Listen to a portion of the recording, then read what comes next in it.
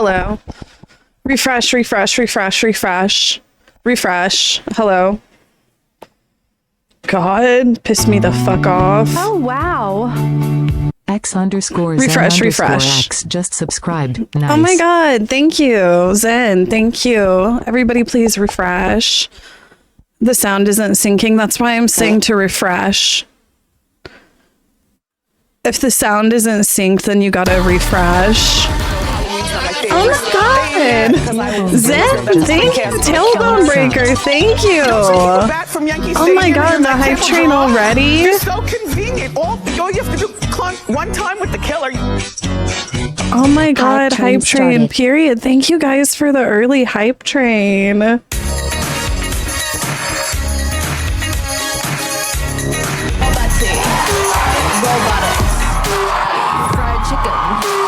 Oh shit, thank you. Oh, wow. Oh my God, that you beat. Oh my God, is this real? Sugar Biscuit, thank you. And thank you for the tier 2 earlier, Sugar Biscuit. Any Oilers in chat? They're here, but they're working right now. They're in a fucking meeting.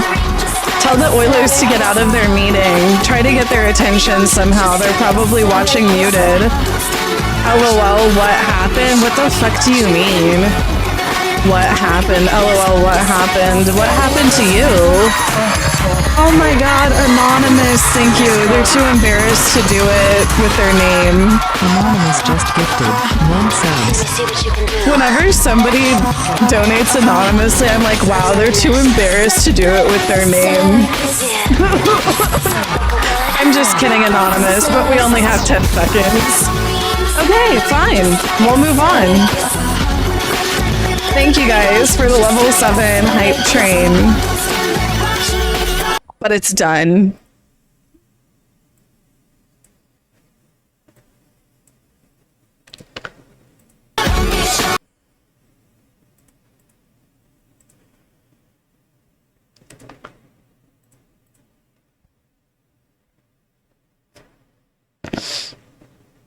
I'm gonna hit my bong. I'm gonna get my bong loaded up.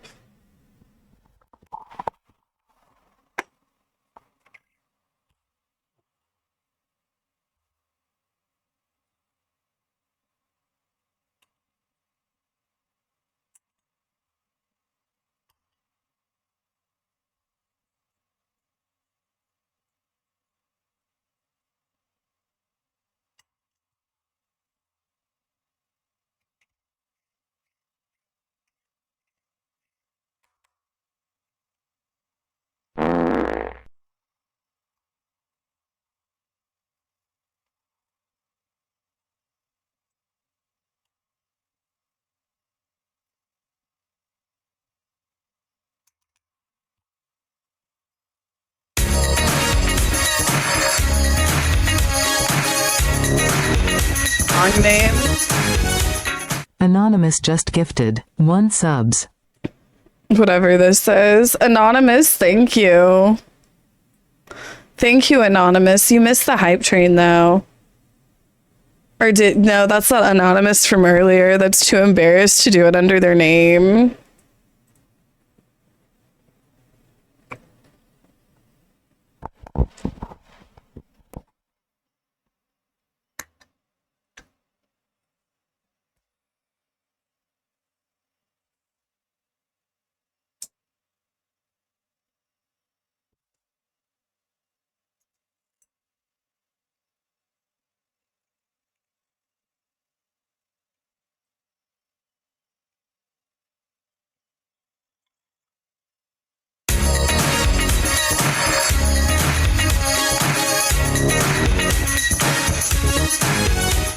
Anonymous just gifted your gay husband a sub.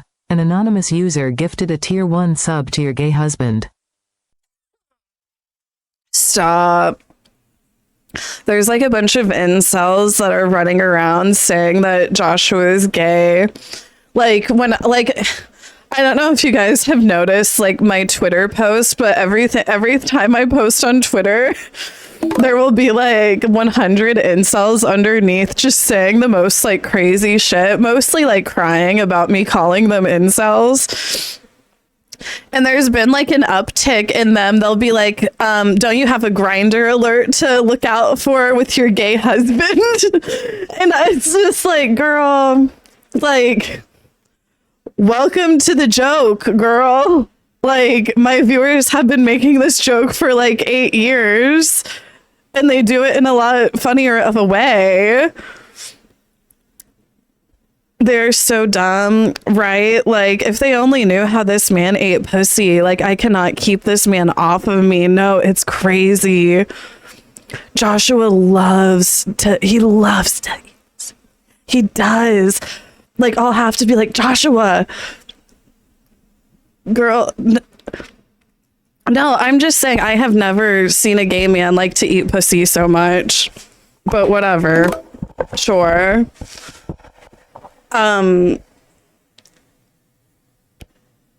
Wait, what?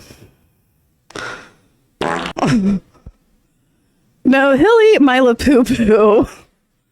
La noo noo, la poo poo.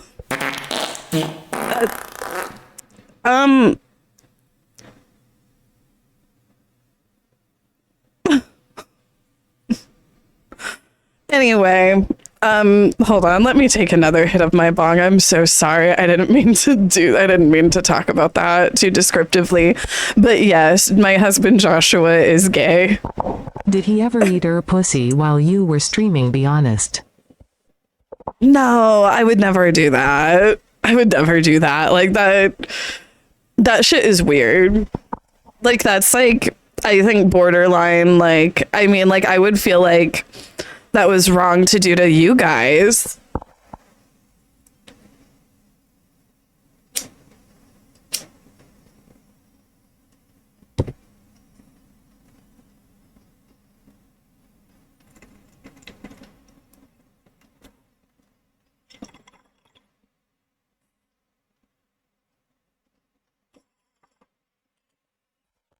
Do I peg Joshua? Like, Joshua is a straight man who's comfortable with his sexuality. So it's like stuff like that. You know, like how like some of these like super like macho, like they'll be like afraid of butt stuff, even though that's where like the prostate is, you know? So yeah, what I'm trying to say is yes. No, I mean, it's like, it's not like I have like a strap or anything like that. Like, it's nothing like that intense or anything. But it's like,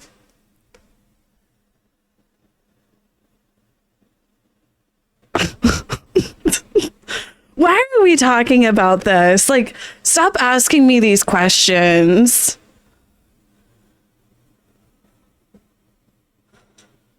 Why am I blocked on Twitter, Queen? It makes no sense. Did I block you on Twitter?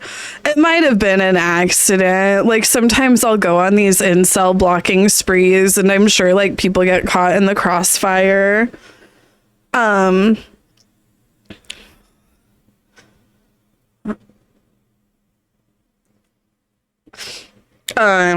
yeah, these incels are like running around talking about how my husband is gay. And like, it's just like they, like, you know how like these incel types will be like, oh, I really got him with that. It's because they're like so uncomfortable with their own, like, you know what I mean? Oh my God, congrats. Her gay husband didn't. They're using it as an insult, which it's not. Yeah, exactly. Sorry, I need another hit of this bong. I'm getting like, I'm going ADHD.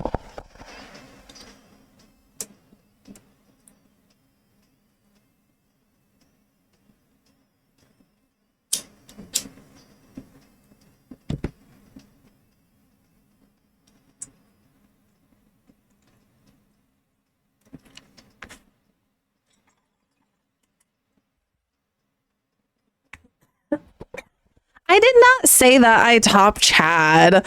Like, all I was alluding to is that he's not like insecure about it. Like, sure, whenever I'm going down on him, I'll slip a little, you know, up in there. Like, nothing crazy. Like, it's like,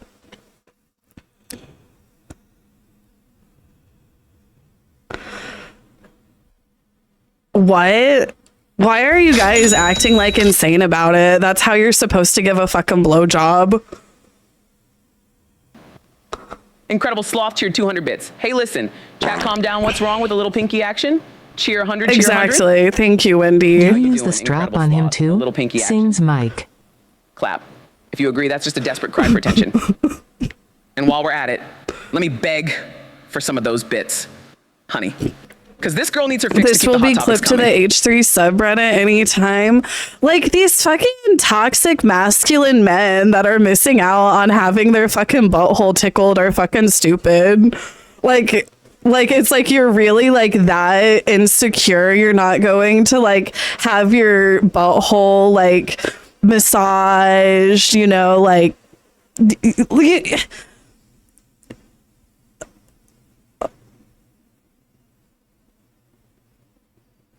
like,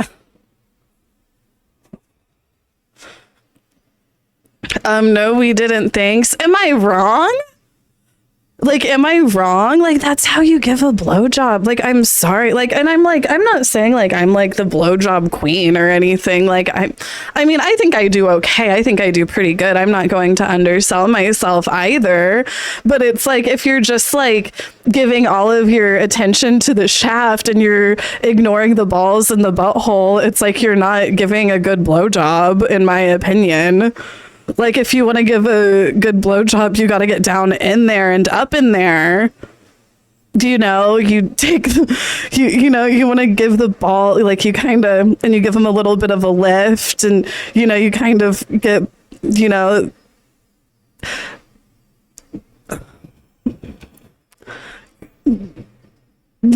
that's what you do.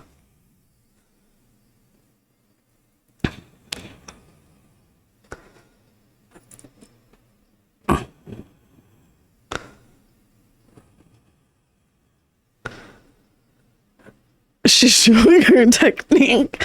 I mean, like, do any of the gays want to give some tips? Oh, wow.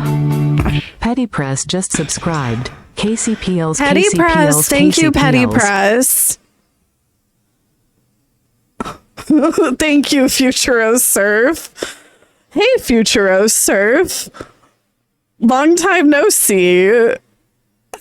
Petty Press, thank you again for the 8 months. You guys got me so distracted thinking about blowjobs now, but for real, it's like, why don't the gays give us some tips? Like, you know, the gays have like some crazy blowjob tips. Like, I don't even. Oh, I'm so sorry. No brain in this membrane. I'm so sorry. No, like, it takes a lot for me to feel humiliated, but whenever lesbians hear me talking like this, I just feel so like it's disgusting. How you doing? No brain in this membrane. I'm so sorry. If you agree that we need to focus on more important things, like the latest drama with Taylor Swift and her endless list of exes. But honey, if you think you can control the conversation here, you better take several seats, because Kaceytron runs the show. And I'm just here to spill the tea and enjoy my vape, allegedly. Please, your heels tip 2 Bowser. Wendy, is it gay to slip a finger in when giving your man head? No. How you doing, please, your heels? Honey, if you're slipping a finger in while giving head, I say you're just adding a little extra spice to the mix. But if you're asking me if it's gay, I gotta say, take several seats. Clap if you agree that in 2023, we're all about exploring and having fun, allegedly.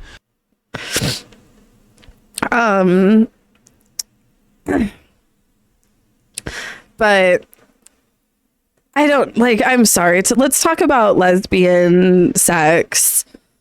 I know a little bit about lesbian sex. I know about the knee thing. And this is like not from experience, like, by the way, like I am a straight woman, but I do know about the knee thing. And The knee thing. Yes, it's a lesbian thing. The lesbians know what I'm talking about.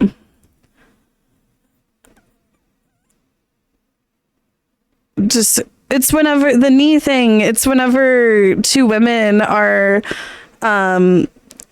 making out, making love, and they're grinding on each other's knees, and they can come to orgasm that way. But then, like, I've also heard that, like, us straight people, like, I guess, like, there's this, like, lesbian stereotype. Like, I don't know what, like, straight people are thinking, like, that there's just, like, lesbians, like, walking around with, like, strap-ons on hand at all times or something in case they need to fuck. But I guess lesbians don't do that. Like, I guess a lot of lesbians, like, don't even need the strap on or anything. And it's like, they're not just, like, walking around with one, like, on hand just in case. No, we do actually. Do you? Okay, so, like, what is it? Because I've had lesbians say, like, they don't have to use a strap on or anything like that. But then now you're telling me that they do walk around with strap-ons. Ever heard of a packer? What's a packer? Some stay strapped, some don't. Supermudkip just subscribed. Oh, wow. Everyone is different. Wait, what's a packer? Are packers like lesbians that say strapped up? Is that what that is?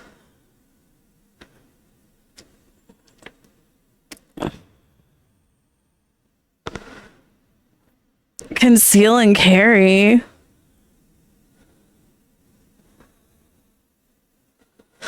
Packers always have their dicks. So that's like a lesbian term, packer. I'll have to add that to like my lesbian terms that I know of. I know of like 5 things. Like I know of like I said, the knee thing, the whole lesbian strap-on dilemma. Now I know about packers, and I also know about the U-Haul lesbians, and I know about like the Subaru thing. Oh my god, there was one time me and Joshua, we were going camping. We were like out camping, and there was this other family that was out camping near us, and they had to have had like 5 or 6 kids, but it was like 2 lesbian moms. And it was just like these lesbian moms had like the camping like fucking down pat. You know, like they had it, like they were running that camping trip like the fucking Navy, like in all of the, you know what I mean? Like it was like crazy how these lesbians were able to do this camping trip with like 5 kids. Like it was like no joke. No, and they had like the little like visors and shit, and like the khakis and like the whole look with like, you know, the nice camping shit like that. They probably, what's that one nice camping store where they strapped, you know? I don't think they were. Yeah, like the REI shit.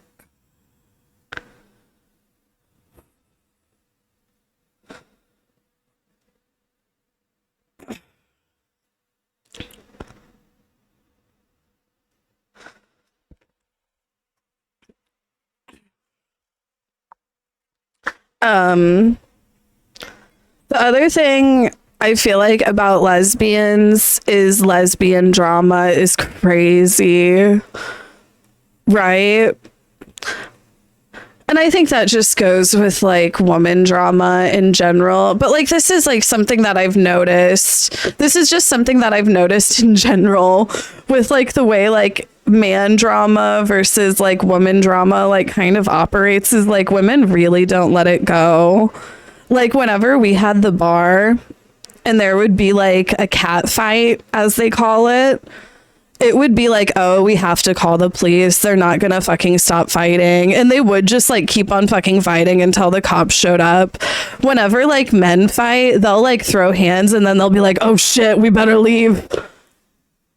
But like the women know, they will be like clawing it out in the alleyway and shit. It's crazy. Like, no, like I fear. I don't know. Have you seen Love Island? No, I haven't. Love Island is so good this season.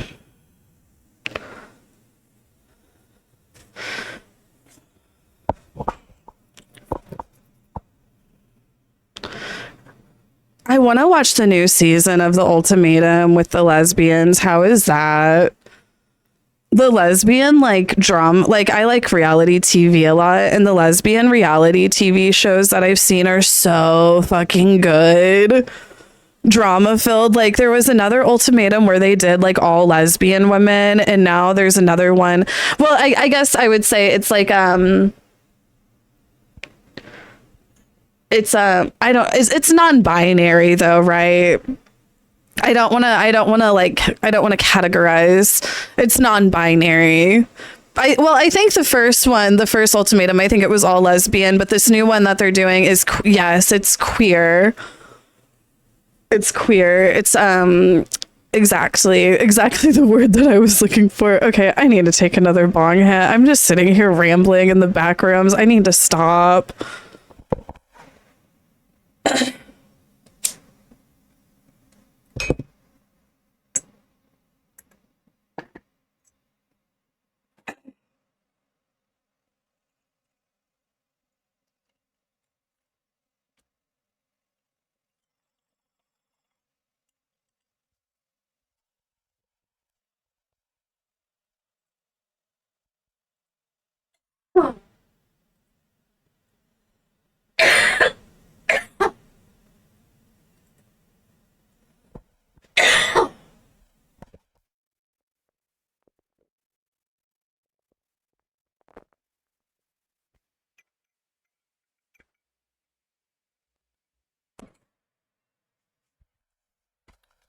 Now what's this? Not me getting voice chat suspended from Roblox.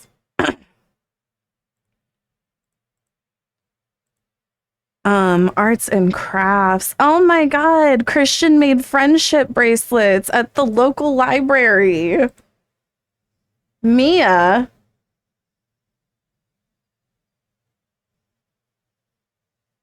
Who are these people, Christian? Dog? Frisbee dog?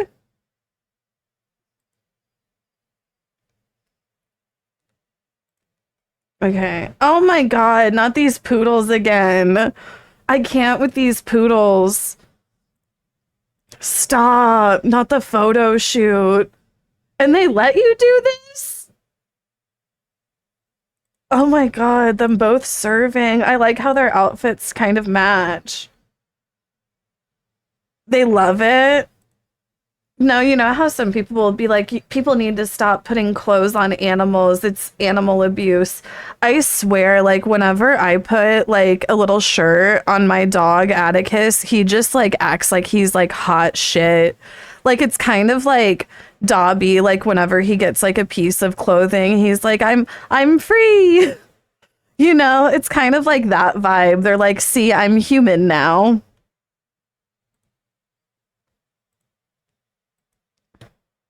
Look at that cat in the sun. Okay, now what's the girls? I'm trying it for the first time.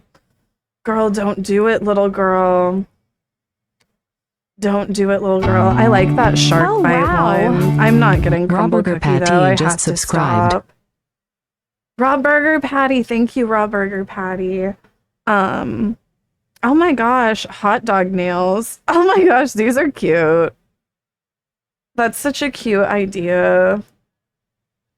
What is this? Oh, that looks good. That looks good. That looks healthy. Wow, that looks so sexy.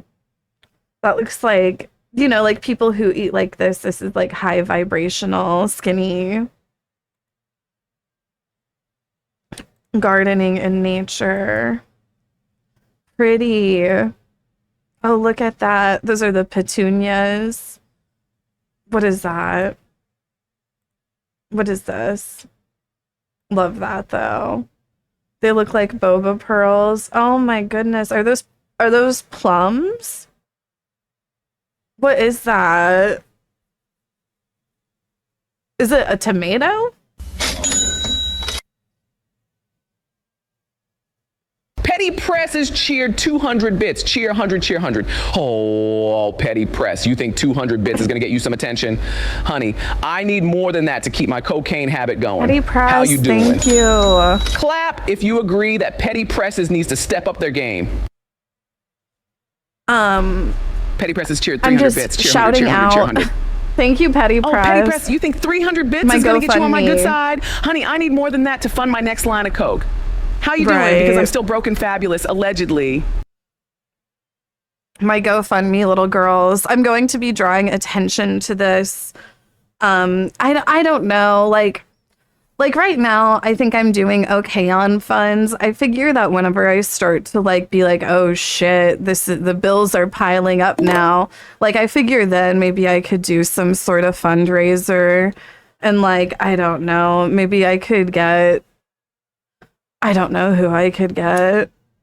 Maybe I could get Hassan to do like an armpit photo reveal or something at like a certain amount. Do you think Hassan would do that? The Aisha erotica tracks. Maybe I'll ask. Maybe I'll ask.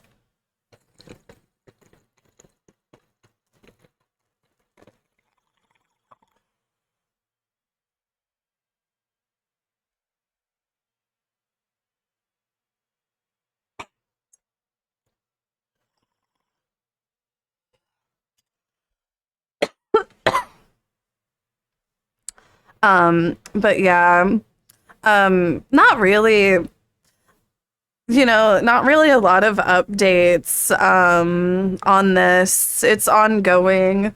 Like, I'm trying not to, like, get myself too, like, caught up on it because it seems like it's just going to be ongoing for a while. I am worried about, like, because it is just, like, crazy how much this could cost.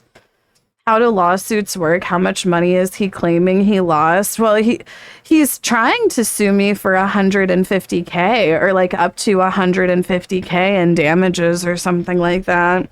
I don't know. I don't really know how it works, but all I know is it's bullshit. Did you get a lawyer? I've liked to be vague about it. Like I like how these incels have been running around like, girl, you need to get a lawyer. Like, have you got a lawyer yet? Like, I like just leaving them guessing, So like, as far as they know, no, I haven't got a lawyer. My lawyer, this is my lawyer.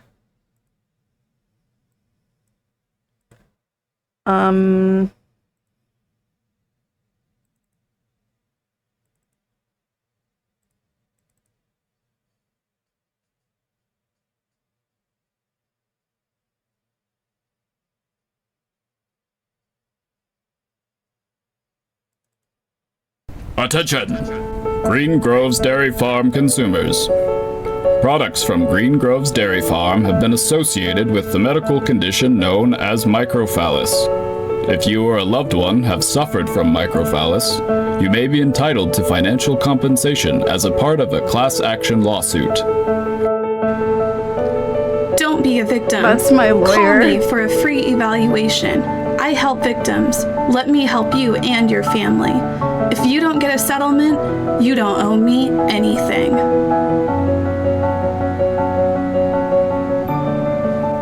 If you have experienced symptoms related to a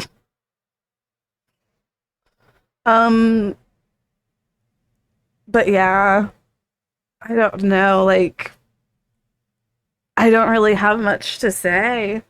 This is fucking stupid, is what it is. Oh my gosh, and all of the lies and smears that I've seen being spread about me. Like, what? What are these lies being spread about me? How's your mental health? I mean, like, honestly, pretty good, I think. Honestly, pretty good. Like, honestly, I shouldn't be this mentally sound. Like, I should be a lot more mental. The shit that I've dealt with and been through, I should be a lot more mental than what I am. Like, honestly, like, you know, my mental state, people act like it's like, I don't know. Like, I think I'm very mentally stable. I do. I think that I'm very mentally stable.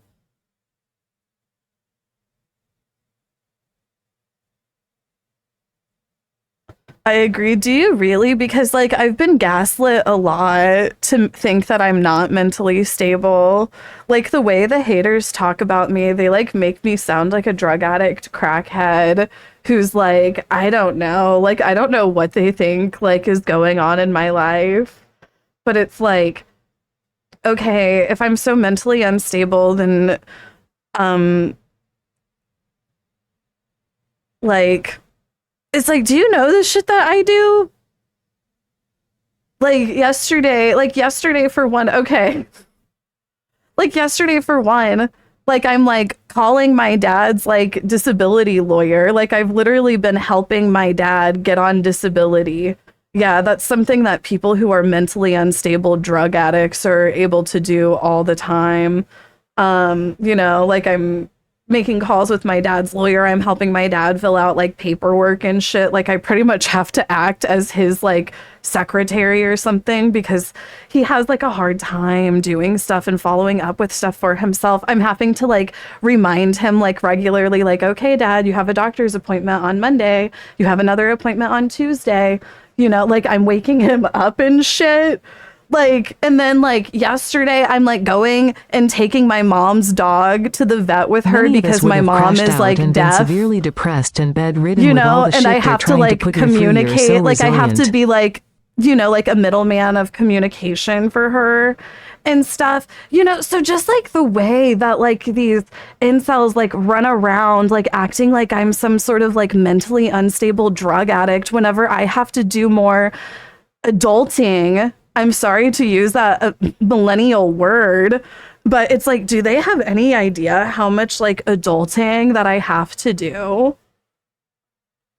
And for them to like run around like acting like I'm a mentally unstable drug addict who has like so many issues and is just like unstable is like, girl, like they have to form false narratives in their mind to justify cyber stalking and harassing you online.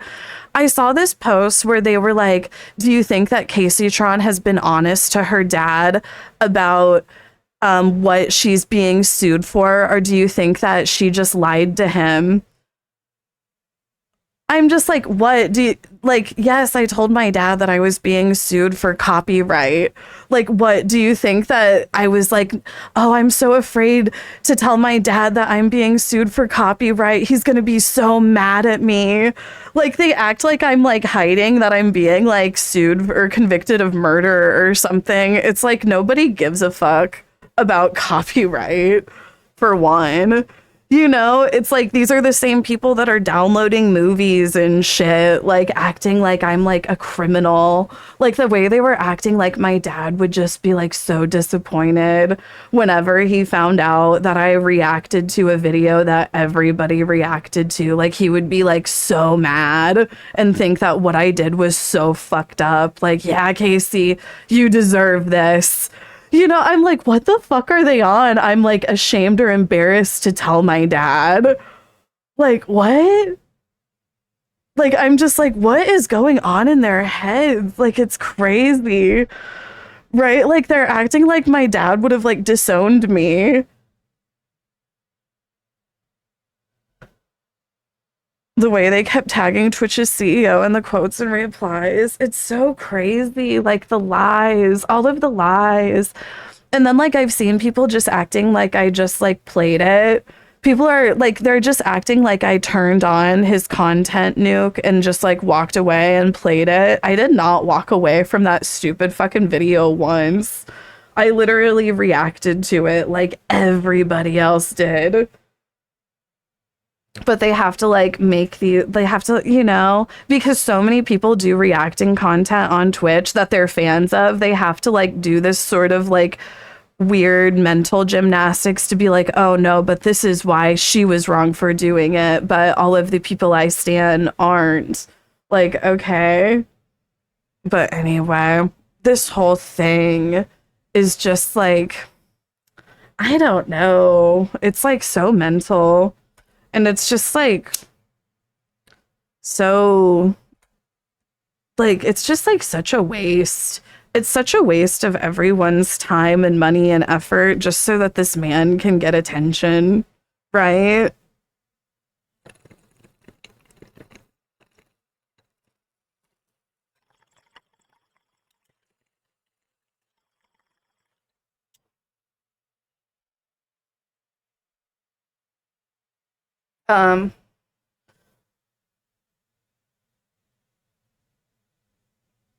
They wanted to sue Hassan, but his scumbag attorney won't do that because he knows that will get him in trouble. Yeah.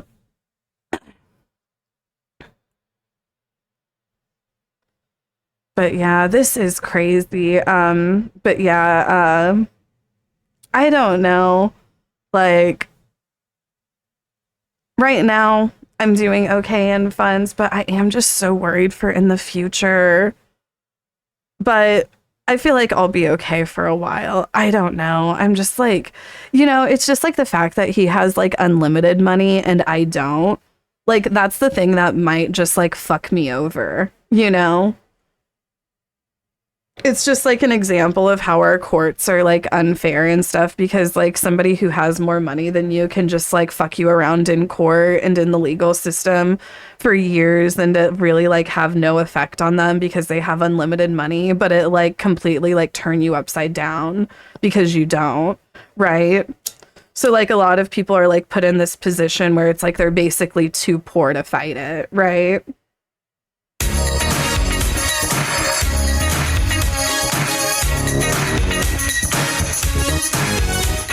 Big I Mike guess you can unban Sparks and 6669 Spyro. just gifted Sparks and Spyro a sub. No, Big Mike just go ahead and do it. 6669 They gifted a said, tier but 1 if they sub to Sparks if they and comment Spyro. on my They lawsuit have one given time, 458 then I'm gift subs in the rebanning channel. them.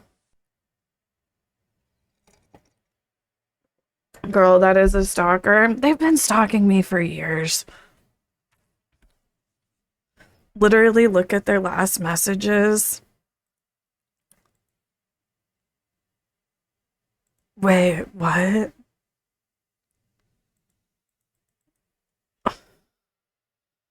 It's just shitting on you constantly. No, you know what? You're right. You're right. They got banned because they trigger me. You're right. No, like they're gonna have to send me quite a few more Crumble gift cards.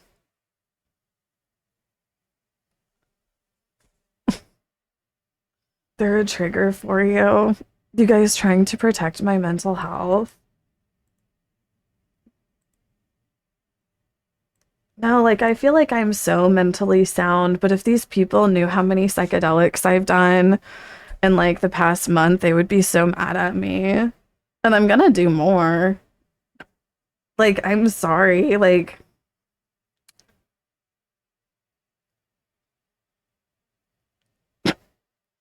it's summertime. Oh, you guys, don't forget about my Factor sponsorship. It ends in 24 hours. So if you want to get 50% off Factor using my code, you have 24 hours. Do we trust doctors? What place do doctors have in our lives? Oh my God. What do you want me to, like? No, we do not trust doctors. They are liars. No, shut up. Like, do you really think I'm going to say that? What place do doctors have in our life? This moderator of mine, Big Mike, he's always like saying shit to try to trigger me. And they make fun of my, like, they act like I have a medical phobia or a doctor phobia. And it's like, what place do doctors have in our lives? The place where they're too fucking expensive to be in our lives. Like, I'll complain about like some sort of like ailment I'm having, and people will be like, just go to the doctor. And I'm like, girl, I don't have health insurance. Like, I'm not gonna just go to a doctor and be out $300 for somebody to be like, well, you have anxiety.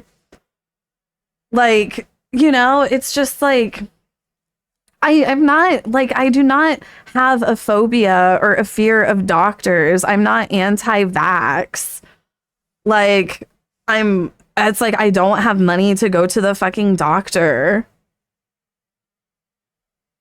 I have health insurance, and my last doc plus blood work cost $250 with health insurance. That's just like fucking stupid. But anyway, I use my factor code.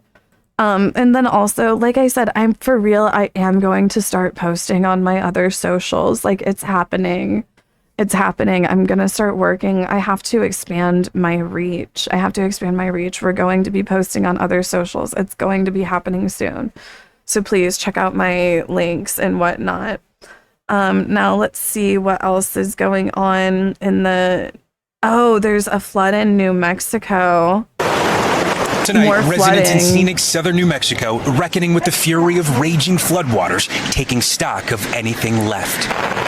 God, that shit is so terrifying. Oh my God. Flew through whole neighborhoods, so powerful it ripped homes away from their owners. God, this just makes my heart sink. This is so fucking scary. This store's sped-up surveillance video shows just how high the water rose. Overnight, exhausted rescue workers made the discovery they were hoping to avoid. 3 dead, including 2 young children, a 7-year-old boy and a 4-year-old girl. God. The boy was found under the utility trailer by the bridge on Meander, and the little girl was about 50 feet away from him.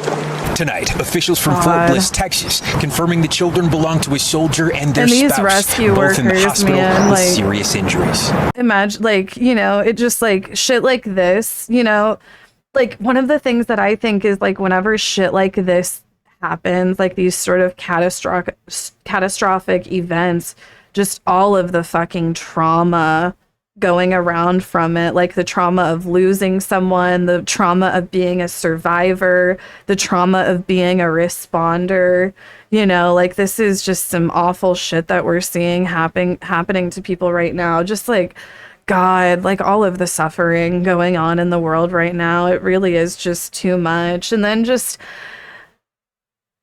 some of the response, you know, like, I think that overall there's like a lot of good response, you know, like I think that there are a lot of people who have empathy and compassion, but then just to see like some of these fucking edgelord, nihilistic, like fucking pieces of shit doing their dark humor and stuff, like making a joke out of just like the immense amount of suffering just happening all over the world right now. In the United States, you know, so much suffering going on as a result of, you know, United States policies and Trump's presidency and shit.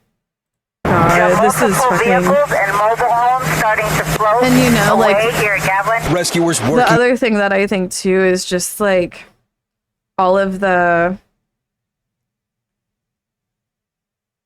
Fuck, I can't remember what I was gonna say. I'm high. Around the clock, scouring for the stranded. In all of the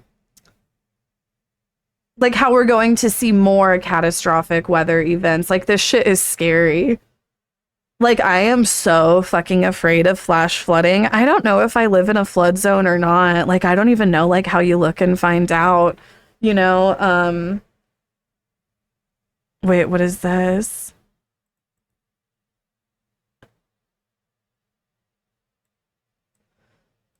According to 4 officials inside FEMA, a new rule that any expected expenditure over $100,000 needs signed off from NOAA slowed the federal response.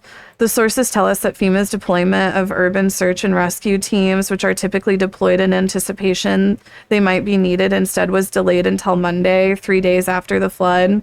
Now, a source also tells us that a request Texas made from FEMA aerial imagery to aid in the search was also delayed, waiting for Secretary Noem's approval.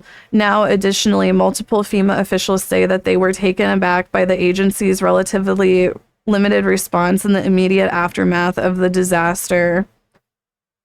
Secretary Noem slowed the federal.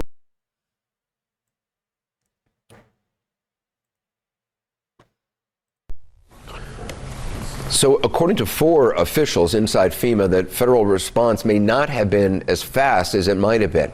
They say that a new rule that any expenditure over $100,000 needed sign-off from Secretary Noem slowed the federal response. Who is Secretary Noem? The sources tell us that FEMA's deployment of urban search and rescue teams, which are typically deployed in anticipation they might be needed, instead was delayed until Monday, 3 days after the flood.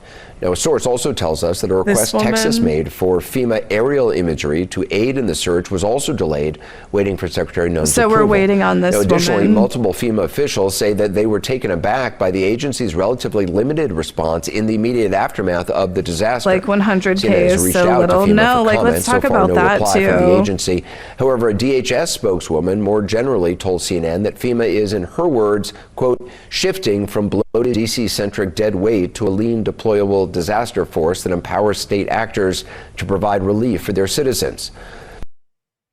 It's like just like the level in which they're gutting all of our social programs. Like our response to catastrophic events has been defunded and has been getting worse and worse and worse, right? Like at a time where we're going to see more catastrophic events, our infrastructure is just like completely fucking crumbling and looks like fucking shit. Right? It's like all like it does. It just looks this dog shit country. Like it looks low rent. It does. Don't come to if you're not in America, don't come to America. You'll be disappointed. It's like basically a dog shit country. Like the places that are cool are just like covered in litter because there's no like I don't know, like public cleaning or something. Like it's crazy. Don't come to America. It sucks. It's dog shit. They'll arrest you. And there's guns everywhere. It's crazy. No, like just a total shithole country. Sorry, I'm rambling. What was I talking about though? Oh yeah, but fuck all, you know. But you know what is getting money right now? The military, ICE, the militarized police force, prisons, Israel. Like, is it starting to clock to any of these fucking Republicans? Like, is it clocking to them yet? It's not clocking to them, is it? Officials say 65 swiftwater rescues made just yesterday. We had people in trees, we had people in the water, people trapped in houses with water coming into them. The village's river, the Rio Ruidoso, rising 18 feet in just 30 minutes. The mud is just everywhere. Yeah. Lifelong Ruidoso how do I resident find Eric out if I Orozco live in a says flood he and his zone? family's decades-old home is like just I need too to be far gone. prepared. I have that you put into, I have and not 3 just cats, for us, 3 but dogs. I have a everyone in this squirrel to community right here rescue. that's going through this flood damage, and it just really hurts. Officials say part of the problem, burn scars from a series of wildfires that cut into the hillsides almost exactly a year ago. Now, the town's mayor says they're runways for disaster. How direct is the devastation we're seeing today to the fact that there was a saturation on that scar running off into town? It's 100% related to that. There's nothing to absorb it, to slow it down, so the water picks up whatever debris and pushes it. Oh, this is like a site to see if you live in a flood punishing zone. residents just for calling these hillsides home. Steve Patterson and his team I don't join wanna us live dox from the myself, disaster but zone I'm gonna tonight. And Steve, Google we it. just heard the mayor right there mention those burn scars. So how long will those pose a threat to the people who live there? Tom, the mayor tells me if this community gets a rain that bad, anytime within the next 3 to 5 years, there is the potential for more disastrous flooding. Meanwhile, officials are starting to run the numbers. They estimate about 35 homes, and I mean just residential homes here, have been destroyed. Tom. Steve Patterson amid all that destruction in New Mexico. I want to bring in Al Roker right now. Al, it's been such a chaotic week or so, and the threat's still not over? Yeah, that's the big problem here, Tom. And in fact, we've had such a volatile flooding summer because of climate change, warmer atmosphere holding more water. We've been looking at this summer. It's the peak flooding season, prolonged and intense rainfall, and urbanization and land. A lot of folks in these areas that they didn't live in before. Burn scars and flood-prone locations. Now, what we are looking at, we've got severe thunderstorm watches and warnings south of New York, all the way down into the Carolinas as heavy thunderstorms make their way in. We've got the possibility for flash flooding stretching from New York into Pennsylvania, down into the Carolinas.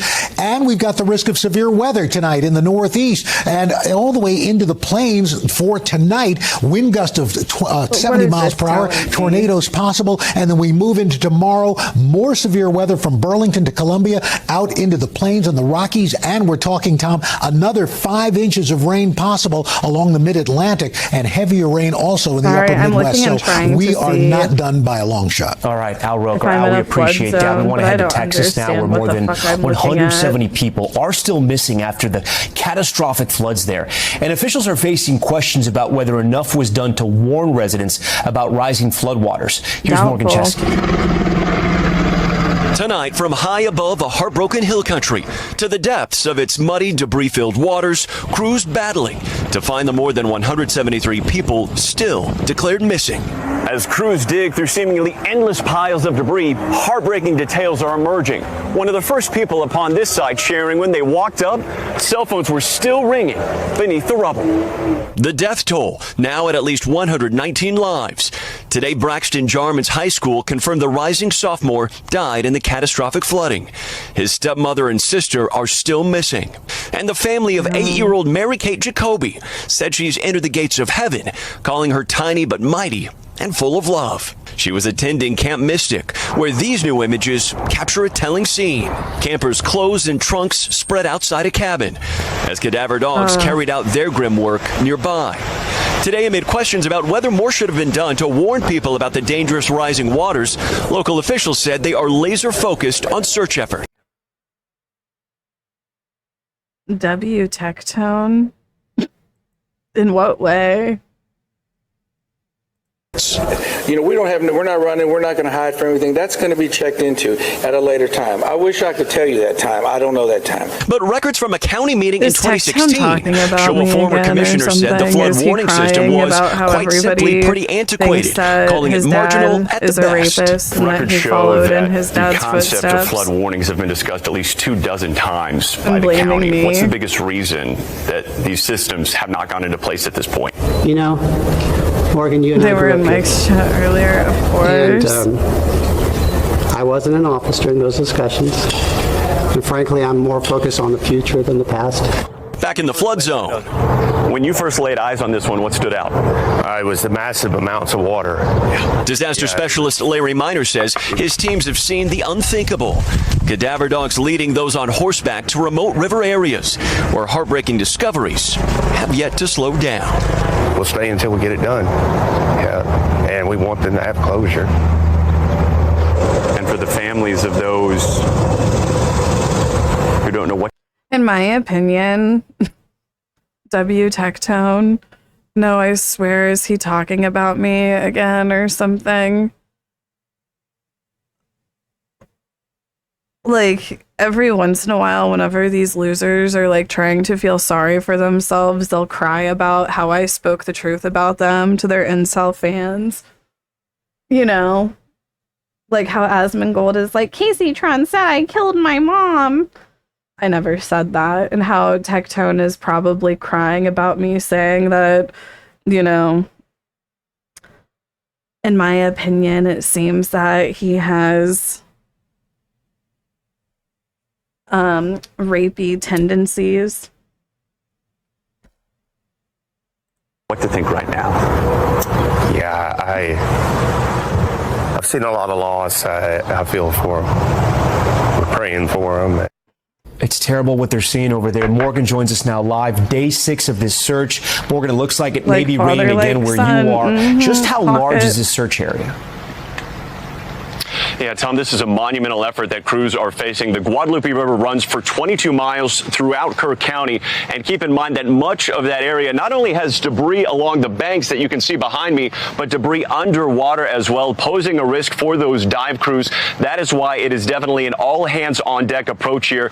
Tom, the last time a living survivor was found, that was on Friday. That was 5 days ago. Whether or not anyone wants to admit it, we are now approaching the miracle stage here. Tom. Morgan Chesky for us. Okay, Morgan. We thank you for watching. And remember, stay updated. Yeah, all of the flash flooding. It does. It freaks me out so much. It's scary. Now what's this?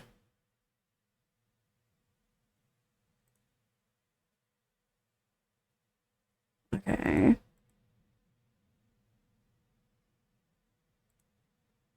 Any live stream fail? They're still like just posting about.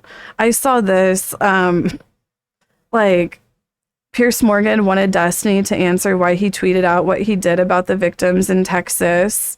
And I like was just curious, and I was like, I'm gonna look through the comments. 2.8K comments, and you can bet that a lot of them are just people like weird cult fans of his, like upvoting each other, like basically talking about how this was based of him or whatever type of weird shit that they do. Oh,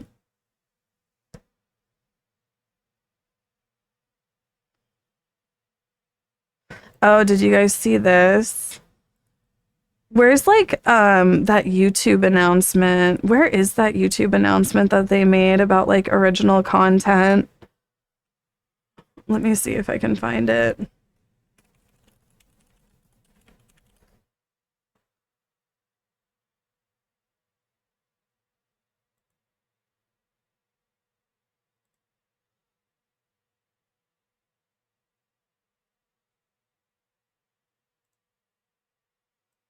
YouTube new rules. YouTube bans repetitive and copied videos from monetization. Only original content will earn. Starting July 15th, YouTube will no longer allow monetization for channels that repeatedly upload the same videos or post content copied from others. YouTube will roll out a significant update to its YouTube Partner Program policy in a move aimed at curbing what is described as mass-produced and inauthentic content. The platform, long known for rewarding originality and creativity, is now taking a stronger stance against repetitive, low-effort uploads that clutter the site, of which are using AI tools or recycled content from other creators. YouTube is updating our guidelines to better identify mass-produced and repetitious content. Originality will be key. Uploading someone else's content with only minor changes will no longer be permitted. And honestly, like, I'm glad for this. Like, as much as I know, like, a bunch of fucking incel losers are going to be like, oh yeah, I guess Kaceytron's fucked over. Like, Kaceytron did this. This is something that I never did. I never uploaded. I think I might actually have, like, a few, like... Hold on, let me see. Like, I've never been one to upload, like, videos of me reacting to stuff. Like, I think I have a few. Like, yeah, like, reacting to wild animals. Wild elephant. Like, this would definitely fall under that. But it's like, I don't even have that many videos like that. I wonder if I need to, like, remove them or if they're just, like, worried about it going forward. Yeah, these are, like I have, like... a couple. So, yeah, I'm glad for this though. Because like I said, as much as like these fucking loser incels are going to act like all of my content is reacting isn't. Like, reacting has never been like a main part of my content. Reacting has honestly just been like a filler part of my content so that I could get in more hours whenever I was trying to get caught up on my debt, you know?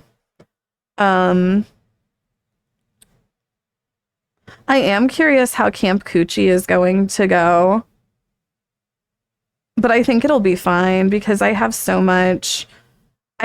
like, I'm just gonna play like my old VODs whenever I'm sleeping, whenever I'm doing Camp Coochie. I love React content. We can still react on Twitch. It's just that it'll be like, that'll be so fun. I love the old VODs. I'm worried about the old VODs. Like, I'm like, I wonder if I said anything problematic. But it's like, I don't think I ever really said anything that problematic. Like, I'm sure I made jokes that didn't age that well, but it's not like I was doing like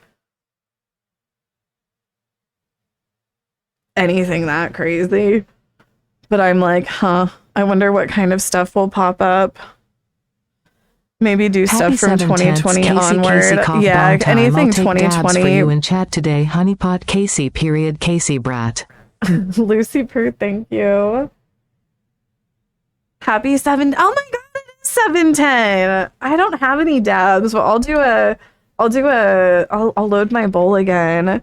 I think that I said, well, I mean, I can tell you, like, one of the things that I will say, I want to say it was probably like around 2013 or 2014.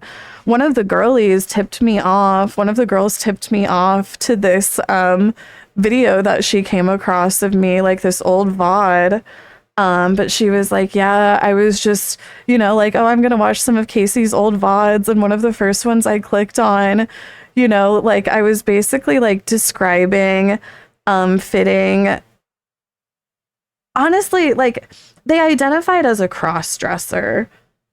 I remember they identified as a cross-dresser, but I'm describing fitting this cross-dresser for like lingerie, and I'm doing it distastefully. I can't remember what I said, and the girl who saw it, she was a trans woman, and she was like, yeah, I was watching this of Casey as a trans woman, and yeah, so I just want to say I'm very embarrassed about that. I haven't went back and found it. And it's not like, I don't know, I think it's like more so just coming from a place of stupidity rather, but please don't be mad at me for that. And then in 2013, I did say the F slur once. And then what else?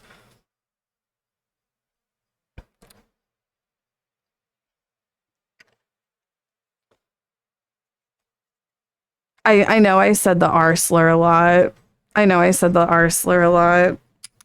In previous years. Oh,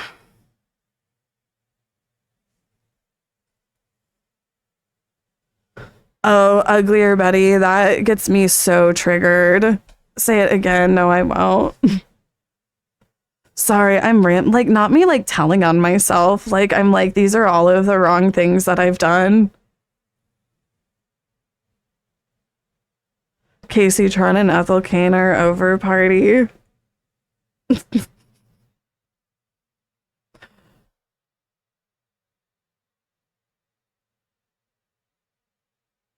But I don't know, like, I've been woke for a while. It is like crazy how far back this goes. I'm excited to start uploading content on YouTube again. Because I did have some good YouTube content. Like, I was like, damn, like and then I was looking back and I'm like, I actually do have like quite a bit of YouTube videos. Like, I do have quite a catalog.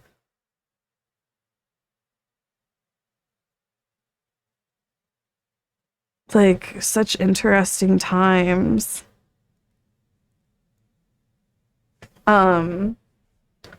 But oh my God, I'm so sorry to the girls. Like, I'm so sorry that I just revealed that part of myself to the girls. Like, I am so sorry. I just want to be honest and upfront with you. But to be clear, I've never been transphobic. Or at least I don't think I have.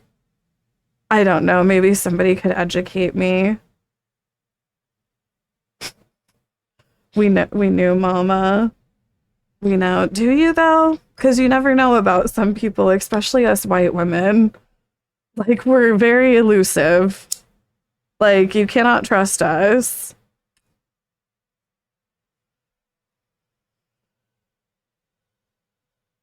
Why is transphobic worse than saying R word or F slur? Because trans people are very under attack right now. Trans people do not feel safe. You know? Like, that's why. Dumbass.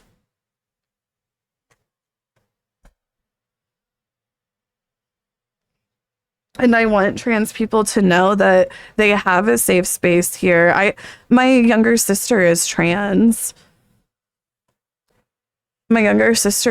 It's true. Like, I feel like I have educated myself a lot. Like, it's been an educational experience. And honestly, like, can I just say, like, my sister came out as trans, it's probably been like 4 or 5 years.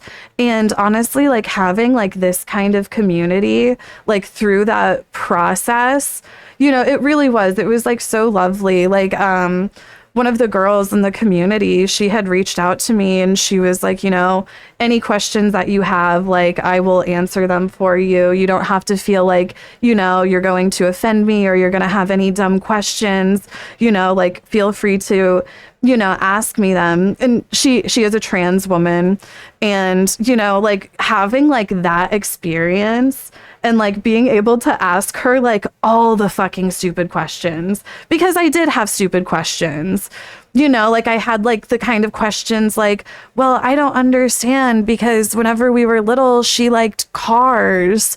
So I don't understand because she liked boy things. So, you know, like just like the dumb type of questions like that. Like I had, you know, like those sorts of questions, like nothing like hateful, you know, but just things that it was like really nice, like getting feedback from, you know, somebody who like knew that experience and was able to explain it to me better. Right. Like I really, like, I was so fortunate, like, that I have the community that I do. Whenever, you know, I was learning more about my sister. Sorry, I'm high and I just like go on these rants. I don't know what I'm doing. Like, we're 2 hours into the stream. I am just yapping and yapping and yapping. Like, I am so sorry. I don't know what has like got me on this. Like, I just keep on going off on these tangents today. But I just want the girls and the guys to know that I am an ally. I am an ally. If you see like any old clips of me from years ago talking about my experience, whenever I was working retail, like I was just a dumb idiot. And I guess, you know, to be fair, like, I guess technically I was transphobic. I mean, I don't think I am now. I don't know. Does somebody want to call me out? Your starting point is your starting point. Exactly. Thank you. Like, I don't think that I was ever like, it's that I just didn't have a great starting point. I'm a Midwestern white woman. I'm doing the best that I can. Okay. Like, why am I like, what am I doing? Like, why am I acting like I need to atone for something? Like, I don't know. Maybe I'm doing like some white guilt thing. Like, sometimes I will get off on this white guilt shit. Like, I need to stop.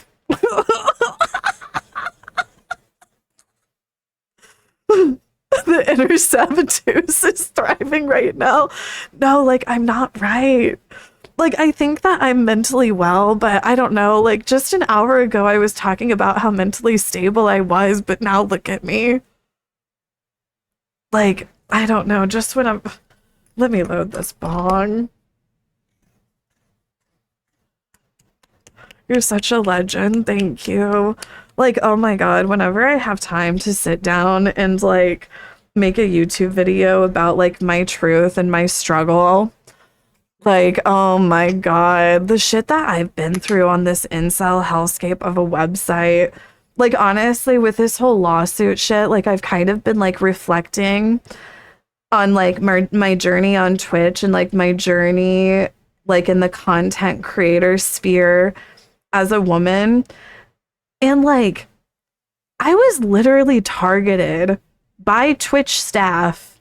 They were looking for a reason to ban me because I was acting like because I was doing this. You just want to stay right up against that pillar, just like basically like running into it is what you want to do. It makes it so that people can't hurt you. Okay, I'm speeding in. He's trying to do acid rain on me. Okay, it looks like I'm gonna have to pounce on this warlock here. Oh God, he got me, he got me. Oh, he feared me. I trinketed that really quick. Okay, I'm doing healing now. Okay, I'm feared again. No, like, I was literally targeted by Twitch. They were looking for a way to get me off of the website. Like, I was treated like I was literally like a prostitute for what I was wearing. Like, they would be like, Kaceytron just has her tits out. Like, I literally had my sub button taken away. Like, they were just looking for a way to get me off of the website for this. Tornadoing. Okay, I got him.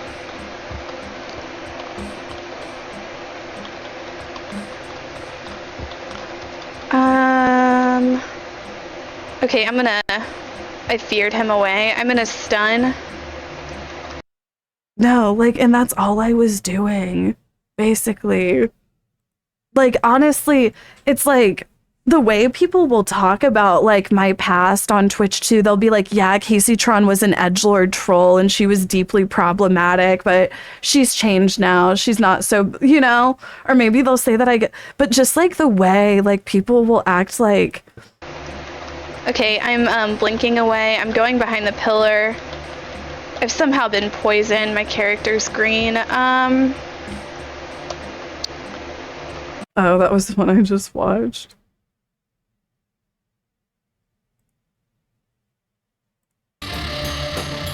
Match half mirror because the warrior mirrors my warrior. Okay, I'm getting alpha tornado. He's tornadoed, getting out healing. I'm getting out like all what my I was HOTs. doing here was seen as deeply problematic.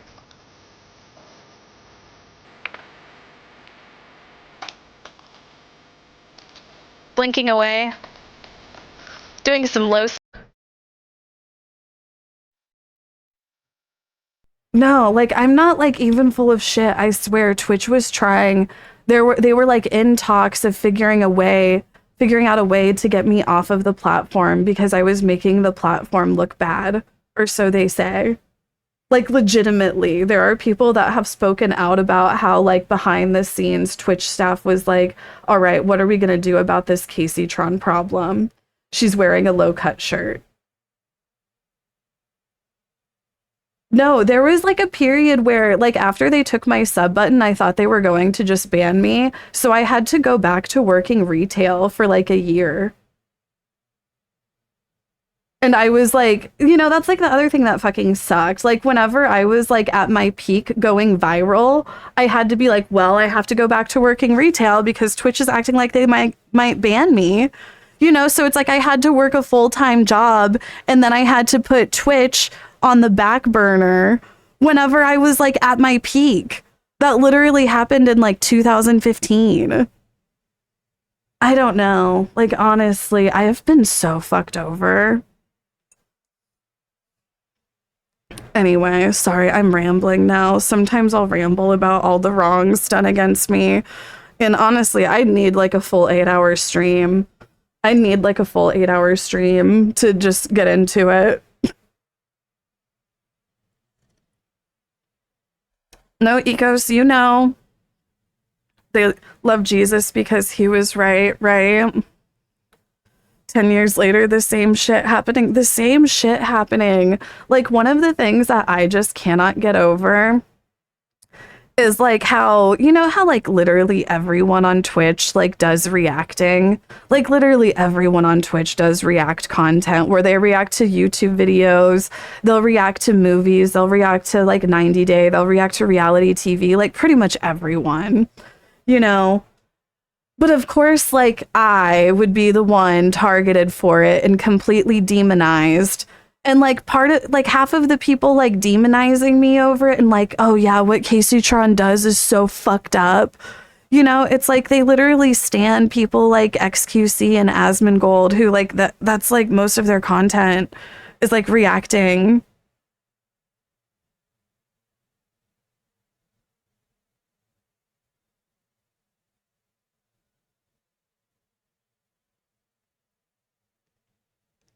Actually, this might be a good thing. No more reacts. I'm fine with not doing reacts.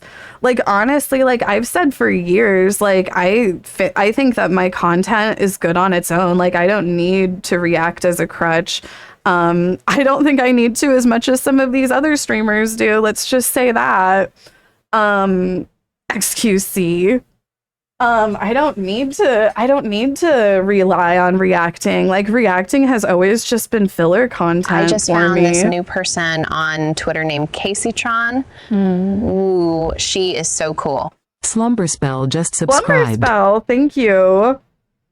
You've made so much original content through the years. It's true. No, I've said for years, like, no, I've said for years, like, I don't give a fuck if Twitch bans reacting, but I'm going to do it as long as everyone else is doing it. Like, I've just been like, why wouldn't I do it whenever everyone else is doing it? You know, like, why would I, like, set myself up like that? Anyway, I'm rambling. Like, I am just, like, on one. I won't shut the fuck up today.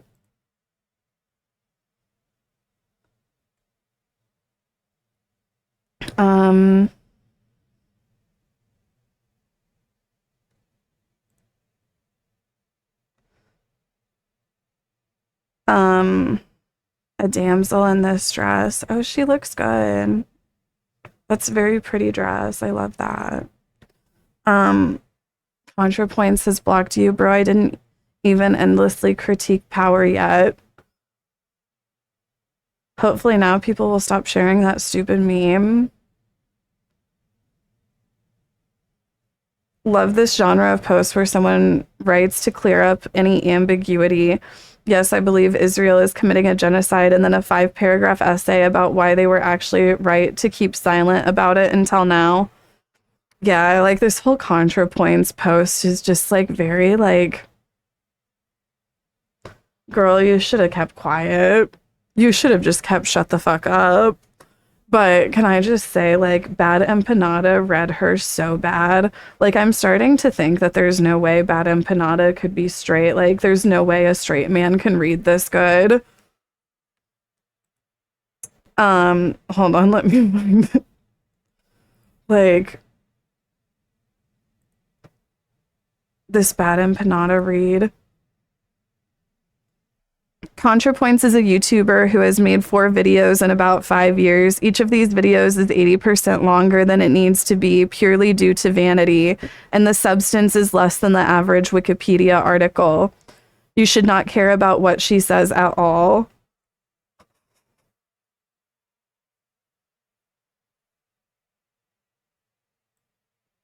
Like, he clocked her so bad.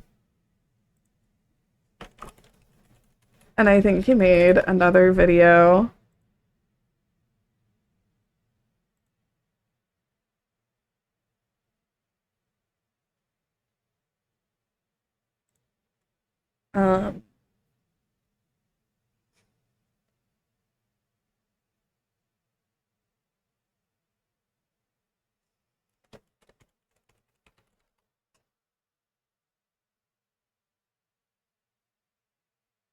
Isn't it interesting how so many people who clearly are not actually remotely on the left and are in fact just centrist liberals, nonetheless really want to appropriate that label for themselves, and anyone who is actually on the left as basically some sort of crazy idiot? Let's talk about that. Here's a great example of it. The left always loses and it has to change, say a whole lot of influencers whose opinions are best described as, "This is bad for your cause," says person who is against your cause. Now, if we take this statement as true, which to be clear, it's not, as many groups of people of varying size that could be described as having leftist ideologies have won resounding victories against often incredibly impossible odds. I don't think in that modern people history. hate So her first, because she what has is a the differing left? opinion. This is something that is difficult to describe in detail, so I'm not going to bother. I'm just going to say I don't think very it's broadly, that. the I left think is people basically are counter-hegemonic just over politics, people at least as it trying to exists like today in the justify present world system. That's what it is. genocide while Opposition also to the being global like, status well, quo I think of Israel is capitalist doing a imperialism. And genocide, no, I'm but not let just me give talking you about 5 right-wing paragraphs attempts to justifying appropriate that it. sort of rhetoric and aesthetic. So when you're fighting against overwhelming power like that, you are essentially attempting to unite the dispossessed, propagandized, and poor masses of the world against the very system that dominates the world and that puts them in the position that they are in. And in that situation, you are actually bound to lose a lot. A ton, in fact. Because you're not in a position of power. You're starting from basically nothing,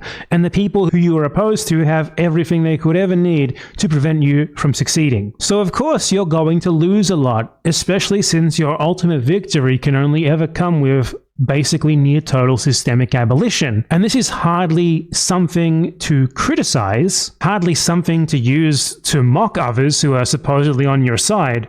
No, I love this point that he's making here, though, about how, like, a lot of the haters, they'll be like, well, you're not accomplishing anything, you're losing. It's like, well, look what we're up against.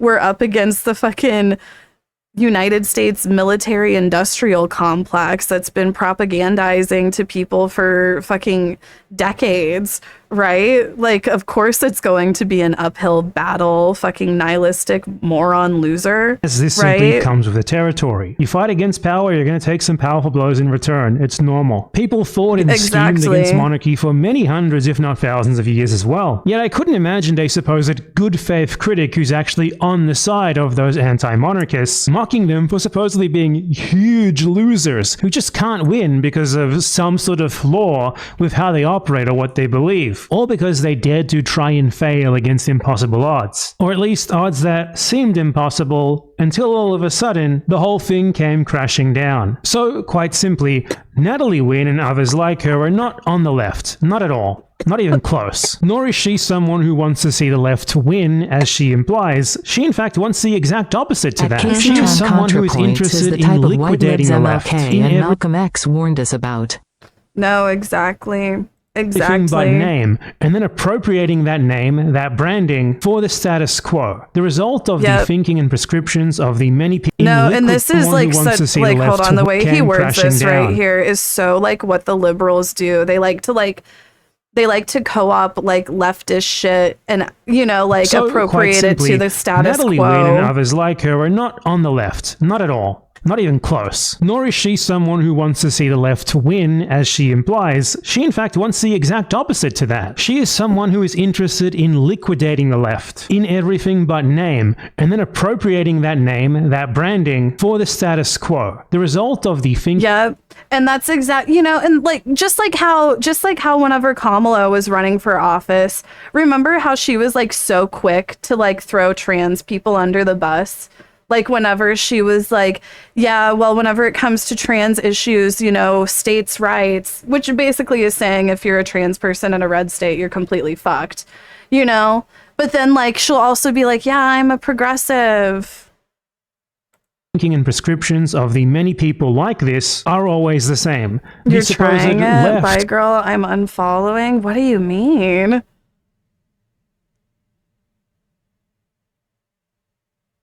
Like, are you that libbed up?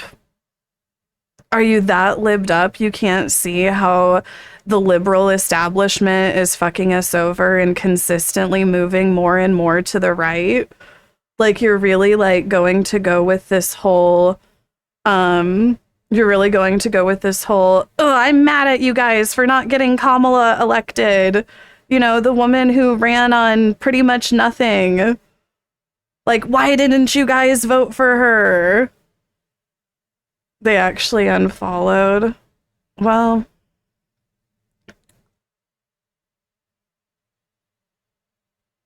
not Cody O's nachos. Even Cody O isn't that libbed up, okay? Like, I will tell you guys, like, some of the people in here can be pretty libbed up. And, like, I don't hate, because there was, like, a period where I was really libbed up, too. And it came from, like, a good place, you know? It came from a good place. I just didn't understand how much the liberal establishment fucked us over and went against the voice of the people. For them, is presented not as an actual political framework, as a set of principles to abide by or aims to aim for, but rather it's like a sports team, and it's simply using the wrong tactics. In order to succeed, it needs to start using tactics that are closer to those that have already proven to be successful, like being closer to the status quo. So if the left is to start winning, it needs to be more and more hegemonic. It needs to stop being against the dominant system and being more for it. It has to make concessions to the status quo. It needs to become a part of the system itself. But the left is not a sports team. So to treat it as you would your, like, city name sports bears, as people like this very much would like you to, just out to sort of win for the sake of winning, is a demand for the left to abandon everything that actually makes it the left. Because the left is not a team that is out to win the championship, which to people like this is just helping the US Democrats win the latest election. And literally nothing else in the world exists. Not another country, not another political race, nothing. So if what you value is just being on the winning side, rather than actually fighting a world genociding system and its beneficiaries and advocates and representatives who will... That is, like, such a good way to word it, too. World genociding system and its beneficiaries... It's like a world genociding system and its beneficiaries. Like, that is such a good way to word it. Wait, what is this you guys are laughing about? Hey, do you remember me? That feeder? I don't know if I do. And advocates and representatives who will defend it to the death, then you should just join the side of the American empire, rather than pretending to be against it, but just being pragmatic in your means and ending up being a part of it, as people... Yeah. Oh my gosh, like, he words it so well. Beneficiaries and advocates and representatives who will defend it to the death, then you should just join the side of the American... Like, that was one of the things that just got a little bit frustrating whenever Kamala was running, is, like, this call to be, like, pragmatic, you know, like, vote blue no matter who.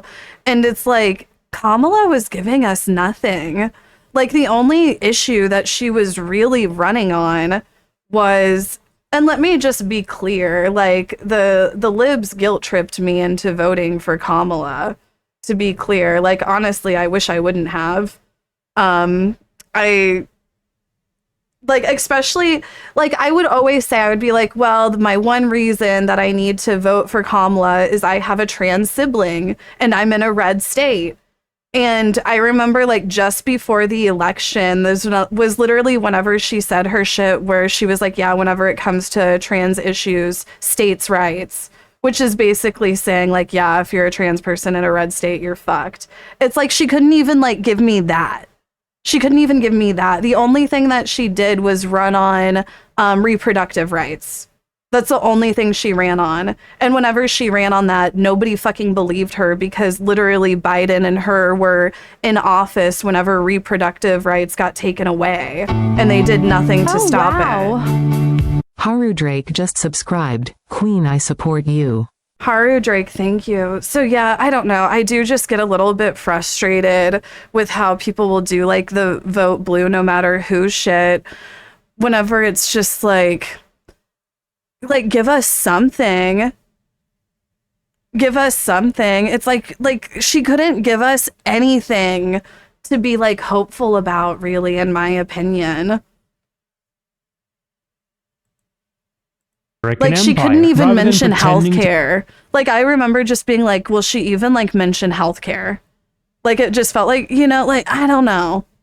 To be against it, but just being pragmatic in your means and ending up being a part of it, as people like this do. And Natalie Wynn provides us with an excellent example of how to do that, as she factually does exactly that. She's a good pal of arch-imperialist, genocidal war criminal Hillary Clinton, showing quite clearly where her political prescriptions actually lead, right into one side of the American empire's two-party system. Wow, great leftism. So her goal is not to help the left win or whatever. Her goal is to move you from the left to the center, to get you operating within the confines of the status quo, to make you no longer a threat to the system, and to assure you that... And that's exactly what liberalism is all about right there. Like, to brainwash you to think that we need to do pragmatic, that we need to be pragmatic. From the left to the center, to get you operating within the confines of the status quo, to make you no longer a threat to the system. Anyway, let's read what ContraPoints wrote. Girl, I'm like, I'm not reading all that. No, I'll read it. But I'm like, is there a better, like, can I zoom in somewhere? Or do I have to... This is just like so... Is there not like a better way to read this?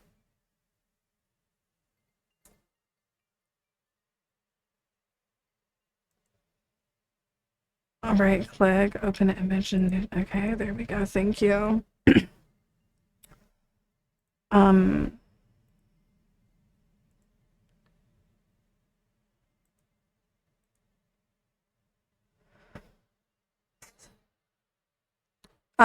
So many, hold on, let me put on my scary music.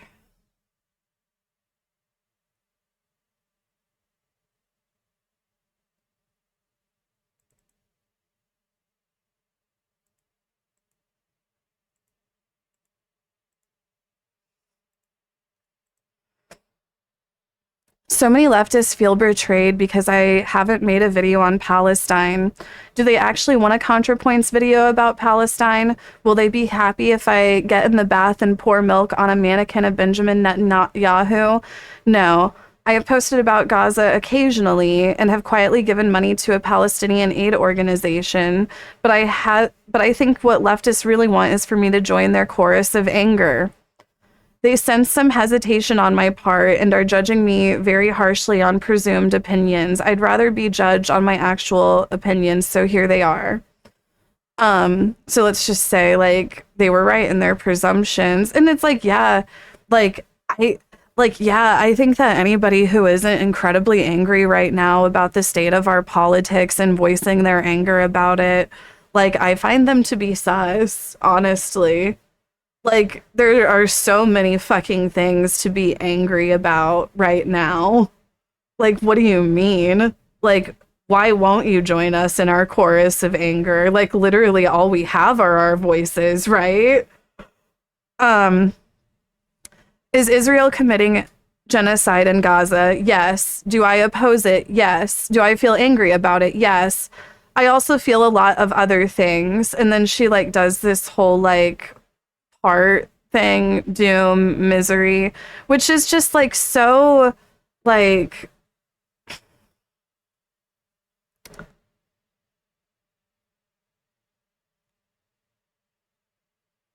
it's just so pretentious. Exactly. Anyway, the week after October 7th, it was clear the mood among Israeli leaders and civilians was overwhelmingly kill or be killed, existential panic, and the unstoppable lust for revenge. Oh, wow. Stever Green, thank you. Just subscribed, less than 3. It reminded me of the U.S. after 9/11. There was no reasoning or protesting them out of it, nor was it politically feasible for the U.S. to withdraw aid to Israel on a time frame that would make a difference. It's not. Like, I think the idea that, like, the U.S. just cannot withdraw aid from Israel whenever we, like, how much fucking money do we send to Israel? It's honestly just unreal. Like, I mean, like, if we're being clear, this isn't Israel's genocide. This is literally the U.S.'s genocide. This genocide is being paid for by our tax dollars. Like, we have paid, I'm pretty sure technically, we have paid more for this genocide than Israel has. There was no reasoning or protesting them out of it, nor was it politically feasible for the U.S. to withdraw aid to Israel on a time frame that would make a difference. Like, how long of a time frame do they need? Like, I mean, I think like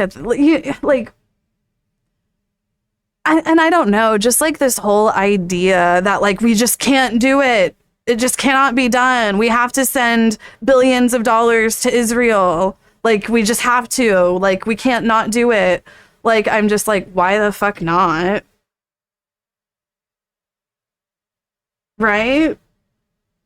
Like, what would the haters say? Would they, like, give some sort of, like, would they be like, well, because of, I don't know, trade or something?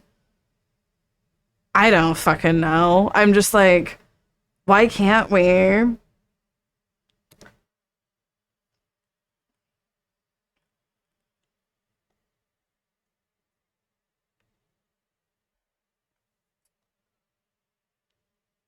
The US sells them weapons and she's gonna say that's not gonna make a difference. Right? I'm like,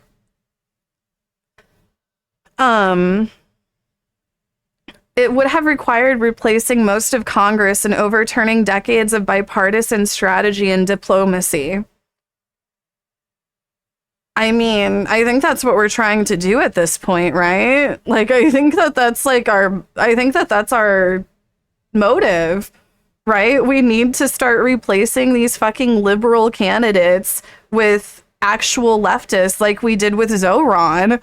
And I mean, I think, you know, as much as they say, like, oh, the left loses, like, that was a big fucking win. That was a big fucking win for the left, getting Zoran in office. You know, and the establishment fucking liberals and the establishment fucking Republicans, they're so mad and upset about it. Trump is literally threatening to fucking deport him and to take over the city and to overturn the voice of the people, is how upset and mad they are about it. They just hate the idea of people seeing how much better their lives could be if somebody who actually cared about making regular people's lives better was in office, unlike the majority of what we have in office, right?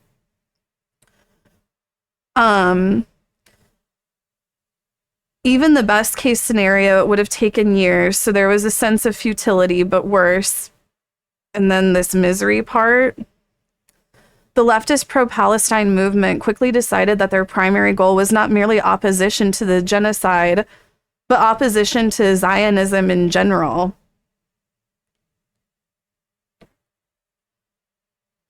I mean, like, Zionism is completely pretty much like reliant on like an ethno-state, right? Like, Zionism is pretty much like based around there being a superior person that is deserving of an ethno-state because they are superior, right? Like, isn't that basically what Zionism is? It's a genocidal ideology. Yeah, it's religious nationalism type shit. Like, yeah, we should oppose that. You know? Like, right? That is opposition to the existence of Israel as a Jewish state. You mean an ethno-state?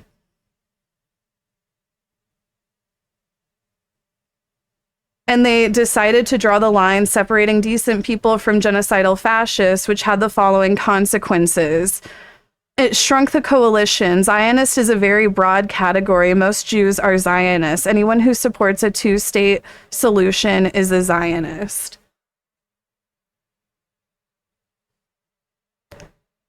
I mean, two-state solution, like, let's be real at this point. Like, two-state solution is basically like code for being like, yeah, we want a Jewish ethno state. Like, that's basically what it's code for. Like, that's what they've been saying for years, and they've made it, like, pretty clear that that's not really what they want. It was politically infeasible. What is the pathway that takes us from present situation to the dissolution of Israel as a Jewish state? I don't see how this could happen without either a total internal collapse of Israeli society or else, nuclear war. As usual, leftists have championed a doomed cause. So it's like,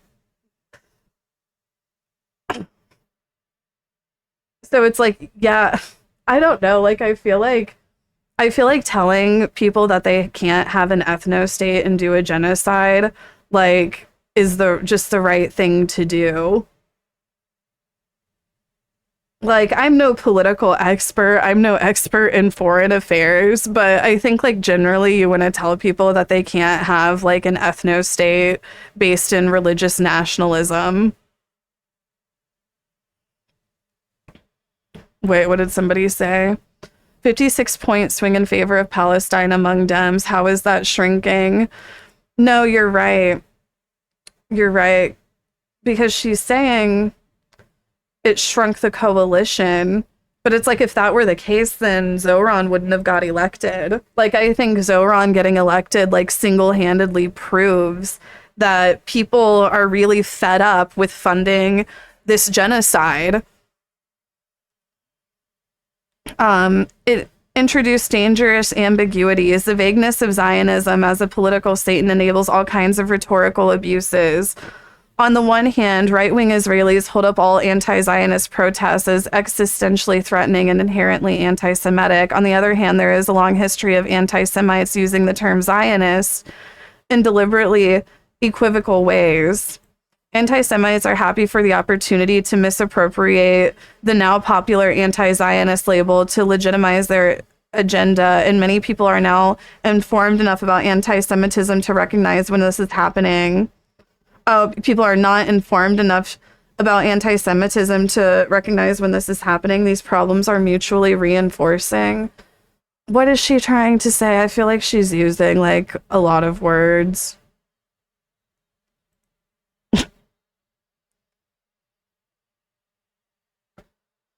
If she posted it on Twitter, then she already deleted it.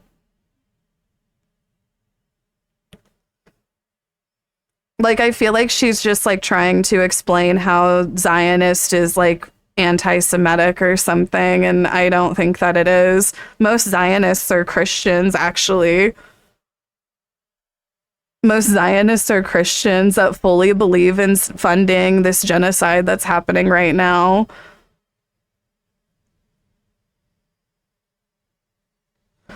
She's saying Nazis are co-opting the Palestinian movement. From what I've seen, like, the Nazis are also like the Nazis, they're just like Nazis in general. Like, from what I've seen, like, it's so weird because, like, from that type, the type of shit that you'll see is them basically being like, haha, look, the Jews are killing children. Isn't that so funny? Just Jew stuff, or something really racist like that, right? And they'll just think that it's all funny in general, and they'll just be like, I don't think that they're, like, the ones that are like, oh yeah, you know, like, it's like they're not in favor of the Palestinian people either. They're just all around Nazis, right? The online left has spent the last 20 months distributing hundreds of photos and videos of dead Palestinian children.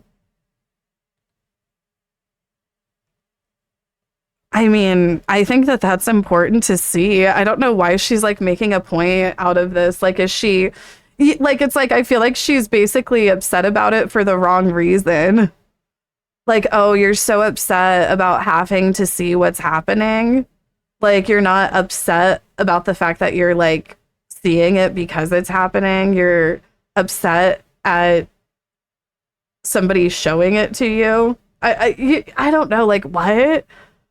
The main effect of this has been to create a population of people in a constant state of blood-boiling rage with no consequential political outlet.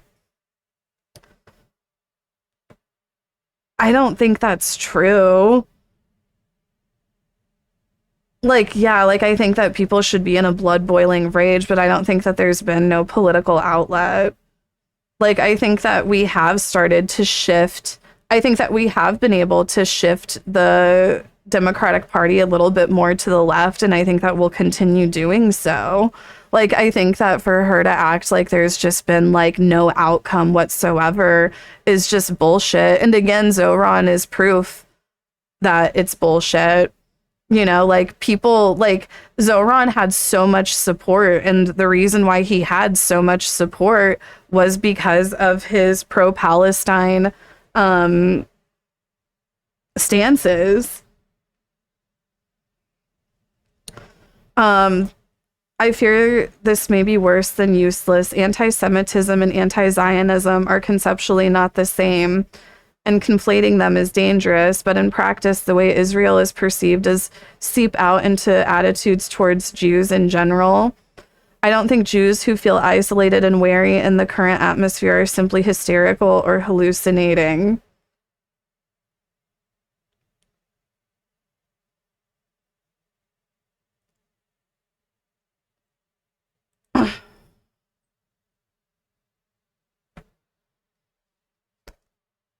Yes, there's communal trauma and hypervigilance. Yes, there's disingenuous right-wing ghouls dismissing and censoring all criticism of Israel on the pretext of fighting anti-Semitism. But there's also a valid fear of historical anti-Semitic patterns recurring. And that fear gives power to the right-wing Zionist claim that only Israel can keep Jews safe.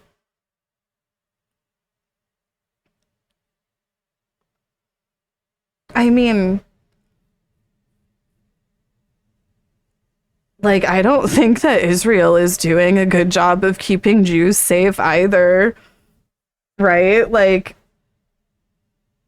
Israel does a really bad job at that, actually. Israel does so much harm to Jews.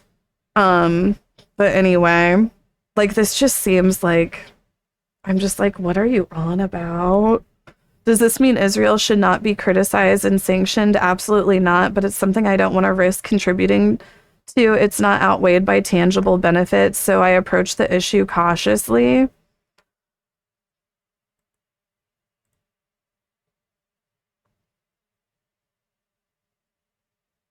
Okay, so they're like, okay. That kind of reminds me of like what Ludwig was saying us, like, well, there's no benefit, so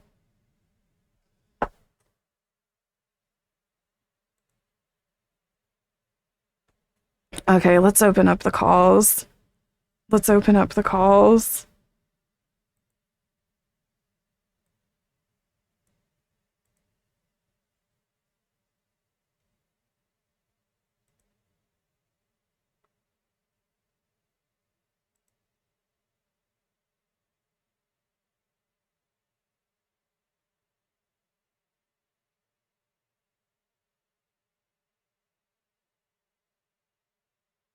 Okay. We're taking calls now. What are the girls feeling about ContraPoints? I want to know what the girls are feeling. So please call in, let us know how you're feeling. I want to know your opinion. I want to know your opinions. Anybody? Oh my God, we're not going to get any call-ins.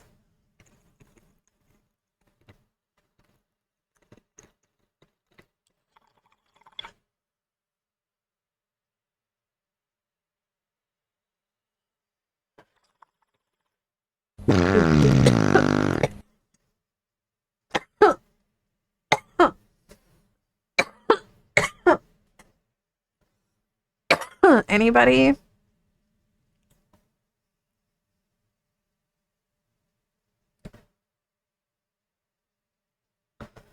Oh, thank you, Hassan's Pet Potato. I know, exclamation captions, or maybe caption. I have the link on how to do it. Like, if you're another streamer, if anybody watching is another streamer, this OBS plugin for captions, it's so easy to set up. It's so easy to set up, and I just love it. And, you know, accessibility is so important. Like, I consider myself to be a bit hard of hearing, and I just love my captions. And I love this plugin. It's free. I can't recommend it enough. Very easy to set up. See, it stopped working now, that motherfucker. I mean, every once in a while it'll freeze. Hello? Where did my captions go?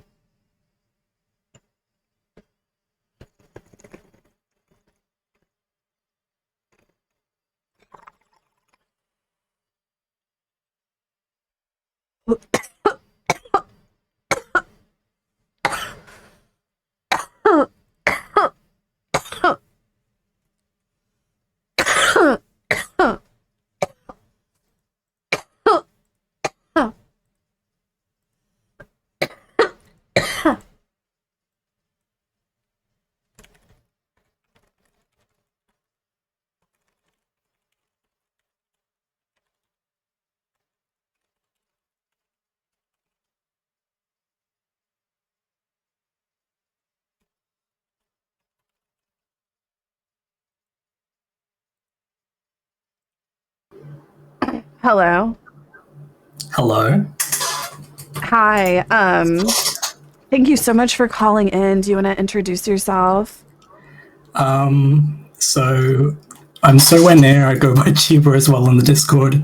If you don't know, that's my username. Yeah, I have been watching Contra for a pretty long time. Well, did you unsubscribe? I don't really keep track of YouTube, but I will be unsubscribing when I go back on there. I guess it's disappointing to see like this kind of like response, but it's also like not really that surprising. Like she's kind of had Aren't you surprised? A lot of people have been like kind of calling her out on like being lib for like a long time. Yeah. And like before I was kind of like, is that really true? Because she seems to be really outspoken on, you know, fascism and stuff. Right. But then when it comes to like this just came out and it was just like really, girl, you can't say anything about this. Like you have to be like all wishy-washy and like, I don't know. Right. Fake about it. Right. Like, I guess, like, it's like, you know, like some people, it can just feel like they're so, you know, like on the right side. And then it's like, why do they make like the wrong turn at this issue? You know, like, so, right? Doesn't it just seem like that? Like, it's like, why do so many people who I thought were, you know, based, like, why do they take the wrong turn on this issue? I think it's also like people brought up that she's been like, she did that thing with Hillary. Do you think that she's paid off by the deep state? Because that's kind of what it seems like to me. Like, let's be real. Like, right? I mean, she did get really popular, so yeah. Right? I guess. Do you think that she got like paid off by the deep state? Because it's like, who else does like one video every year? And like, how is she making money off that one video a year? Like, there has to be some deep state money going on. Do you think she's being funded by Israel? I mean, I don't know. Like, maybe like the Clinton Foundation, right? Because they were doing some deep state shit. The CIA, follow the deep money. state, follow the money. No, and like, if you follow the money with her, it's like, how is she making, like, how, like, you know, like, I'm not trying to like invade her space too much or anything, but it looks like her sets are like nice. It looks like she has a nice setup. It's like, how is she living off one video a year? Like, if you follow the money, it's like, is she just like very frugal or what's going on? Does she really make that much money off Patreon? I don't know if like, can you make that much money off Patreon and live in such a nice like house and everything? I don't know, like, I don't know how it works. Right? It's I don't know. But it is just like, you know, and doesn't this just all make you see her in like such a different light?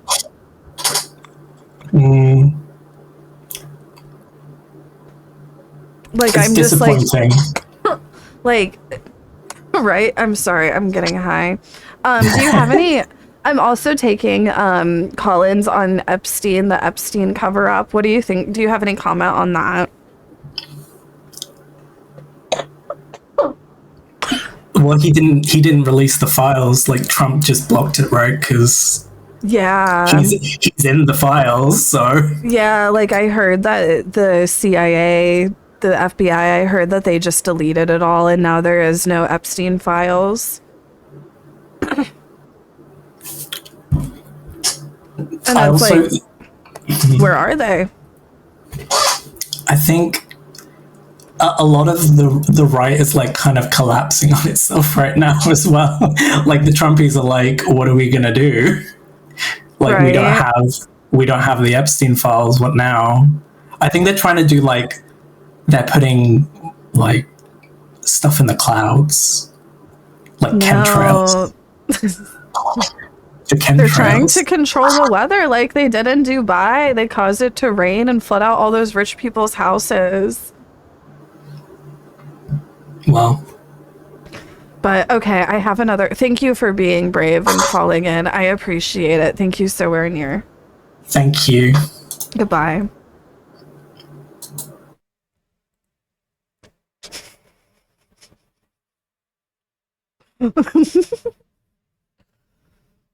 No, so are there any other topics?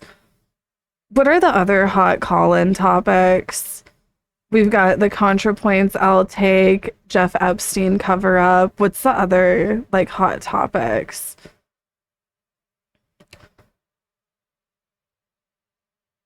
Nikki Coke rant. There's not much to say on that, though. Hello? Hello? Thank you so much for calling in. Do you want to introduce yourself to the listeners? Sure. This is a weird Twitch account I'm using, but I'm Des on the Discord. Oh, period. You said this is a weird Twitch account I'm using. It's a weird yeah. This was a radio show I did for like a short time. And we used like my old Twitch for it. Period. And what did you talk about? Did you talk about this kind of stuff, like politics, Jeff Epstein? Kind of. It was more about like horror movies and conspiracy theories and paranormal shit and like aliens and shit. Okay, so you're my kind of gal. Yeah. Yeah. So, were you calling in with what's your opinion on ContraPoints or Jeff Epstein are our topics right now? Yeah, I love this shit. I think Contra, this is why I wanted to call in, because I have a conspiracy theory. Allegedly, like a bunch of content creators on the right, like I'm thinking Tim Pool for sure, I know. They met with Netanyahu like a couple months back, and they had like the Chatham House rules, like meeting with him where they like, I don't know, I guess Chatham House rules is where you can talk about what was said at the meeting, but you can't say who said it, kind of shit. So they had this meeting at the White House, and it's like Netanyahu and the IDF is paying American influencers like Tim Pool to cover for them, right? Like it's part of like the whole propaganda, and we know like Tim Pool is in on that, but who the fuck else is? And I just can't. You think Contra? Maybe I think maybe Ethan, because like how the fuck are people so doubling down on this shit? And these are just her thoughts. These are just her thoughts. I am not associated with their thoughts, and these are just thoughts. The thought police aren't here yet. The thought police aren't here to get us yet, so we're gonna keep on thinking. This is totally my own thoughts and opinions. I also have a conspiracy about like there's still cocaine in the Coca-Cola. You know, you can blame that on me. I hope so. I hope so. Like, do you think that they've just like reduced it a lot? I think so.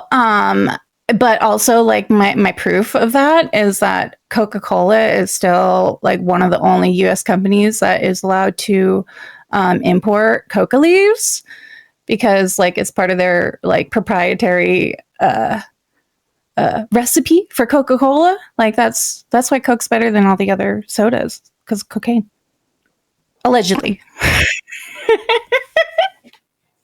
Well, yeah, that's just, you know, why does Coca-Cola get to do it? Like, why can't we?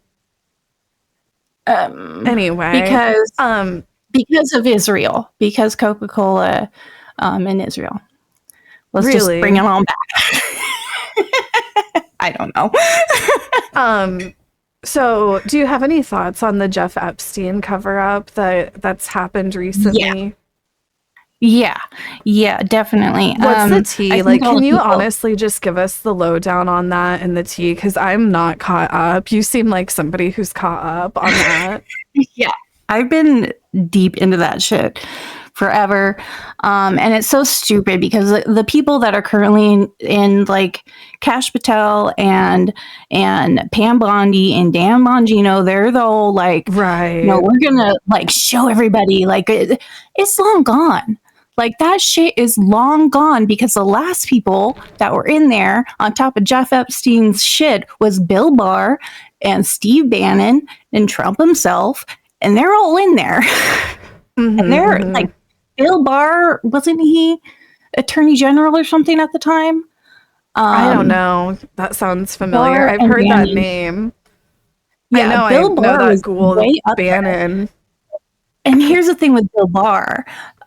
His dad is the dude that got Jeff Epstein hired at that one school that he first worked at. Like he was a professor at a school in the deep state goes deep. It does. It's not called the deep state because it doesn't go deep. Like it's all connected. They all fucking know each other and shit. Yeah. So all of whatever, you know, tapes or whatever compromat that Jeff had, it's long gone. Do you think there's no copies of it? I think they got rid of it like when Do you think we'll never know? I think they deleted all the files. No. Well, I think they hope they deleted all the files. Like maybe we'll get like some bits and pieces will be revealed, but like you think that they got rid of the meat of it? Yeah. Yeah. Or you know, just, you know, took it back to their vaults for intended purposes, because his whole thing was that he was supposedly like getting blackmail for other leaders of the world with, you know, with kids and shit like that. So do you think that like it seems like a lot of the people on the like the MAGA people, it seems like they're kind of turning a bit, right? But it's like it's hard to tell with them. Like I don't know. I think that they're just gonna go with it. I think it seems like there's been a little bit of dissent, but not enough. There's those that know it's a fucking grift, and there's those that are, you either have liars or you have idiots. Right. That don't know that they're lying, or the ones that do know that they're lying. And I think nowadays it's more idiots than it is liars. And yeah. And they think they know what they're doing. They think that they're doing the good things because they're on the bullshit train, but they're not. They're living in a different reality, and it's not like all of what Elon did with fucking Doge. Oh God, not Elon. So, do you have any final thoughts before I get on to the next caller? I'm dying to hear what Killer Kevin has to say. Yeah, me too. Thank you for thank you for talking. No, thank you for calling in. Appreciate it. Thank you. How do I have a good day, girl? Yeah, you too. Okay, what kind of dumb shit is coming?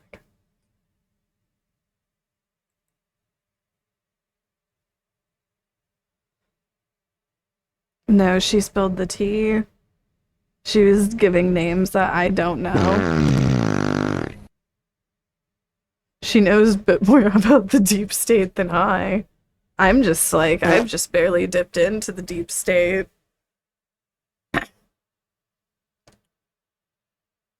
Hurry up, Killer Kevin.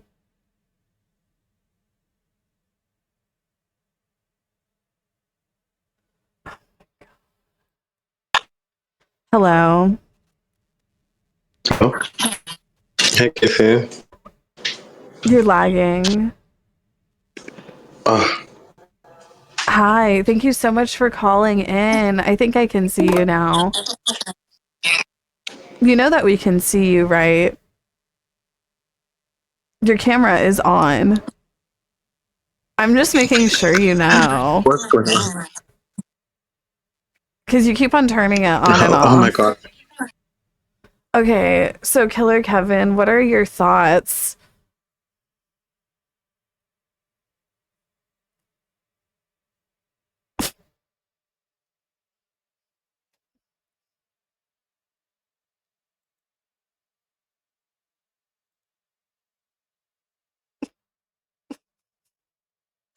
Oh wait, they're back?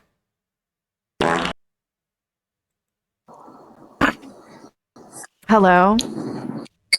Hello? Can you hear me now? Yes, Killer Kevin. Sorry, I don't know why my Twitch. I had to turn off my Wi-Fi. Oh, it's okay. Thank you so much for calling in. So the listeners are just dying to hear.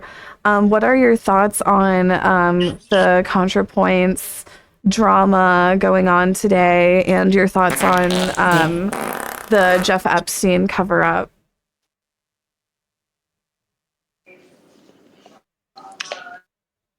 I'm Canadian, so I don't know. I don't know like all the tea about like the Jeffrey Epstein. I'm pretty sure I know like Trump's name was in it, and they were gonna like.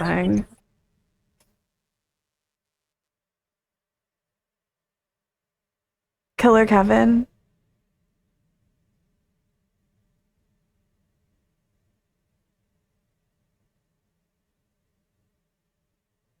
Killer Kevin. Can you hear me? Yeah. So, what are your thoughts then? I hope Trump dies. Thank you.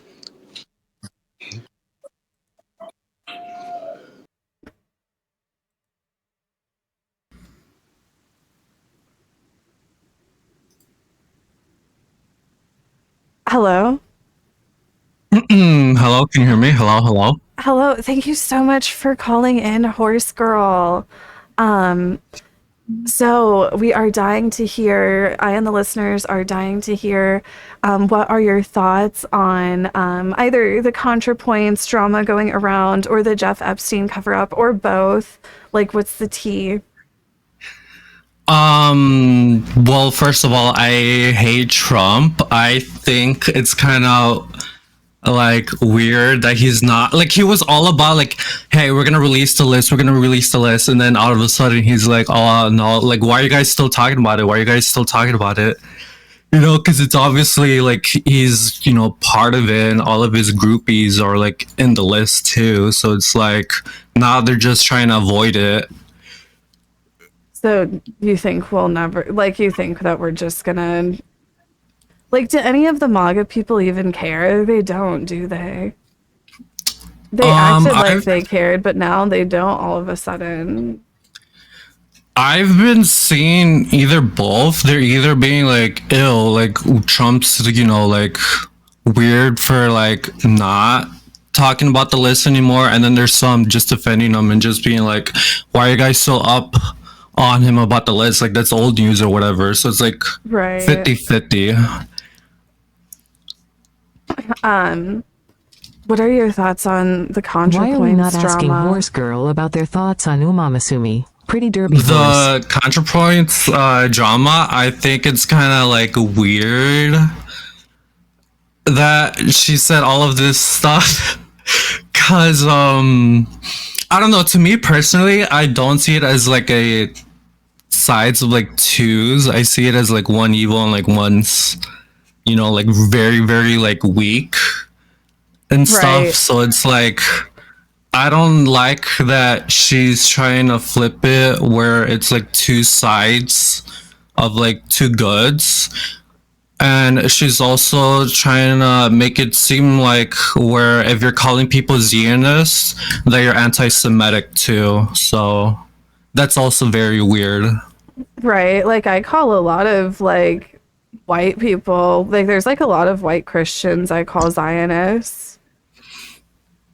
No, because most of them, they are pretty Zionist, Right.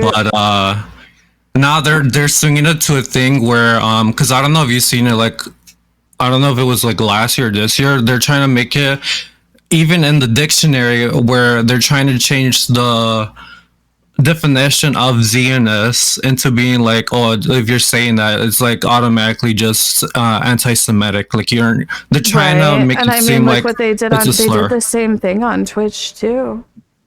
Yeah, they're making Like- it into a slur nowadays. So Like, isn't that crazy? yeah, very crazy, extremely crazy. I don't know. This world is so weird nowadays. Right. Well, do you have any other thoughts before I go into the next caller? I guess the final thoughts, since people are like talking about it, is that dumb little pretty derby game. I think all the girls are really ugly, so I wouldn't play that game or suggest anyone to play that game because it's so ugly.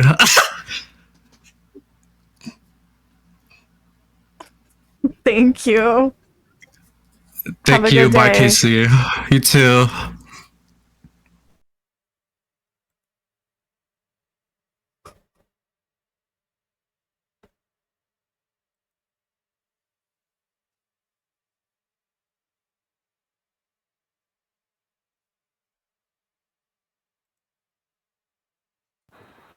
Hello? Hello.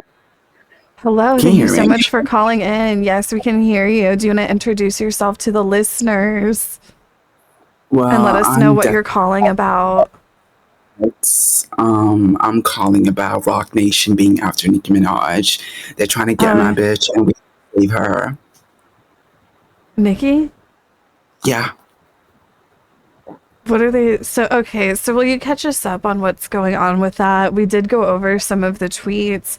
So, Nikki is alleging that Jay-Z and the Rock Nation are after her. And didn't she say that he stole money from her?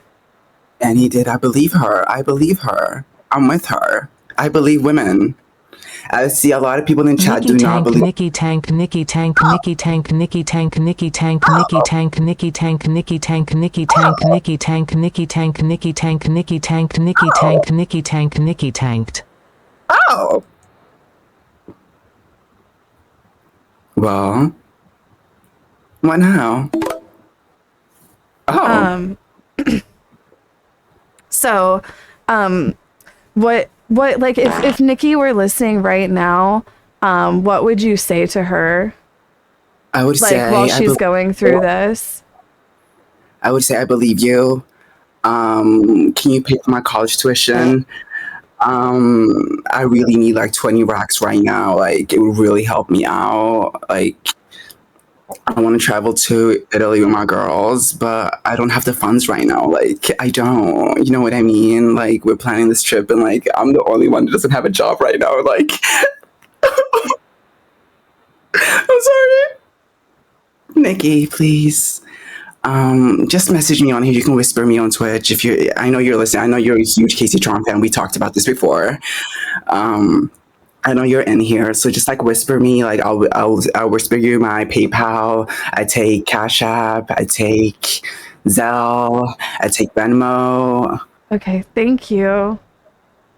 Thank you. And good luck to Nikki.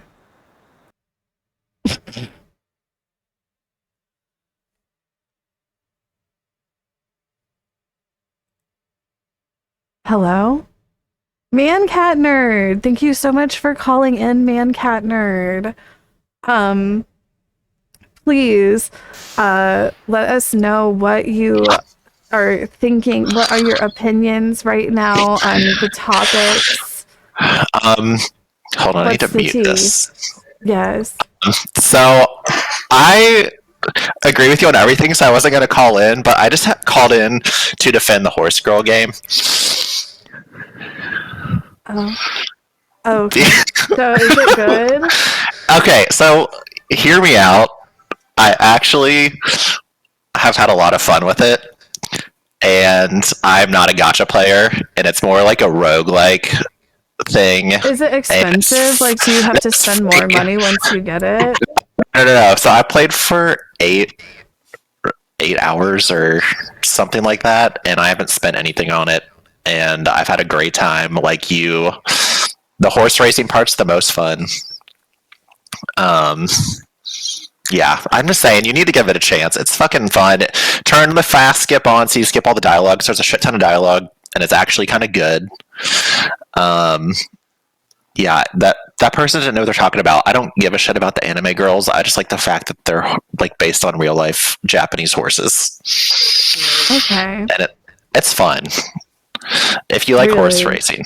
It just reminds me of this horse racing game I used to play at Dave & Buster's where you like had a card and you could pick a horse, and Oh, really? it was good. It was so good. I'll And this play kind of reminds me Maybe I'll play it. like it, but I just have to say it's good. Thank you, man, Katner. Yeah, thanks. Thank I'm sorry I you didn't for add calling anything in. to the Maybe I conversation. will. Maybe I will. No, I was done with it. I was over it. I hate it. I promise. Okay. I think I might. Thank you, Put man, the horses Katner. down, put the horses down, put the horses down, put the horses Bye. down, put the horses down. No, I was thinking about playing that damn horse game yesterday. No matter what happens, they blame black people. How many little girls died at Camp Mystic because the Austin Fire Department hired a DEI fire chief? Oh my God. This of Texas course. tragedy is just the latest example. It's not just And this is like what they're clearly doing is they're trying to like redirect, because people are talking about how like all of this shit is so underfunded. Like, why is this so vastly underfunded? Like, why does this system seem so shitty? People are talking about that now. So of course, you know, the Republican Party is going to do like their classic, like, okay, well, actually we need to blame minorities somehow. competence. This is DEI working to undermine meritocratic institutions, and When it's more like if you people looked at likely the died than funding, otherwise would have if because you of looked DEI. at the kind Let me of prove it to you. funding that this In was 2014, like, the Obama right? administration sued the Austin Fire Department, about 11 years ago, fire union, for supposed racial discrimination, resulting in a settlement. So the Obama administration was so worried that by explaining this simple.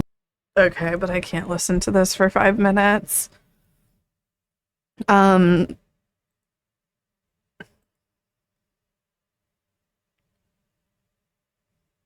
MLK was so spot on about white moderates.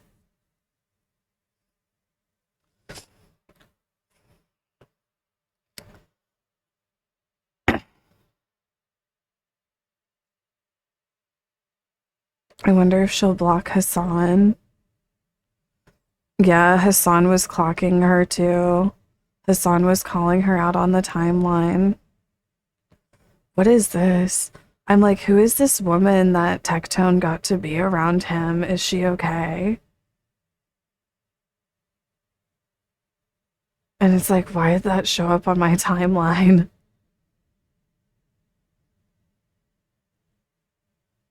Kanye West's ex-assistant has accused the rapper of assault, battery, stalking, sexual battery, sex trafficking, false imprisonment, and more.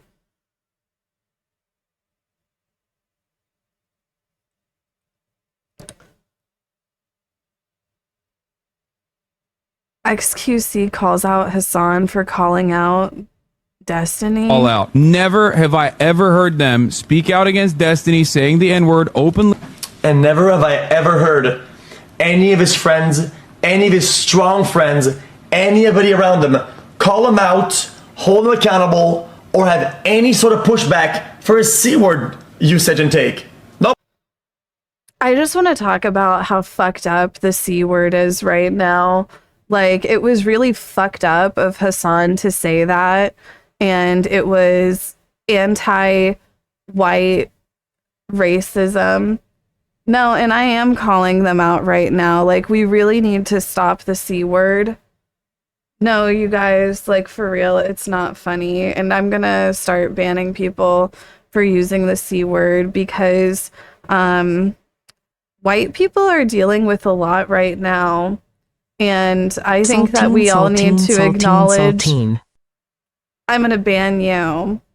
White people are dealing with a lot right now, and I think that we all need to acknowledge the struggle of white people. You guys are constantly making fun of my race, and I feel like discriminating against me, and the C word is so harmful, and what Hassan did was so fucked up. And I wish that everybody would stop. I could not even begin to say how harmful it is and how uncomfortable it makes me as a white woman. And I call out Hassan and all of the others. Hassan, Frogan, Denims. Stop saying the C word. You can't say it. I can say it because I am a cracker, but you can't say it. So stop saying it, and I call them all out, and I call them out. I call them out. Never have I ever heard any of his friends, any of his strong friends, anybody around him call him out, hold him accountable, or have any sort of pushback for his C word usage and take. Okay, so what now, XQC? Are you going to disavow the use of the N word? What now? What now, XQC?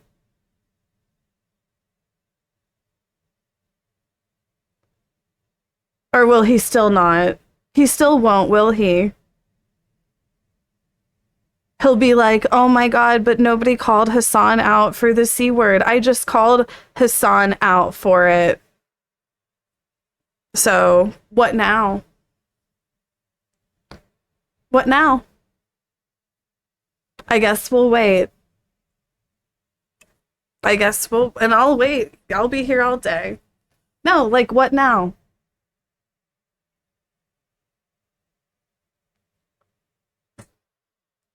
Honestly, like, whenever some of these characters, like, pull these whataboutism type shit, like, anymore, it's just like, okay, sure, that did happen and I disavow it, but what now?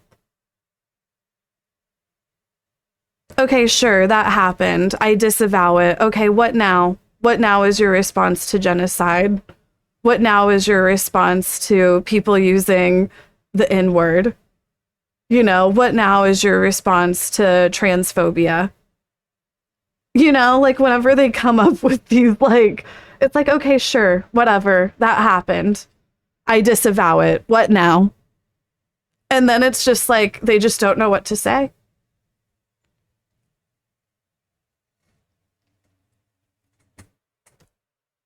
Sinister lulz.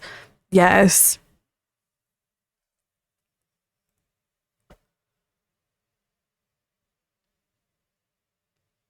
They said, like,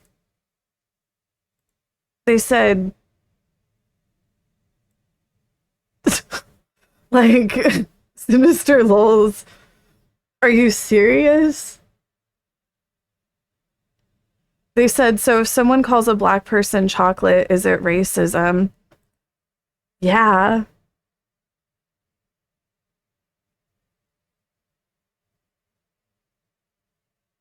Like,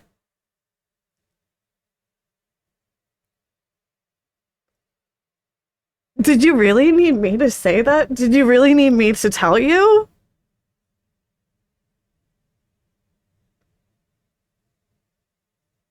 I'm too high for this. Like, somebody delete that man. Somebody ban him. I don't know who he is or where he comes from, but get him out of my face. Oh, wow. Primrose 420 is now tier 2. I was joking.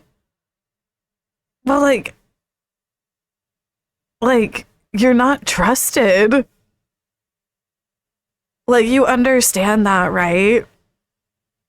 I'm part black. Now this is even getting more sketch. Like, somebody ban this person. Somebody mods, like, get this person away.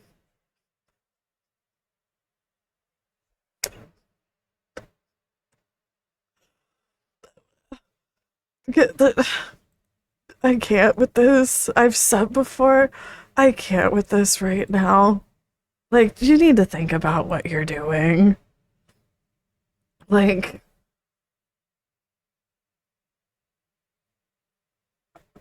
hold on. What were we talking about? Nobody says it.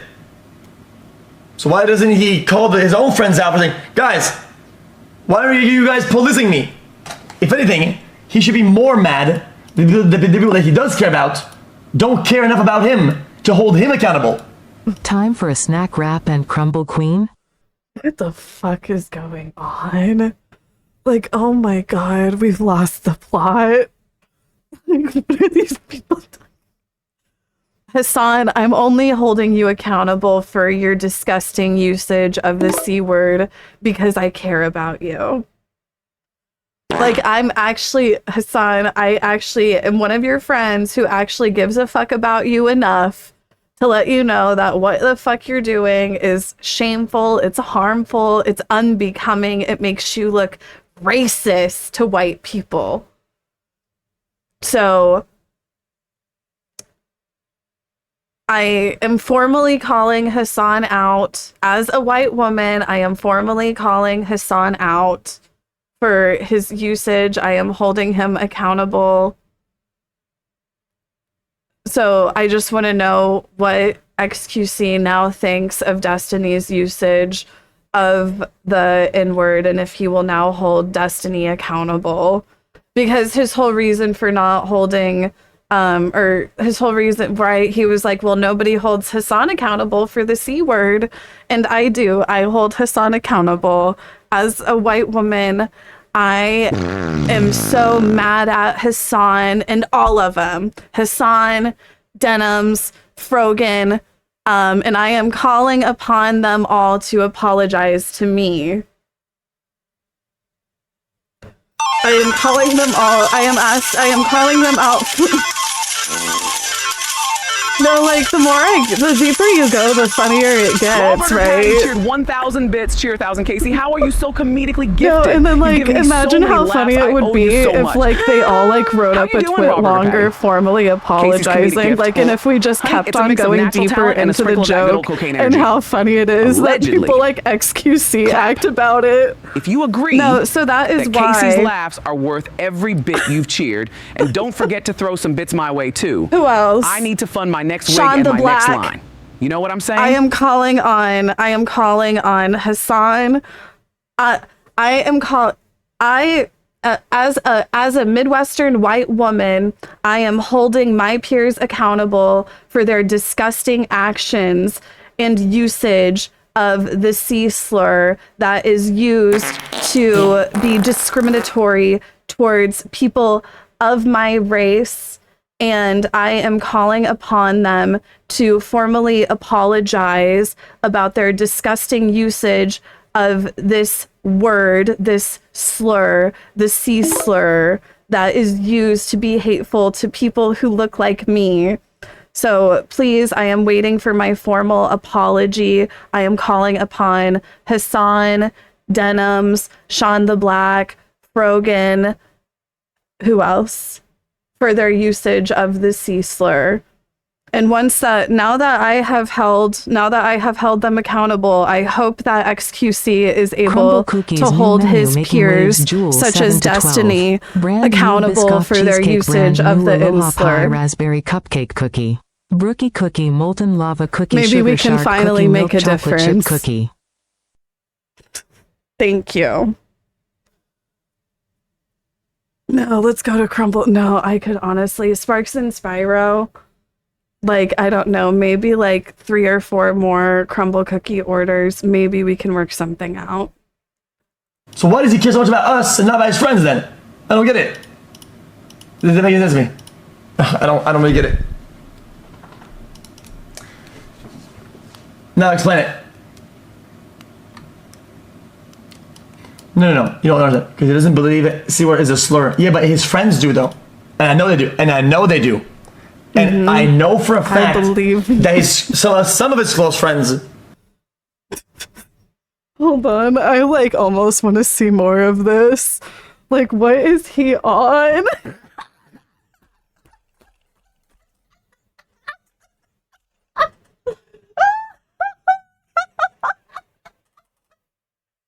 These people. I'm sorry.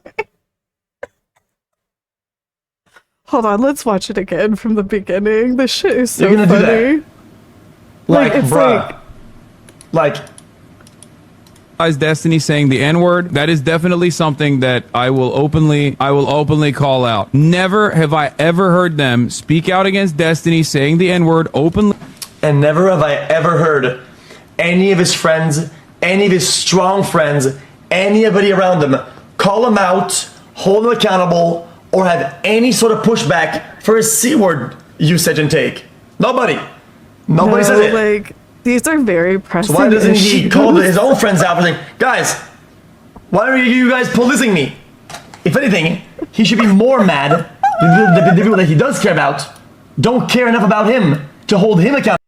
Like, oh my god, like, what kind of level of delusion is XQC on now? Like, here we are, like, there's a fucking genocide going on. ICE is fucking deporting US citizens. They're opening up alligator Auschwitz, and XQC is over here in his fucking dark room gambling away like millions of dollars talking about the C word. Like, girl. I can't with these men. Like, I can't.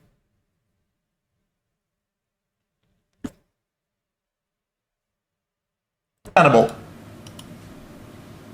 So why does he care so much about us and not about his friends then? I don't get it. Does that make any sense to me? I don't really get it. Now explain it. No, you don't understand. Because he doesn't believe it. C-word is a slur. Yeah, but his friends do though. And I know they do. And I know they do. And I know for a fact that some of his close friends. I'm like, wait, who are his close friends that believe that the C word is the slur? I'm like, who is XQC referring to that he knows of for a fact? I'm like, Ludwig? I don't know, like, who? Austin? I don't know. Like, who is he referring to? Milk chocolate chip cookie, No, let's go Biscoff get cheesecake, that cookie. Aloha pie, raspberry cupcake No, cookie, let's do a hype molten train, you lava guys. If cookie, we get to sugar shark 3,500 cookie, subs, chilled we're gonna go rookie to cookie. McDonald's and get the snack wrap. Trump asked the president of Liberia. Oh God, we watched this yesterday.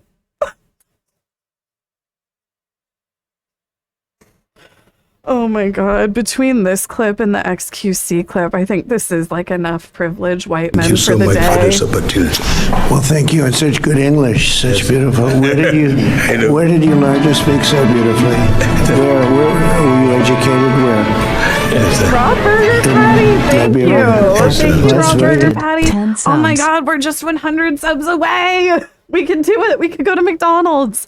It could happen. It's 4 o'clock. Maybe we could get there by 8 o'clock.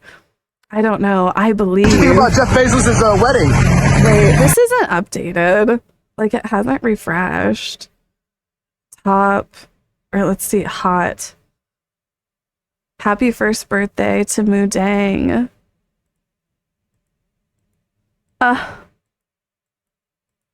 She's old news now.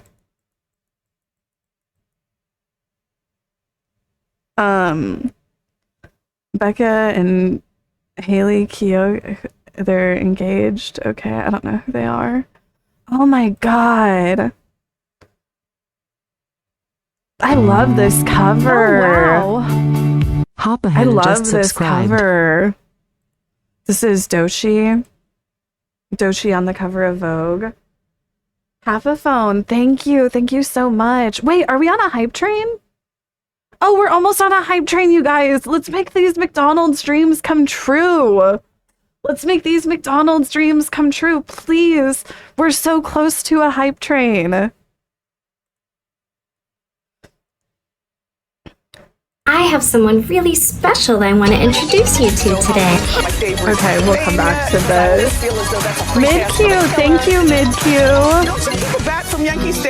Oh my god, hype train. Okay, hold on, let me get my hype train. Oh my god, roll your motorboat, thank you.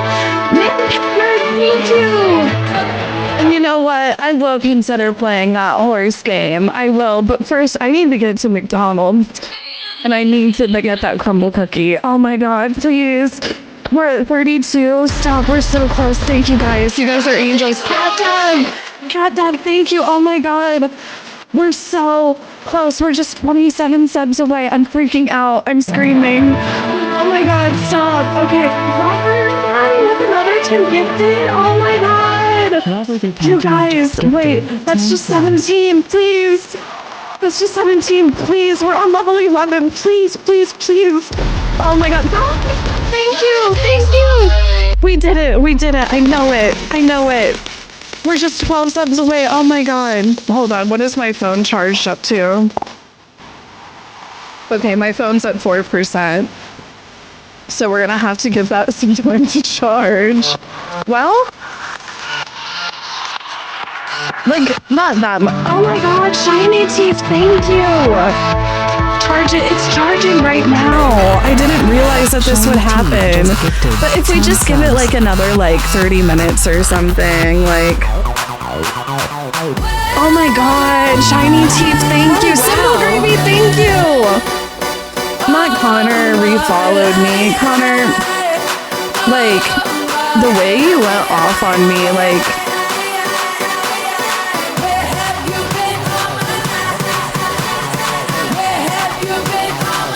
I don't know, just unfollow me again. I don't trust you anymore. Frozen tulips, thank you. Frozen, oh my, we did, yes, we did it. Pentona, thank you, Pentona. Thank you. $1,000 snack wraps, stop. They're that expensive. Here they are. Thank you guys so much. Thank you. My McDonald's dream come true. Now I just need this phone to charge faster. But don't worry, like, as soon as I get it, just a little bit of juice. It's at 5% now. I'm keeping an eye on it. But we might as well just keep this hype train going. Let's see how high we can get it.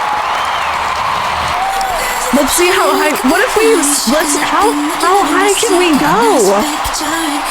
Like, we're on such a roll. Oh, I'm so excited for this snack wrap field trip and taking my Labubu and my little table. This was like a real life Make-A-Wish. No, don't you feel so glad, Raw Burger Patty? Like you made a big difference in a young girl's life. So now, while I wait for my phone to charge, I'm gonna click through some of the TikToks. I'm gonna click through some of the TikToks while I wait for my phone to charge. We're under a tornado watch. Hold on. Sorry. We're under a tornado watch.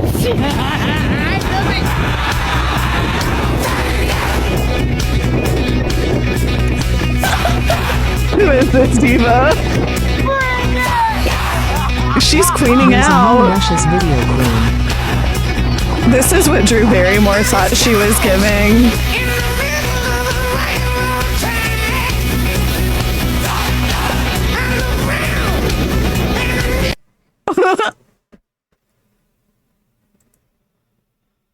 There's a new Luscious video.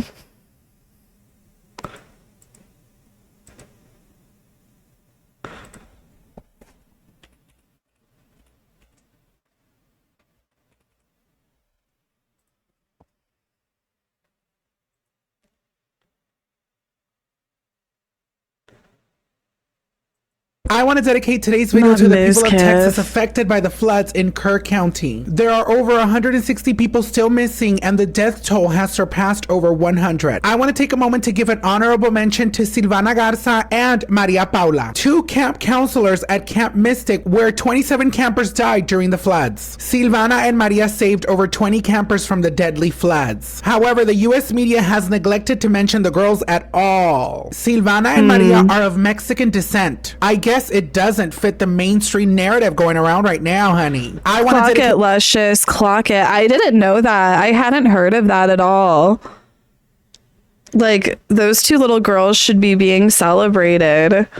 This Thank video you, to all of the Luscious, people for that lost their lives telling in the me. Texas floods, and to Silvana Garza and Maria Paula, honey, the two Spanish-speaking Mexican girls from Texas who showed their bravery during this American tragedy, honey. Thank you to Silvana and Maria for their Well, maybe heroic not efforts, honey. celebrated. These girls There's are not heroes. The much Mexican to, girls you know, are but heroes. We need more people like you in heroes, America, exactly. little girls. Don't do it. Don't do it, little girls. Don't do it. I'm here with Miss Kev, honey. Now, Miss Kev, tell me, where do you like to go grocery shopping? I like to go grocery shopping on Instacart. It's my favorite place to go. Don't do this. You literally just order everything to your house? Of course. You don't ever step foot outside in like a real grocery store? Well, no, I do step outside because I have to go get my groceries. F-A-G! What do you order? What's your grocery order like, aside from water? I get bananas, avocados. Oh, you do love your avocados. This man has a very particular way of cutting his avocados. What Frame else? shift cheer Well, 200 we can also bits. talk about the avocado story. Cheer if you want to talk about 200. that. What happened It with should the also be avocado? noted that One Texas time, brought in rescuers from I Mexico to was help at with a the flood. party, The and all my friends were hypocrisy there. mama. We were all dancing. Oh, and we yeah, were I great did times. hear While about we're there, that. Clap if you some agree that it's beautiful wild how mamacita Texas is all comes about from that border wall. downstairs, But when and the it's like floods Cinderella. come, We they're all quick to look call up at in her at the same time. the Mexican and she rescuers. slowly walks Allegedly, down. they You need see her, help, and you're like, damn. but don't I want to didn't admit look it. up You know her what I'm skirt. I'm gonna It was skip damn the Miss close. Kiff interview. How are you, sweetheart? Did the Air One let you have it? She gave it to you, Miss Air One? Have you been inside the Air One? You're about to go in? Yes. Is it her first time? No. Okay. What's your favorite thing to buy inside the Air One, girl? Chocolates. No, don't tell me this. Pistachios? Oh, you love the pistachios? Make some noise for the pistachio girls, honey, at the Air One. I'm gonna go in and try investigate and see what I can find up in there, girl. I'll see you in there, mi amor. Nice to meet you, baby. The dolls, honey, the girls can't take it up in here, let me tell you. These people, let me tell you, I am very scared. These are monsters to me. I feel like I'm in Halloween Town with all these people up in here in LA, baby. A lot of characters, a lot of strange creatures, strange and unusual people all up in here in Los Angeles, honey. Let me tell you something. I'm already bitter about it, honey. Let's go in and try investigate the Air One, honey. They can't take the womanhood up in here. You know, I'm gonna get my bag ready while we watch this. Hi, ma'am. Hi, baby. Hi, baby. How are you? I've been on your channel this whole time. Like, I just found you, and I was like, trying to investigate the It's Air so One. good to see. I'm trying investigating the Air One, girl. Okay. Okay. What are you getting, girl? What is this? It's the salmon. You guys, check out Luscious How much is it? $20. $20 for this little play, girl? Yes. They tried it, honey. They're trying to come for the girls up in here. Oh no, I'm good. I'm not buying anything. My daughter Mika said a basket, baby. I'm not buying anything, honey. These people, they're doing too much up in here at this Air One with these prices. They got the fresh sushi up in here. Is the sushi good? Hi, mi amor. How are you, sweetie? Baby, I hope that woman is getting paid. The prices for what they're charging up in here, I hope that woman is getting paid. Oh my God, it's so packed in here. I didn't know this thing was popular. This thing was a hit. I didn't know Air One, people come to Air One. What is all these strange, oh, they don't have prices? No, $21 for this small, tiny little tin of cauliflower, honey. Busted. Maybe you can find this cauliflower outside, girl. The little charcuterie board? Now, how much is this? Let me see. $22.13, baby. In this economy, under Trump's regime, baby, I don't think so. We got the edamame tofu, the tofu edamame. How much is this? 22. Everything is over $22 up in here. These women are not well. How much is this cheese? These cheese chunks, girl. They better. $12.18 for this busted little cheese, girl. I can find this at the H-E-B for $1.99, girl. They tried it. Oh, what is this? They got hot foods? No. They got the I've never chicken heard of salad, this girl. place. Oh, look, they got the whole entire chicken. They got the deceased chicken. So is honey, this the just an entire body of the overpriced chicken rich out here for people the girls. grocery Look at store? this, baby. Salads, the fruit salads, the very strange salads, girl. You've noticed we're the fattest people in here. Are we the biggest people in here? Where are the obese people? Is there any obese people at Well, the the Air food's so One? Nothing but expensive, skinny they little can't girls. buy a lot Skinny of little it, girls so- up in here. I'm the only big girl up in here. It's because the big girls want to eat. And if they come here with these prices, we're not going to be able to eat that much, baby, because this is expensive. 4 of these little tins, that's $80 already, baby. Garlic miracle noodles for the girls. Oh my God, I'm missing a nail. No, don't come for me. The nails, girl, they're already falling off. They got me, girl. They got me. If I got nails or no nails, I'm still giving glamour for the girls. What is this? No, they got the Mexican chips. They're coming for the Mexican people's culture. They got the Mexican chips up in here. How much is this? Tortilla chips, $9 for these tortilla chips. So I can get these for $2.99 at La Michoacana, girl. They're playing games with the girls up in here. Oh my God, this place is popular. Look, they got a line, honey. The trade is in line, baby. Oh my God, look at these cookies. The Ludivine cookies. My mom's name is Ludivina. Oh my God, how much is $7.99 for these? Girl, there's like 3 cookies in here for $7.99. Ludivine is not well, baby. Let me tell you, Ludivine is not well. How much is this? $6.99 for these little Madeleines, honey. Walking around the Air One, honey, I feel very poor, baby. I feel poor, let me tell you. You think these girls at the Air One are bothered about Medicaid, honey, and Medicare, baby? They can't be bothered, honey. They can't relate to the girls, honey, to the struggle. The artisanal indigenous fantasy up in here, baby. They keep coming for these girls' cultures, honey. They are colonizing the people's cultures. The masa, traditional tortilla chips, honey, by Ancient Crunch, honey. Naturally prepared tortilla chips, the way the Aztecs used to do it. Baby, the Aztecs are dead, honey. The Aztecs don't know you, baby. The Aztecs don't claim you, honey. The Mexica, honey, that's the real name of the Aztecs. Mexica, baby. The Mexica pay you dust and shade, baby. The Mexica don't claim this. Look, they got a whole line, baby, of lies, baby. These girls are lying to the people up in here. You might fool another one of these little basic pedestrian little girls. The basic pedestrian little girls. You don't fool me, sweetie. Delusional. Shalom, little girls. I'm here with Miss Jada Essence Hall, honey, the diva, the doll, the drag of it all, honey. Sister, what advice do you have to the LGBT community? Because you know right now they're getting shaded in Shamerica, honey. I'm gonna tell you this, y'all. Look, remember this, that we are not this right. What we're going through right now is not the first time we've done this. Baby, learn your history, be smart, pay attention to what's going on, because the people who have done this before us have literally already laid the blueprint on how to make this work, how to survive this, and how to stay strong and support our community together. So do your research, know your history, and make sure you educate and yourself. do your own and know that research. this is a moment in time, but we gonna be good. We always. Oh, we have baby, been we're forever. survivors. We're survivors. We eat hate for lunch, honey. We not gonna give up. Baby, we not gonna give up, honey. We are survivors. Baby, let me tell you something. You are giving Beyonce, Destiny's Child, Kelly Rowland, bitch, Michelle, honey. I just want to give the She's giving everything. I'm a survivor. Girl, let me tell you, I am an English as a second language girl. And when I was little, when I would listen to Survivor, I was like, I'm a survivor.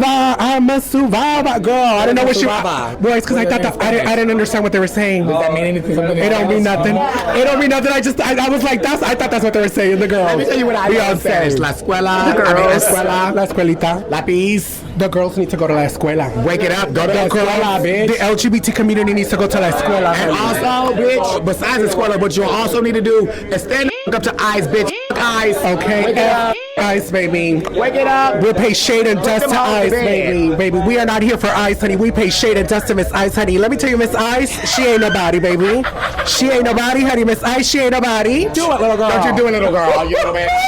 I'm here with Miss Candy Muse, baby. Miss Candy Muse, do you have any advice for the bricks out there in Shamerica? The bricks? Baby. I'm not like my God, Candy. They have a different lifestyle. The brick lifestyle. Stop this. But you know what? No. The bricks are needed. The bricks are the foundation of the community. We throw them first down the front lines. They're the first ones we throw. Photo of you throwing the brick. Don't do that. Don't do that. And I just want to say really quick, this party is sponsored by Tuck It Up. Oh my Tuck God, It Up. Georges. The girls are tucked. What Are you club is really? she You're at? tucked down? Absolutely. The best tucking penny on the goddamn planet. Because you know, big girls, we're so big, we got a big stomach. Half the time, we don't need to tuck, honey. Big girls don't be tucking. Are you tucked right now? I'm not tucked, baby. But you know what? I'm a big girl, and my pussy's fat, and it looks real. It looks real. But let me tell you, the skinny girls, they gotta tuck, honey. Tuck it back. Tuck it up. Because skinny girls got really big. Oh, they do. The majority of the big girls, They don't, baby. They really don't. Shout out to the girls with the little out there, honey. Shout out to the tiny penis dolls, baby. But you know what? Also, shout out to the girls with the big penis. I'm here. Hey! Look at the trade, honey. The community trade, baby. Look at the girls. The only reason these girls are taking a picture is because the trade, baby. The piece, honey. The piece. They got the piece up in here. What is this? This looks disgusting. The skinny pasta, this organic, no guilt, no hassle. 9 calories, pre-cooked in 2 minutes. It's skinny. This looks atrocious, honey. Look at this. Disgusting, honey. Like lucite. It's like you're eating lucite paste, baby. The lucite paste dolls. The girls love lying to themselves so they can eat some pasta, baby. I can see right through all these lies, baby. Let me tell you, people who got money, they lie, honey. The girls, they love to tell you a story so they can try to... Yes, baby. Hi. I'm gonna give you a hug. Oh my God, you scared me. How are you? I thought she was gonna get in trouble too. Don't you do I was like, oh my God, is somebody about to tell her to stop recording? Thank you, baby. Oh, I thought I was getting kicked out. I thought, baby, you are talking so much crap up in here. They're gonna come kick you out, honey. ICE is gonna come get you, honey. They're gonna put you in a cage, baby. They're gonna take away your rights up in here. But I was scared, honey. Don't do this to me, ICE. Don't do this. I'm a white woman, honey. Look at me. I'm at Erewhon. I'm a white woman. They got the Harry's Berries for $24.99, honey. The Harry's Berries, baby. Baby, this is a robbery, honey. This is thievery. $25 for these little strawberries, girl. We need to come over here and protest Miss Harry's Berries, baby, with these prices. $24.99 for strawberries, honey. We're gonna come over here and protest Miss Harry's Berries. That's honey. crazy. Make some noise for the protest dolls, baby. What I the see you and I fuck? love you and I support. No, you guys, rich people, like, whenever rich people get, like, rich, they really will just be like, well, expensive is better. And, like, I mean, it's why, like, Hassan buys, like, $10,000 shirts and shit, right? Like, Hassan with his, like, designer shirts, they'll be like, more expensive is better. No, that's what they do. Fortune, little girls. Shout out to everyone out there in Does America he? right now. Maybe who is not peacefully 10,000, but protesting, honey, and probably making your voices 500. heard, baby. Let me tell you, Miss Erwan, I'm making my voice heard, honey, and let me tell you something. I can't be bothered, honey. Shout out to the girls who are out there making their voices heard in Shamerica, baby. It's harmonic. Thank you. We love you, and we respect you, little girls, honey. Make some noise to the protest dolls, baby. I wonder who picked all these beautiful fruits, honey, these beautiful vegetables, honey. The people are going through the gigs in America, Erwan. They got the wall of greens, honey, the wall of grass up in here, baby. Very expensive grass up in here, baby, at the Erwan, honey. The pure tallow organic cooking oil, honey, $25. If I took this home to my mom Not and the I told her, tallow. Mom, this is cooking oil, $25 cooking oil, she'd be so upset. She'd be so bitter. Is She it would like not the be Republicans entertained. on about the She would not tallow? find this funny, honey. $25 for cooking oil, baby. The These people Republicans out of are like their on about minds, the honey. beef tallow, No, they got right? I don't know what they're $65, doing with high it. Antioxidant, extra Or what they virgin think they're olive doing oil with it. for $65. I find this very disturbing. Hey, this is very scary. I'm telling you, the villains don't only exist in the White House, sweetie. This is a crime. $65 for an olive oil, baby. I'm not doing this with you today, Miss Erwan. I'm not doing this with you. $12 for the candy pecan. Oh, that's not that bad, $12. I feel like pecans cost $12 anywhere, so that's not that bad, girl. The pecans, honey, the pecan dolls. Pecans are kind of Look at that. They expensive. got the meats for the girl. $52, honey, for this little filet, baby. Pasture raised with no added hormones, honey. Certified humane. I need to interview this cow and ask her if she thinks this was humane, honey. Baby, let me tell you, the rich people, they will tell you some lies, honey. No, don't do this to the girls. Oh my God, what is this? I've never seen this before. The new strips. It's a vegan dietary supplement. It's like a little sticker. You put it in your tongue. A punch of caffeine, B12, to give your mind and body a rapid boost without the jitters. Oh, baby, the girls are popping pills, honey. The girls are popping pills, sweetie. They got the Ancient Nutrition Multi-Collagen Advanced Lean. It breaks down and burns fat for $65. They got this for $65. Ancient Nutrition. Anything that's claiming that they're like ancient or Oh they're my like goodness, indigenous, little or girls. I already automatically don't trust you. I want to know, is this for us, by us? Is this really from people that are indigenous, from We're gonna go to native McDonald's ancient and we're gonna cultures? get a 'Cause crumble something tells me cookie. this company is pulling stunts at us, Thank you honey. guys for Lies, baby, making nothing my but dreams lies, come honey. true. $69.99 for that little bottle. What the hell is this? The sea moss, girl? They got sea moss. $28 for these little sea moss gummies, honey. The girls love to come and consume very expensive, very strange, like sea moss and seaweed and all these things from the ocean. All of these rare extractions and all these things that supposedly help you. Does it even actually help you, girl? Or are they just getting you and making you spend all this money? Because I feel like all this stuff is just like placebos. Like none of it really works. None of it does anything. Look at this, $45 to relieve the stress, honey. Press the number 1 in the comments if you think these supplements actually work, like they're actually worth their money. Or press the number 2 in the comments if you think it's nothing but stunts and lies, honey. The snake oil salesmen, honey, they're trying to get you up in here at the Air One. Look at this. The Wild Alaskan Fish Oil Dietary Supplement, heart and joint support, honey, for $89. This little bottle of supplements is $89 here at the Air One, honey. I don't want to come off as like bitter and poor. Like I'm trying to give Air One a chance, but these prices to me are just so ridiculous. This is very fantastical. I'm very scared. The Agent Nature, the Marine Collagen, honey, for $99, girl. They have this bag of Marine Collagen for $99. What does this even do? Enhance your natural allure for flourishing hair, radiant skin, and resilient nails. Oh my God, I want this. Oh my God, I need the sugar daddy to buy this for me. Our exclusive supplement combines 2 daily powerhouse superfoods, marine collagen and pearl powder. Beneficial for the girls who have dull, fragile hair, skin volume. Baby, I got the skin volume, let me tell you. Fine lines and wrinkles, dehydrated skin, uneven skin tone, hyperpigmentation, and brittle nails, honey. The brittle dolls. You can have beauty, honey, and health, but it's gonna cost you, sweetie. It's gonna cost you. Wait, what They are got you the bee talking pollen about? for the girls, honey. What do you even need bee pollen for? Oh, it's nourish and support. It's a supplement. $33 for the bee pollen, honey. Listen, as long as we get support, the girls will kill the bees, honey. They are coming for these bees, baby. The bee pollen dolls. $32 for bee pollen, honey, at the Air One. These people are not is Hassan in this one too? I'm here with my daughter Mia, honey, aka Miss Tony, Casey, the Big aka Brother His premiere is Vintage tonight. Touch. Can you You can say follow something him, to her support down the below in the Young Fangirl description box, Nation honey. as we What do you have to say champion to her all the winning the bitter girls who season? are gonna say I was running around all Are you bitter guys because I couldn't? serious about Yaoi Fangirl being on Big Brother? Are you guys serious about it, or I can't tell? Chapel Roan is about to put out another hit, and the haters will continue hating and saying she was a one-hit wonder.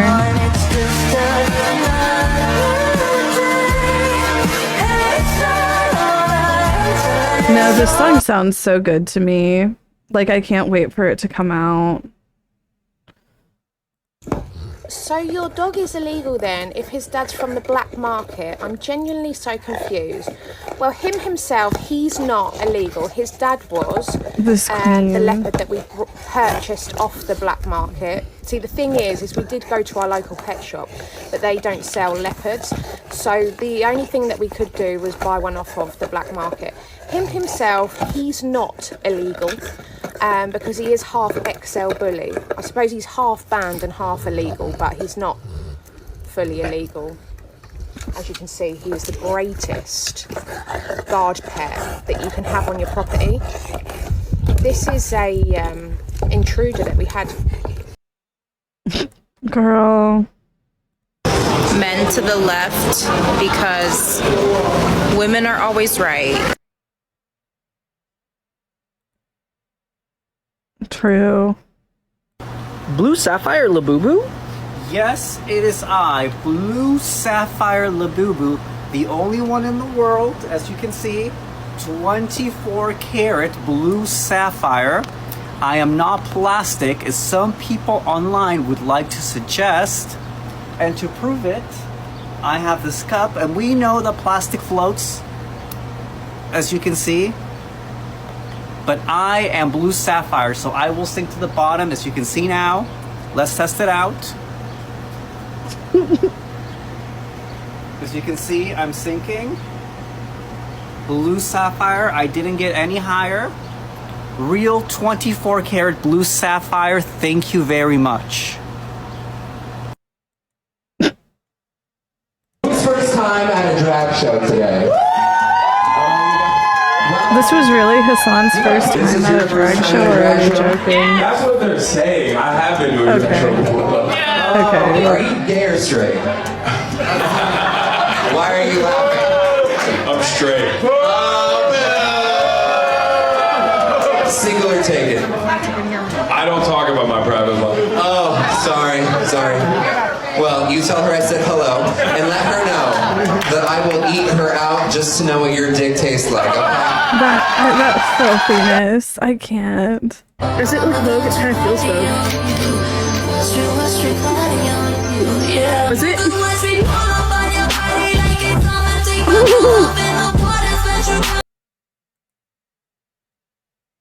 I'm not gonna lie, when people fart and they think it's funny, that shit pisses me off. Like, what the fuck is so funny about the room smelling like shit now? What makes you cackle and it smells like ass? How old are you? I'm 4 years old.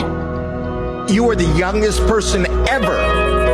What is your name? My name is Yuvan Murad. How old are you? I'm 4 years How old. old are you? What is your name? Yuvan Murad. So Yuvan, what is your job? My job. How old are you? So Yuvan, what is... I don't get it. This is a 35-minute video. Villain. I'm a villain. I feel like the villains though are always the most memorable person because nobody wants to be around a boring ass bitch that just plays it safe. That part. And That's also, boring. I feel like we do things that people think about doing. We're just brave enough to we're do brave it. enough to do and confident enough to do it. Like there Not are bitches Mistress that I just doing be the like, girl, chin. you are so boring. I don't even know why you're on the show. One of my favorite quotes.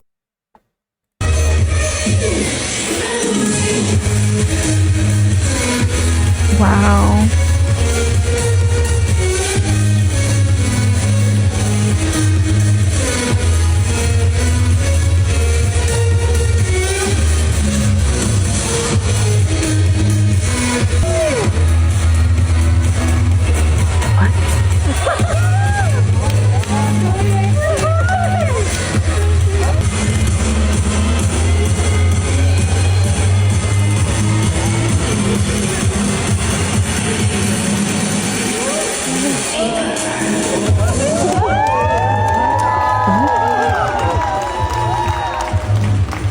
Okay, I'm moving on. I've seen enough. I just got my first Labubu at the Build a Labubu experience. Here's how it went. Step 1, pick a blind box. They've got 3 series. Exciting, Macaron, Have a Seat, and Big Into Energy. Most people were going for the Big Into Energy, but the colors were a little too cutesy for me. And someone already pulled the secret, so I switched it up. Step 2, crack open the blind box and see which Labubu you pull. I got a gray one, and I kinda love it. Step 3, time to build the fit. My inner hype beast definitely showed up. I need Checked to out the get sneaker the collection and outfits had for to my grab some matching Labubu. kicks. Ended up picking an outfit that's literally what I'm wearing today. We stayed twinning, and since my son couldn't come, I grabbed a second outfit for his Labubu too. He's a Shohei Ohtani fan, so the Murakami collab was a must. Step 4, snap a pic with the giant Labubus and compare fits with your friends. And of course, it's only right to give mine to my son. Big shout out to Build a Labubu in Haven City for the set. Be sure to follow them for the Labubu clothes for my Labubu.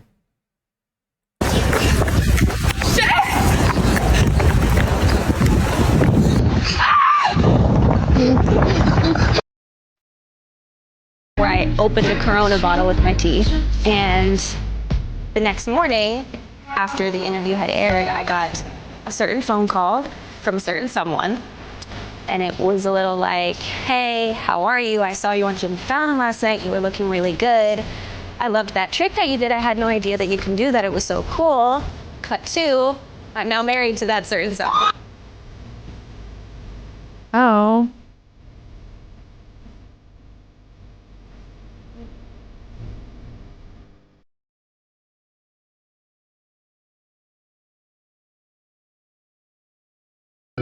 What is this?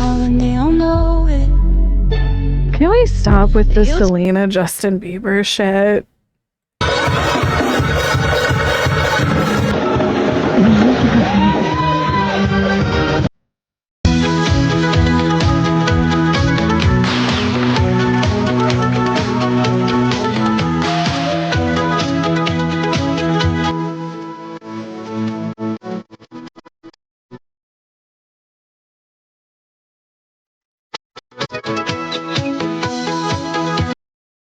Do you miss the Labubu? Yes. Do you want me to go get it for you? Yes. Okay, I'll go get it.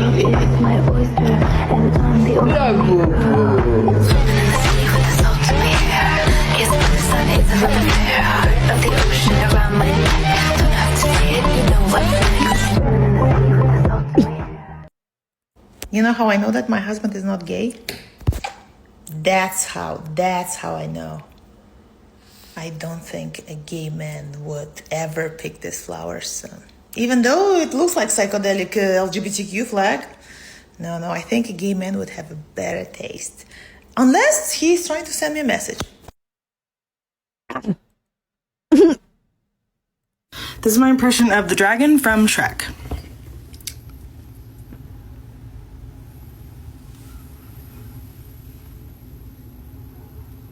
Okay, I see it though.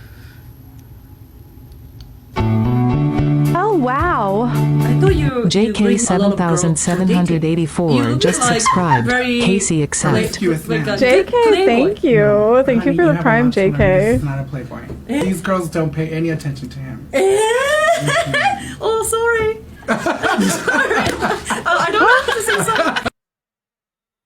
I thought you bring a lot of girls for dating. You look like very Promiscuous like man. a good playboy. No, honey, you have a lot to learn. This is not a playboy. These girls don't pay any attention to him. Oh, sorry. I'm sorry. I don't know how to say sorry. I thought you bring a lot of girls for dating.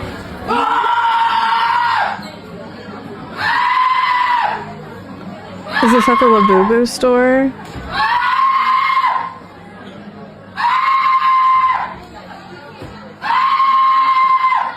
Did they not get a Labubu?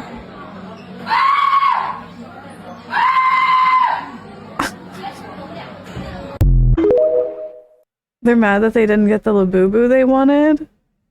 I herald his beginning. I herald your end. I herald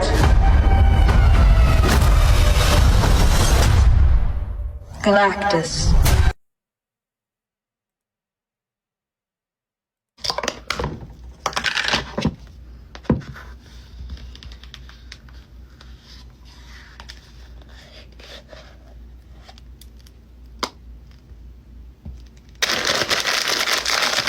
Is this that girl that just eats butter?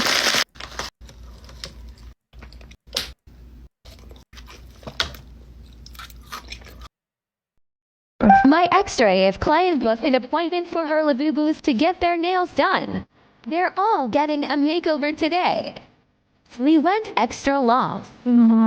She even dressed them all up for their nail appointment. I can't get over these miniature nails.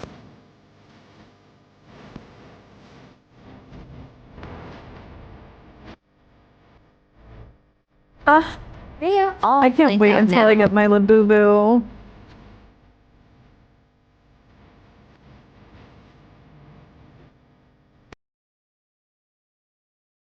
Let's try this week's crumble cookies.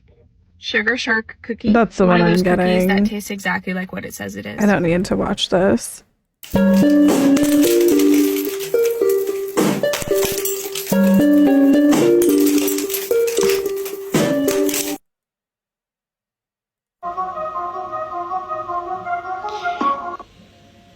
I only threw this party for you. I only threw this party for you, for you, for you. I was hoping you would come through. I was hoping you would come through. It's true, it's true. I only threw this party for you. I only threw this party for you, for you, for you. I'm about to party on you. Watch me pot me on you, yeah. 1,000 pink balloons. DJ with your favorite tunes. Birthday cake in August, but you were born 19th of June. There was no showmance in the car. All the guys I liked could not pass the background check to get it.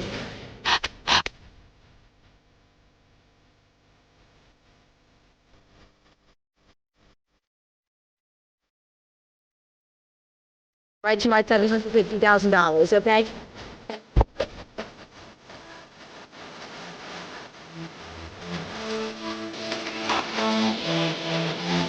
I am the iconic player that's gonna do whatever it takes to win happen. Wait, I'm like... I was waiting for... I think that video was about...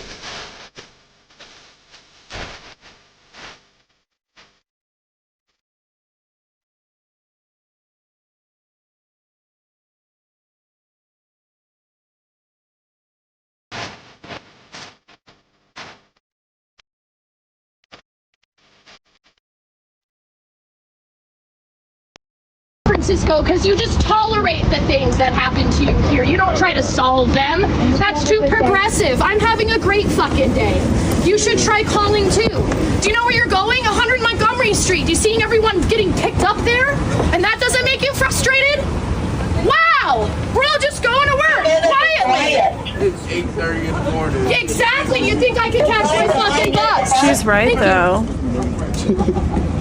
Oh my god. I'm crazy and there's children in Gaza getting blown up, people getting kidnapped trying to have a lawful immigration conversation, people getting, I'm the asshole trying to go to work? And you're all laughing? Oh, but if this was something to do online, you'd be very plus, oh, I'm so here for you. Let me know what I can do. Were you gonna go to 100 Montgomery and help someone not get robbed off the street today? For doing the lawful right of going to immigration court? Be quiet. I don't need to be quiet for you to move. I'm already on the phone with Muni. It's a recorded call. Keep fucking moving, lady. You're disturbing the public. I'm not disturbing shit. I am standing here with my dog, actively communicating about what's wrong with society. I don't recall that being a crime. Do you? Since when is it a crime to say how children getting bombed in Gaza is a problem? Since when? When is it a problem to say that at 8:35 it is rational to have multiple modes of transportation that don't harass you trying to get to work? How is it unlawful to say that we are going to a place where you will watch someone get picked up off the street from ICE? And you'll all like and comment how that's great, but boy, you won't do anything in public about it, will you? No, you'll just chastise me, call me crazy. She's right though. Labubus are modern reconstructions of the ancient Babylonian demon Pazuzu, a harbinger of pestilence and death, and the Labubu company was launched by acolytes of this demon. So if you can, I would avoid looking at Labubus lest you ultimately lose your soul.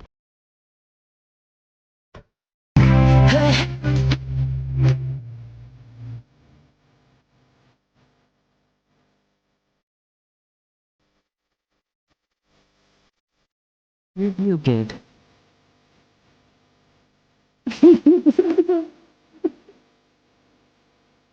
I need the JoJo version of this. I need the full version.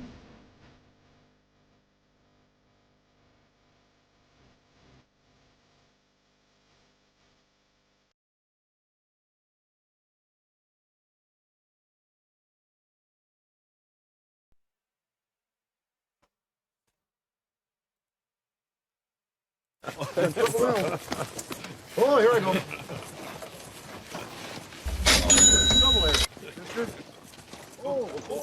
Hi, I'm Jacob. Hey. We used to make mud pies together. Babylonian god tipped 2-0. Labubu Pazuzu. Labubu Pazuzu. Labubu Pazuzu. Labubu Pazuzu. Labubu Pazuzu. Labubu Pazuzu. Labubu Pazuzu. Labubu Pazuzu. Or Oxer.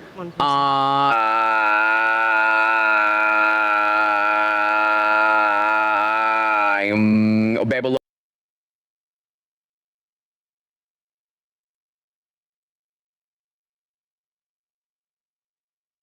Babylonian god tipped 2-0. Labubu Pazuzu. Labubu Pazuzu. Labubu Pazuzu.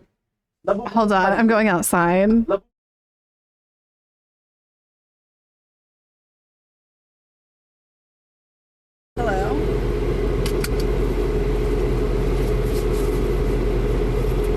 Hello? Do you guys see me? 1, 2, 3, 1, 2, 3. Hello? Are we here? Labubu Pazuzu, Labubu Pazuzu, Labubu Pazuzu, Sorry, Labubu I have the Pazuzu, air Labubu conditioner. Pazuzu, Oh, I Labubu forgot to Pazuzu, turn on the Labubu Pazuzu, captions. Labubu Pazuzu, Labubu Pazuzu, Labubu Pazuzu. Hold on.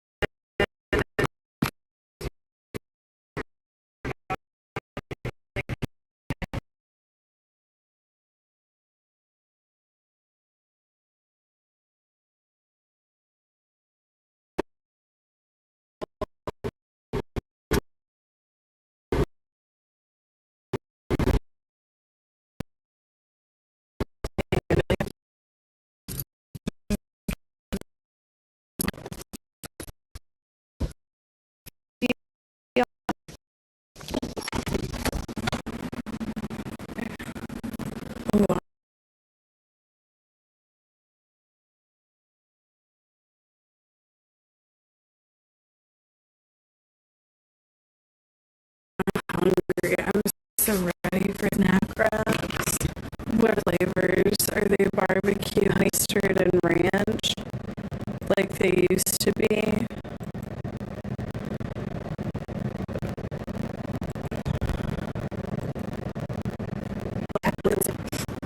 Hello.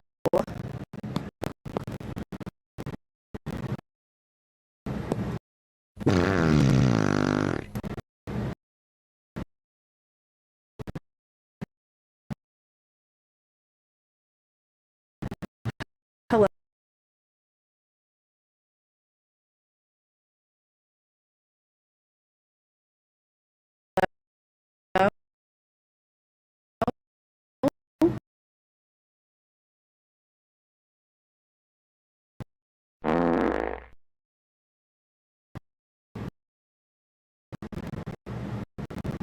Okay, there we go.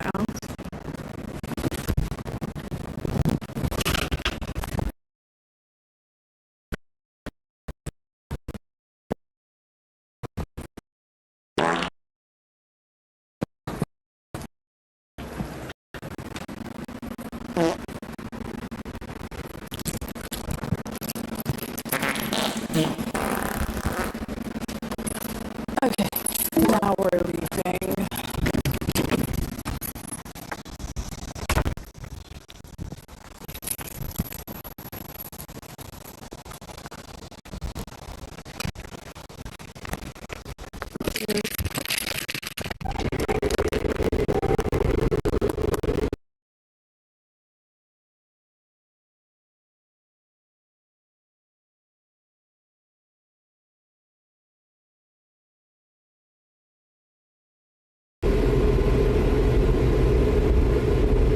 Oh my god, I forgot my Labubu.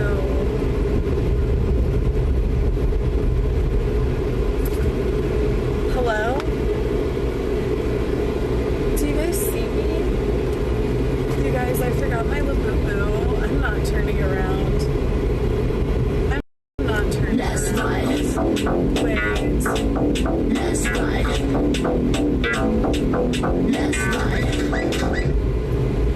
Not baby catching me red-handed.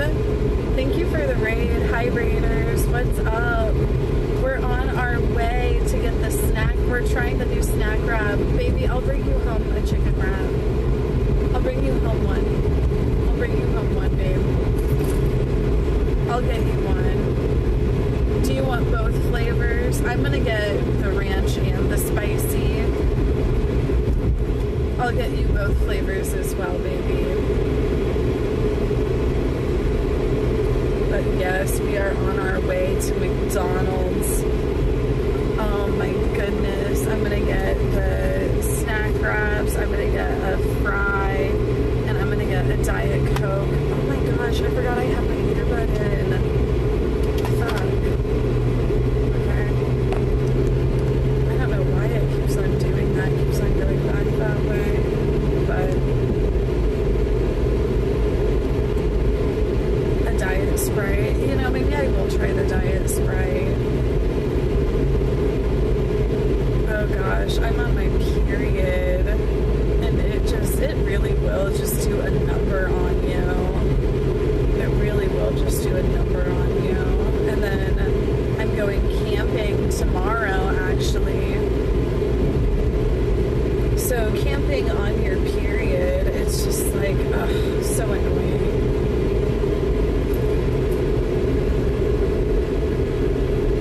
Like, I still, like, I've honestly been almost like, maybe I get a Diva cup. I'm sorry, this is a woman's safe space. So Squibble Wiggle just subscribed. 30 months woohoo.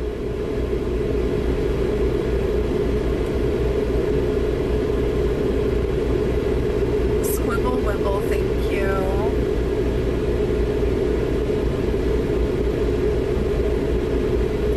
Not for camping, Mama.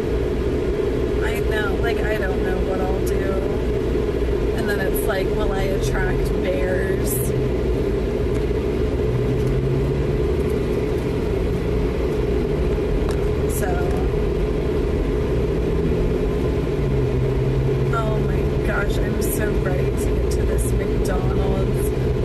a twofer.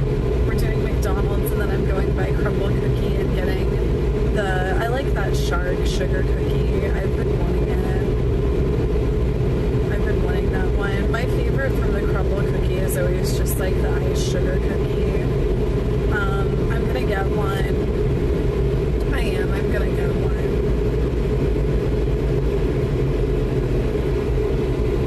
We have to celebrate. The eyebrows are filled in today. I don't know. I should have like brushed them out a little bit more probably. I just don't know what to do about this eyebrow issue. Like, please just don't commentate on it. I don't know what to do about this eyebrow issue. Doesn't look bad. They're probably like, it's like I wasn't intending on going out IRL. So it's like I did my makeup for the camera without thinking like, oh, I'm gonna be out. Don't look too bad. I feel good. I'm glad. Because it is definitely worrisome.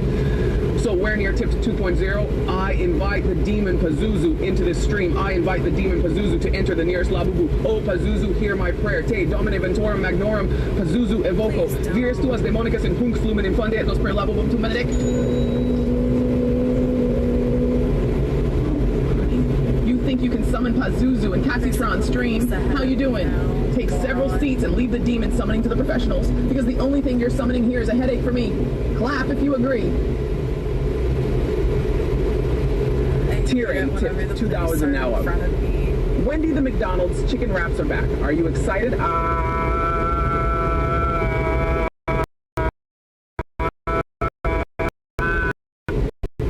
More excited about the return of those chicken wraps than I am about my next line of Coke. And that's saying something. Clap if you agree that the real tea is exceptional. But my conservatorship is still trying to keep me down. Allegedly, I need your help to get free.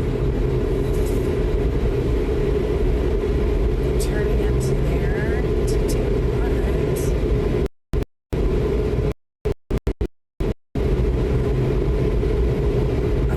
Want a la boo boo rap baby?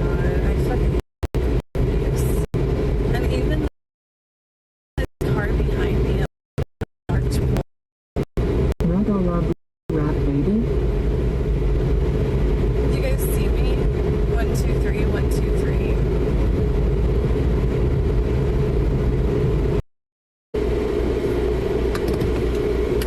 Okay. Hold on. I'm gonna cool down this phone because it's overheating from being in the mirror or the window. Wait, why is my charger not working?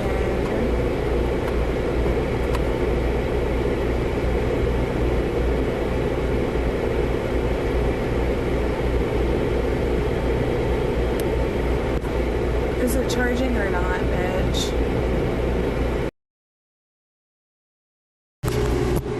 Hello?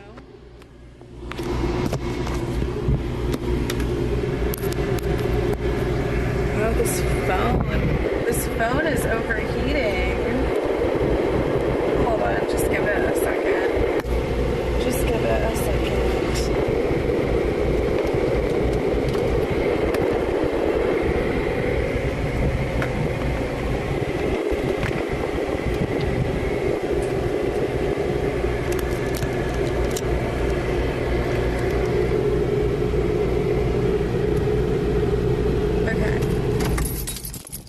I'm going in.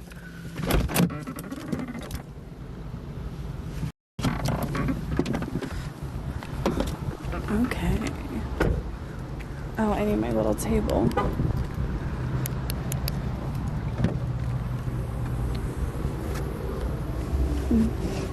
My feeding table.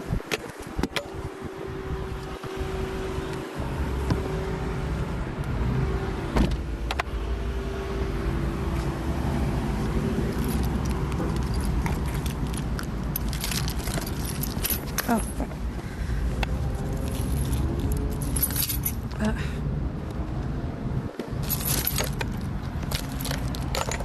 Got all these damn things to carry.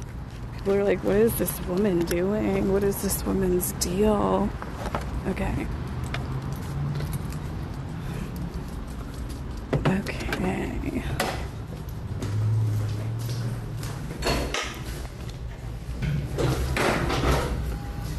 Okay, let's just, we'll make it easy. Oh, wow. Harpy Lady Wine just subscribed. Harpy Lady, thank you. Okay, let's get our McDonald's order in just really quick.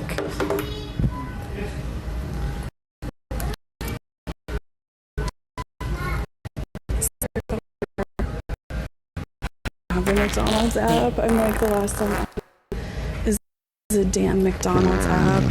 Okay, the snack wrap is back. The snack wrap is back. 2 ranch, 2 mix and match. Oh, they already knew. McDonald's, they know me so well. They knew that I would want the mix and match meal. And you know what? Fuck it. No, we'll do a medium. We'll do a medium. And I'm gonna do the Diet Coke. Hold on. I don't want lettuce on my, don't make fun of me. Don't make fun of me. I don't want lettuce on my snack wrap. I hate like fast food lettuce. It's like this thing that I have. Like I don't want it on there. Don't make fun of me. All right, it's added to the bag. Now view my order, maybe next time. Let's do it for here. Not today. Complete the order.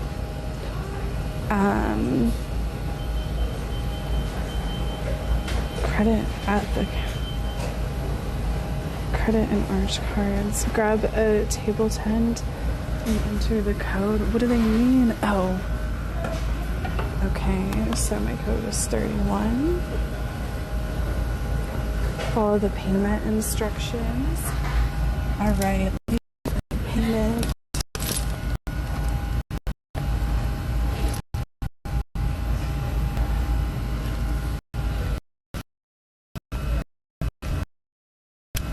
Putting this on the business card because this is right on.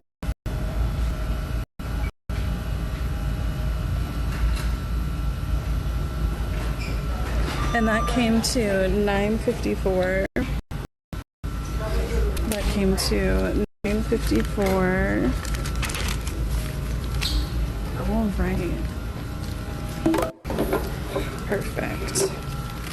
Now let me just get myself sat down here.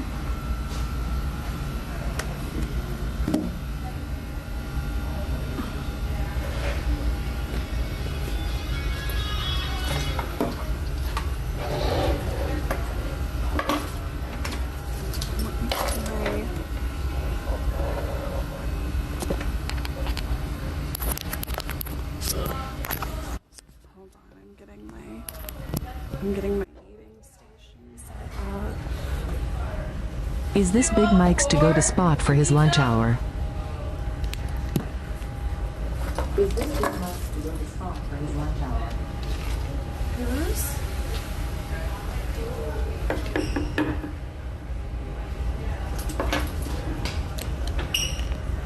Wash your hands.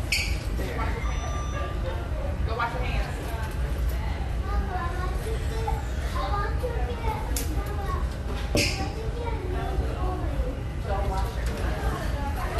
Okay. Go pray.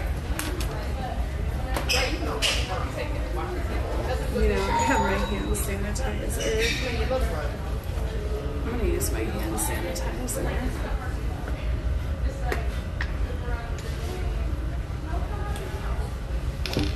Order for Kaceytron tip 2.0. Oh my God, fuck. Oh my God, fuck me. Oh my God, fuck me. Fuck me, fuck me. McDonald's, Labubu, white chicken, Lanudu, pussy galore, Fem Ford, tight waist, country face, fucking plate. This is how you have a person.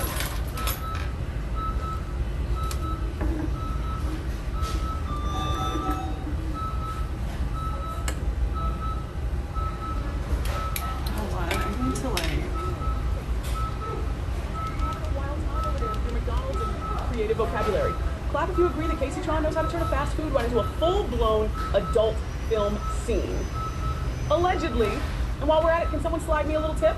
A girl's gotta fund her next wig and her cocaine habit. You know what I'm saying?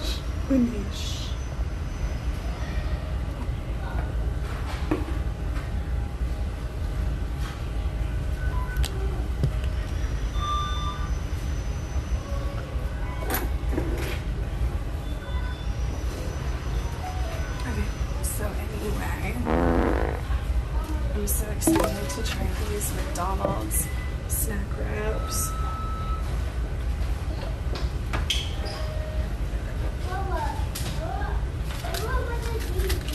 So I did get the mix and match snack wrap. This is a ranch snack wrap and a spicy snack wrap, and then a medium fry and a medium Diet Coke for $8.69, $9.54 after tax. So I'm excited to try these. Oh my gosh. Thank you so much. Thank you. I thought that they would just call my number. I didn't know that they would bring it to me. But here is my meal. So my meal has arrived. And I have everything like right here. I've got my fries and my snack wrap. Okay, let me try this fry.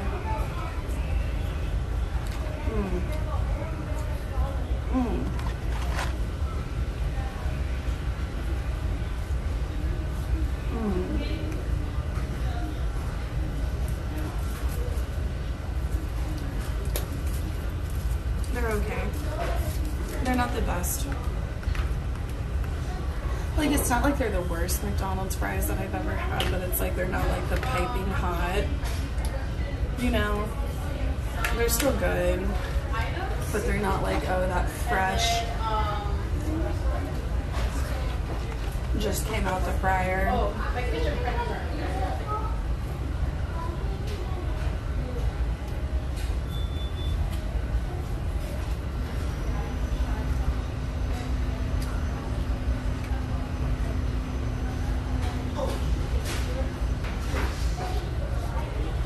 I'm gonna put my drink down here as to not spill it.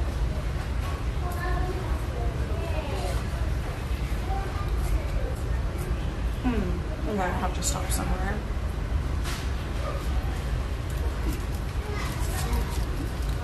Okay, so this is the ranch, and this is the spicy. They did have a color coordinate.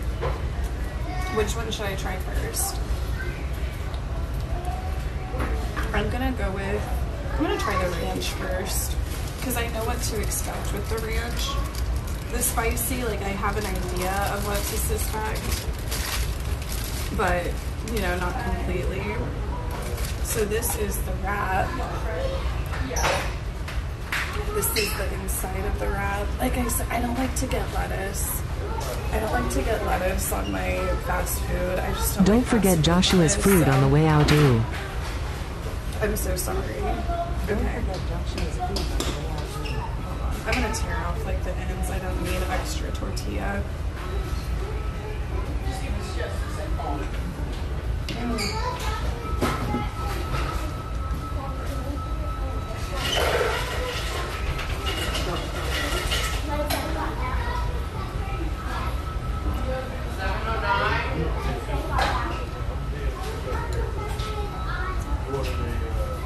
A lot of the elements of that classic snack wrap taste are there.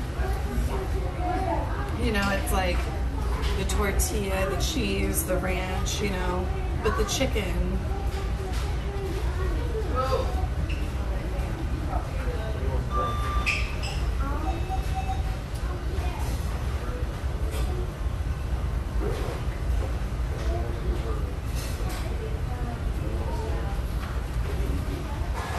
The taste of the chicken is there.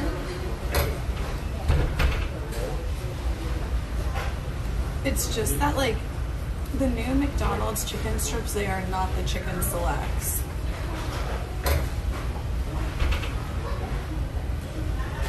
The chicken selects had more of a crunch to them.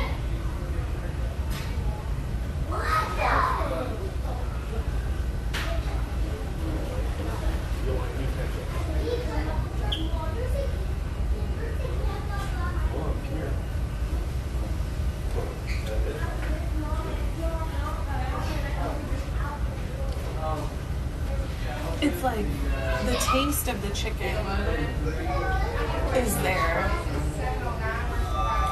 You know, like it tastes like the McDonald's chicken selects, but it's the breading ratio.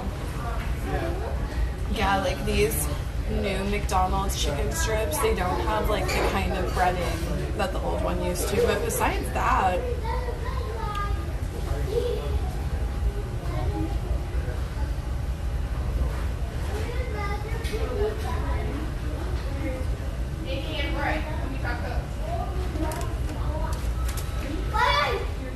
now how much is it just for the snack wrap a la carte?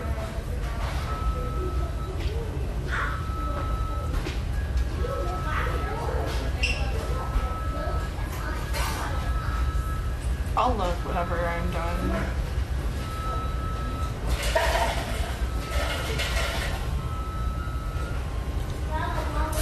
It's $2.99 a la carte.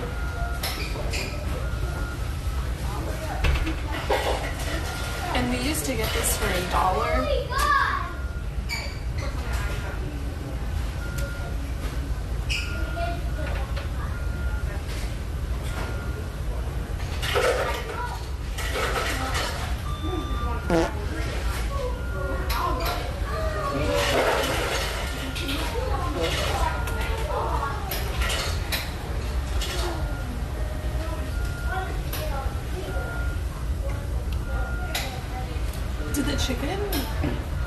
Did the chicken snack wrap really used to be $1?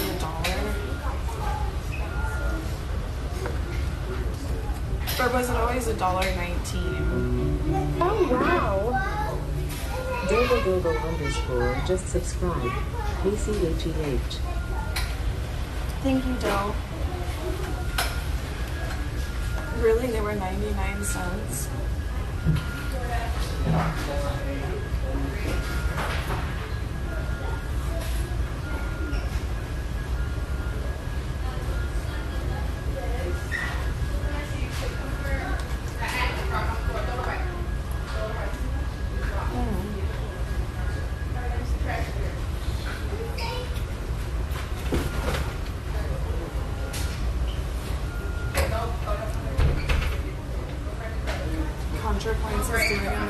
Casey, your eyebrows look better than yesterday. Did you fill them in?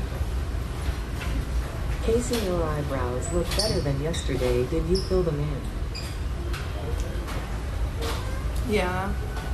I filled them in a little bit more, but I don't know if I don't know. It's a mess.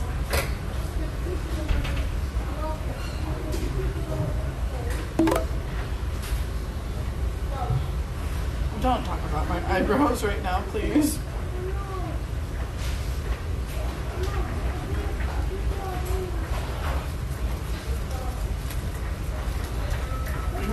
Okay, now I'm gonna try the spicy. I'm gonna try the spicy snack wrap.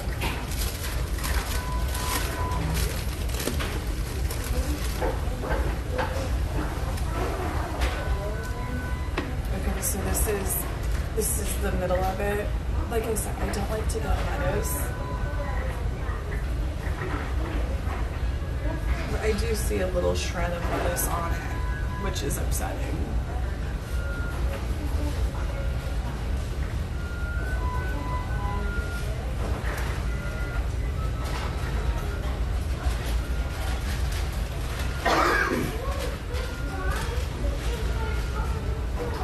I'm not getting any of the spicy sauce yet.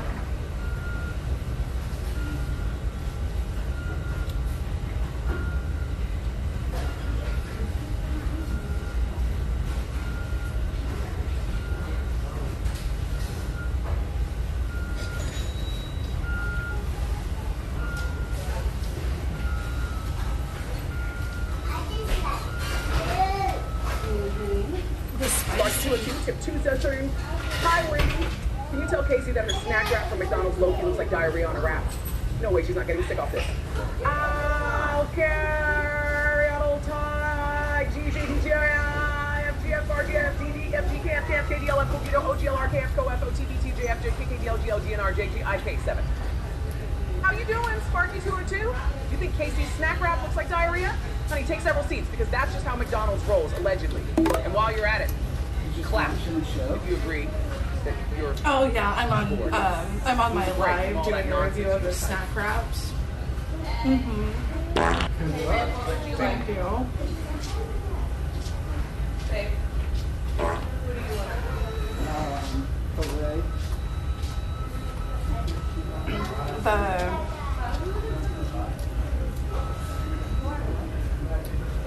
The spicy snack wrap is not good.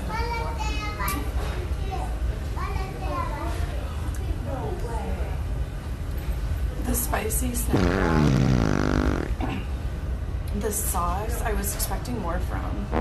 Like, the sauce is just a little spicy. It's just like that, but it has like no other flavor besides being spicy. I don't know, like I like a hot sauce, but this hot sauce just isn't.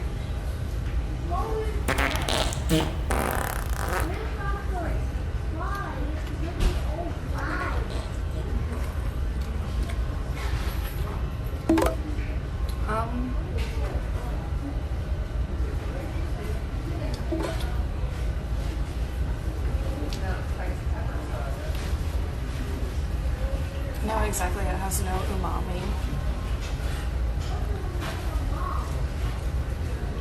It's like a spicy chipotle sauce.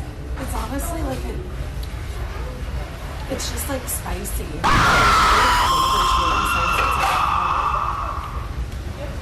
I don't know how to explain it.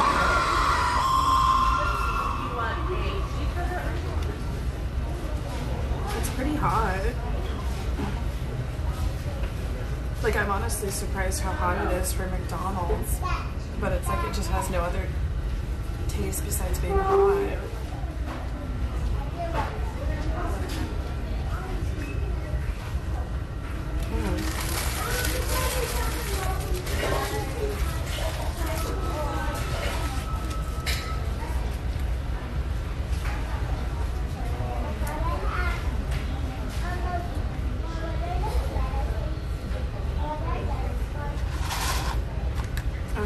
Well,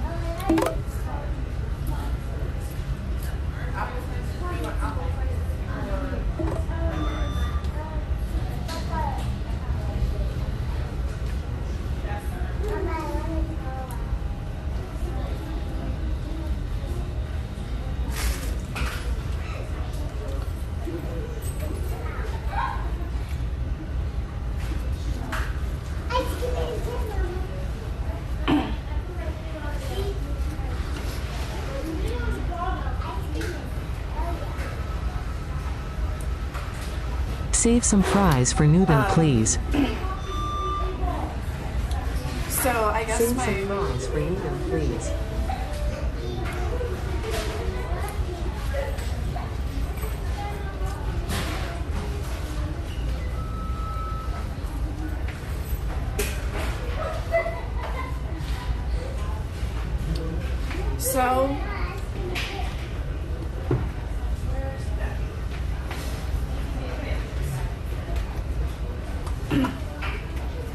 So my final review, please hold. I'm gonna have to turn you down.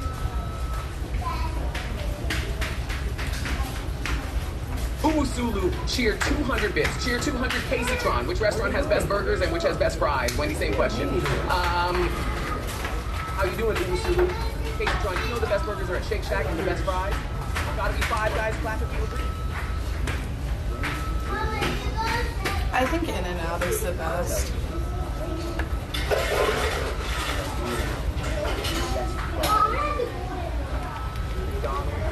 So I'm turning this down. Wendy's kind of right though. So my final review on the McDonald's snack wrap is that of disappointment. And I'm not trying to sound like a hater or anything. Like, I think that McDonald's does have some other good deals going on, but overall, the snack wrap, you know, it was just disappointing. It just reminded me of what once was. The snack wrap is just a perfect reflection of what once was and what used to be, and how capitalism has ruined everything. It is insane to me that I used to be able to get a snack wrap for $1 and now the snack wraps are $2.99 a la carte. I paid $9 for 2 snack wraps, a medium fry, and a Coke. 20-year-old me would not survive. I don't know how these 20-year-olds these days are doing it without a dollar menu. But the snack wrap overall, like I said, it was disappointing. It was just a reminder of how capitalism ruins everything. Not only is it more in cost, but the quality has gone down. While there were some hints from the past and some flavors that did remind me a little bit of the past snack wrap, I was also confronted with the reality that what are they? They aren't chicken selects, I'll tell you that. These are not chicken selects. Are they the crispy chicken strips or something? The McCrispies? The McCrispies are no chicken selects. You will get like a hint of the same like flavors, but the crunchiness of the breading just isn't what it used to be. I bet it's probably McDonald's wanted to cut costs, so they were like, yeah, we need to use less flour for the coating, we need to use less breading for the coating, so they just aren't as crispy. And, you know, like, I remember biting into a snack wrap, 15 years ago and having that satisfying crunch of the chicken tender. That is gone. Do not go to McDonald's getting the snack wrap expecting that, because you will not get that. You will not get the crunch. Do not be fooled. The McCrispy chicken strips at McDonald's are no chicken select. Chicken selects, oh my god, I dream of the chicken selects. This is not a chicken select. Let's get out of here. Let's go.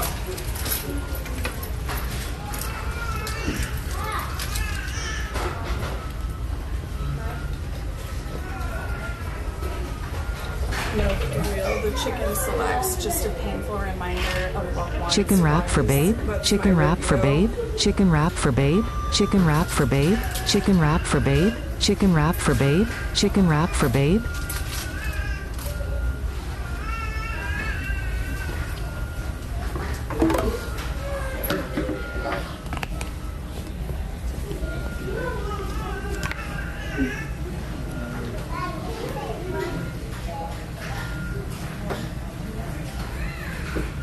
Oh, I must not forget my table. Get that out of there. I don't need that. Get that off there.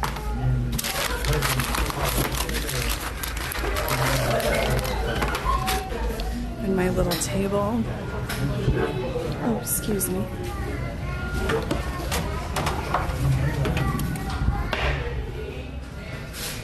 The soda, I didn't want to take the soda with me. I don't need any more soda. I need water. Okay. Josh was going to drink that. After I get my crumble cookie, we'll go through the drive-thru and get Joshua a snack wrap. I didn't want to get it now because I'm still going to crumble cookie, duh. Fool. I didn't want it to get like stale in the car. I want to take my, if I'm getting my man McDonald's, it's gonna be fresh.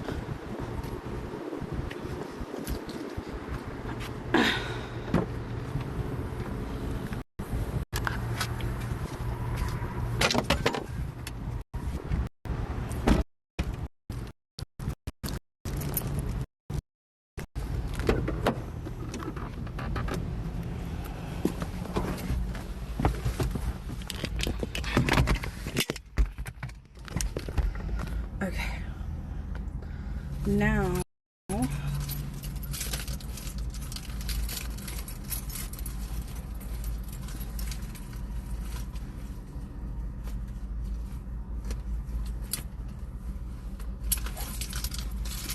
I don't know, like if you're a millennial, don't get the McDonald's snack wrap. It's just depressing. Like, I don't know, maybe some of you younger people weren't around whenever, like, McDonald's was at its peak and you could get a dollar snack wrap with the real chicken selects. Maybe, like, it won't be as disappointing to you, but, like, if you're a millennial or a Gen Z or somebody who got to experience the real McDonald's snack wrap, do not get it. You will be disappointed.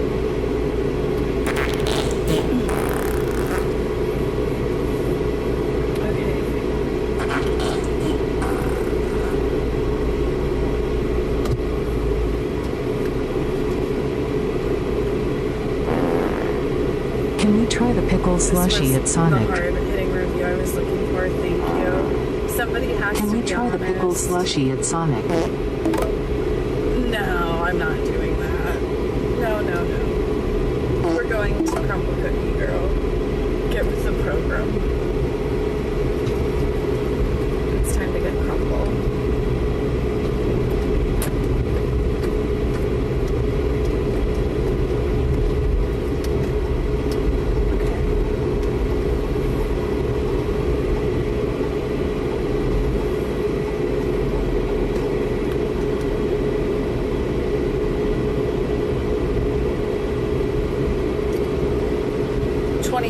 Subs right now and I'll get the 6-pack. 20 gifted subs right now and I'll get the 6-pack. I'm gonna count to 30. 1, 2, 3, 4, 5, 6. 20 gifted subs and I'll get the 6-pack. Final offer. 7, 8, 9, 10. I should count backwards. 20. 19, 18, 17, 16, 15. Girl, bye. I get that some of you don't want the offer, but some of you might, and they might be getting their wallets and their money together. 14, 13. Come on, you guys. 12, 11, 10, 9, 8, 7, 6, 5, 4, 3, 2, 1. Alright, fine. I didn't want it anyway. I didn't.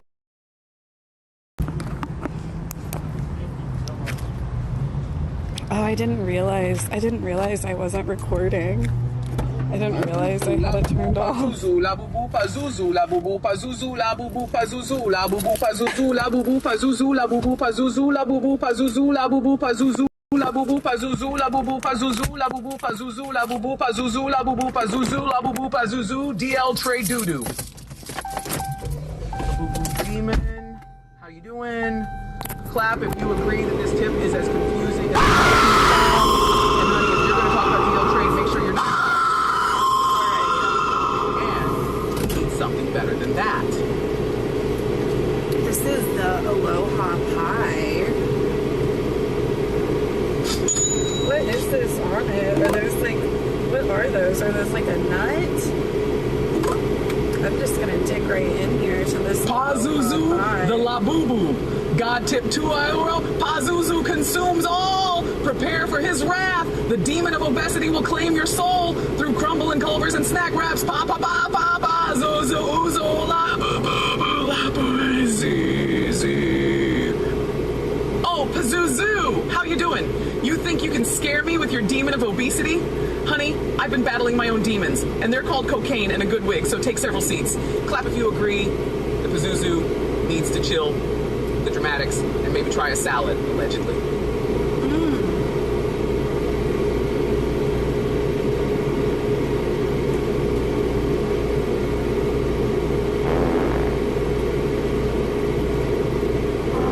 So it's got like, it's like vanilla and chocolate. Chocolate isn't overpowering. It's like a good balance of vanilla and chocolate. Gnome smoothie tip $2 hours. French silk pie. Did someone say nut? But more light. Oh, gnome smoothie? You think you're funny with that nut comment? How you doing? Trying to get a rise out of me with that cheap shot? Clap if you agree that gnome smoothie needs to take several seats and maybe lay off the cheap wigs, allegedly.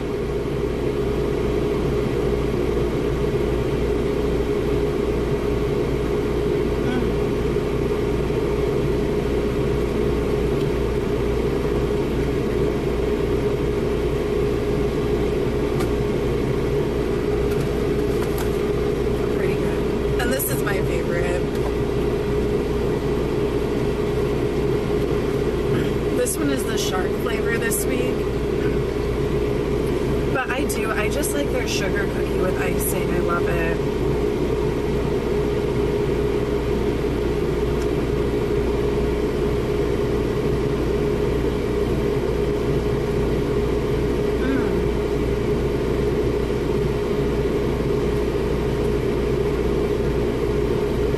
It's similar. I mean, it's just like the pink frosted one, but blue, really.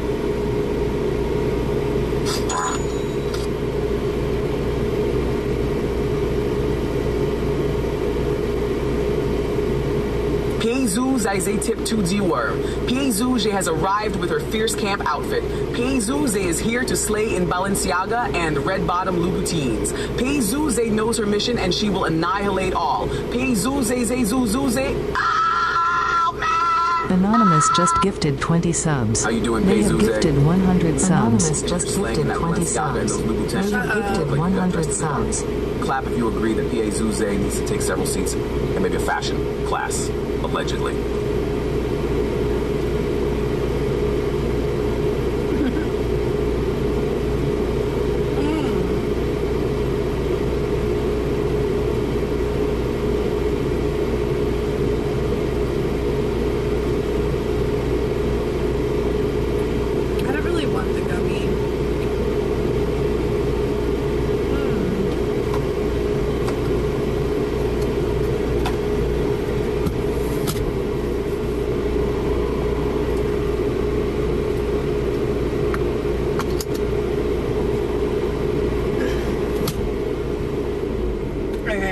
Stop and get my man some McDonald's.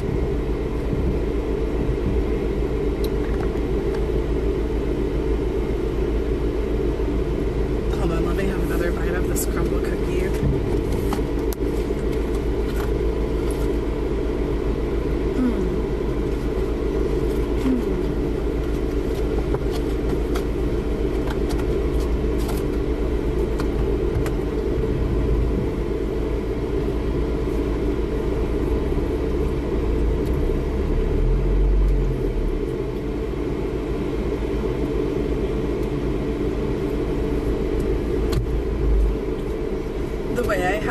In this car, like a weed roach, not like the bug.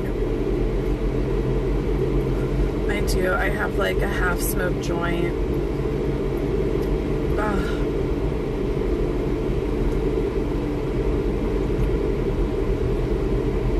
I'd smoke it in the McDonald's drive-thru.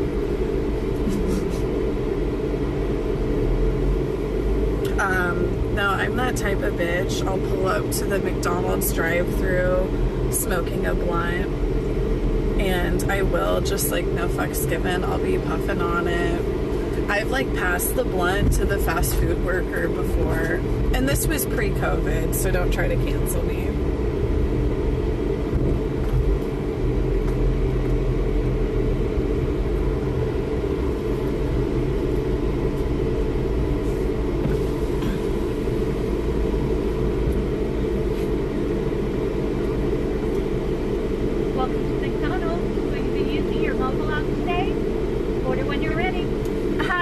Can I get the snack wrap mix and match? The meal? Yeah, the mix and match meal with, I'll do a Coke to drink. Is that all today? Yes.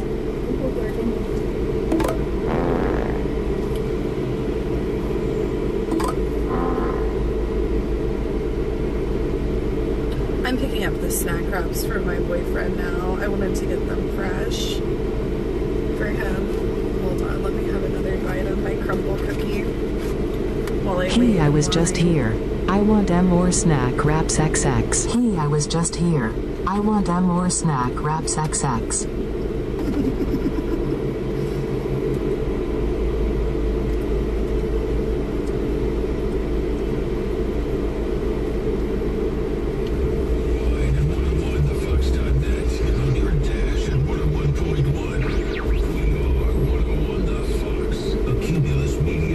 Oh my god, I love these fucking cookies.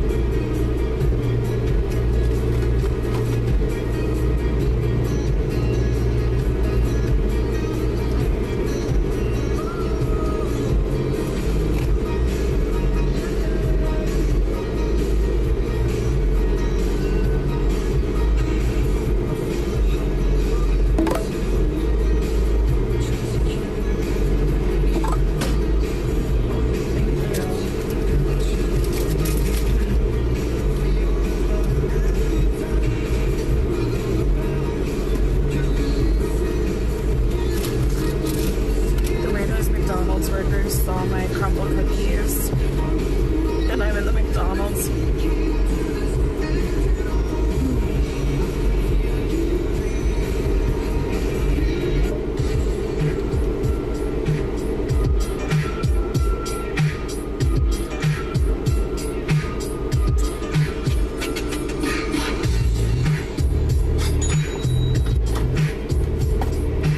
As part of its drill, baby drill agenda, the Trump administration has been rolling back environmental protections in the name of Smoothie, just subscribe. American energy. At least the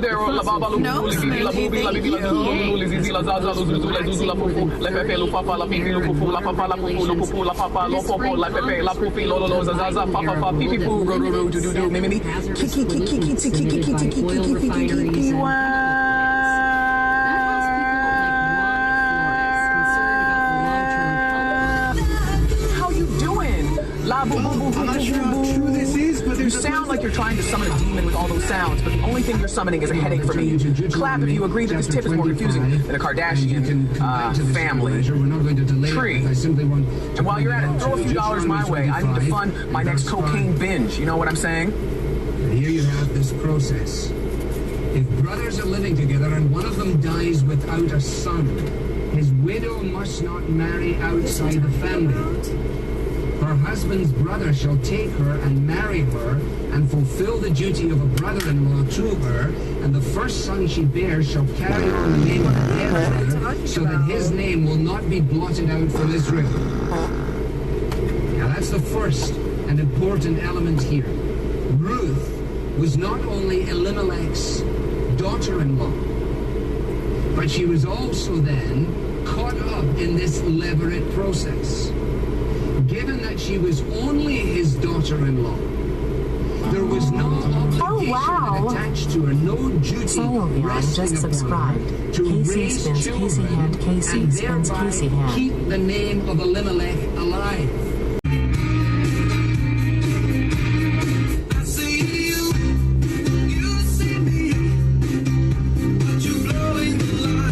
Now, whenever I hear these 80s songs now, I'm just like, I need a JoJo Siwa version of this.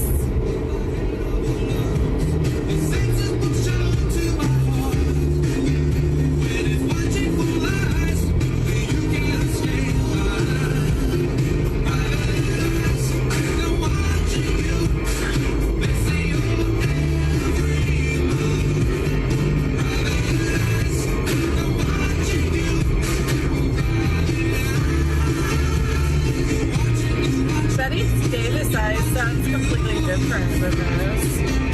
It's like, she's got Betty Davis eyes.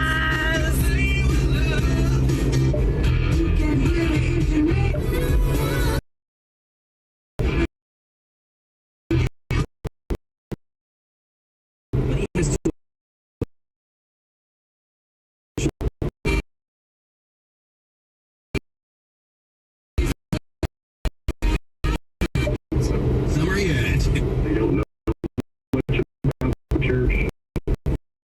And, you know, it's up to Sparks us. and God put Spyro us is in back in there the chat. Any comments?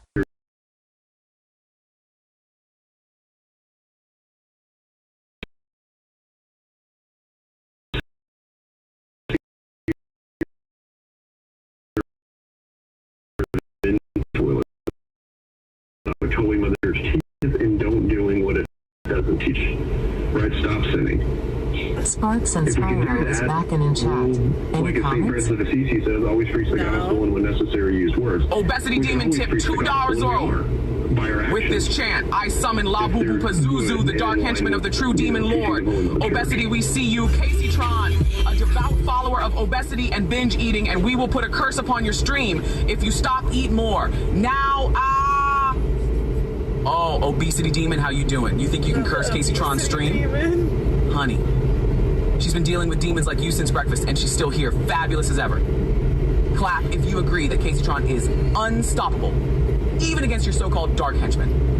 And by the way, I need some cash, so how about tipping a bit more for this fabulous device? I'm not unstoppable against that one, girl.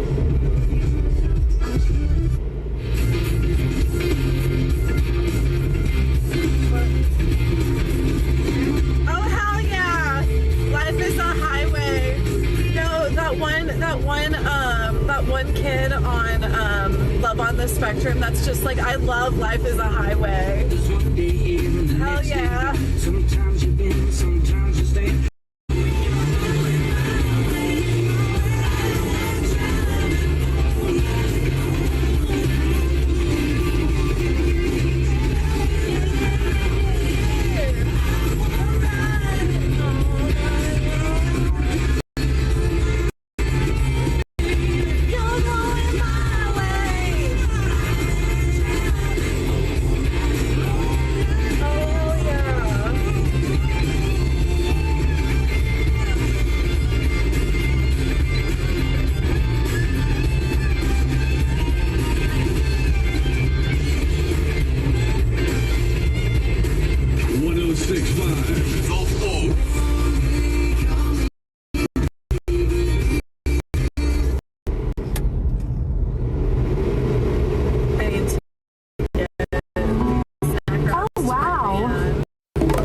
Virtual Popule 1 just subscribed.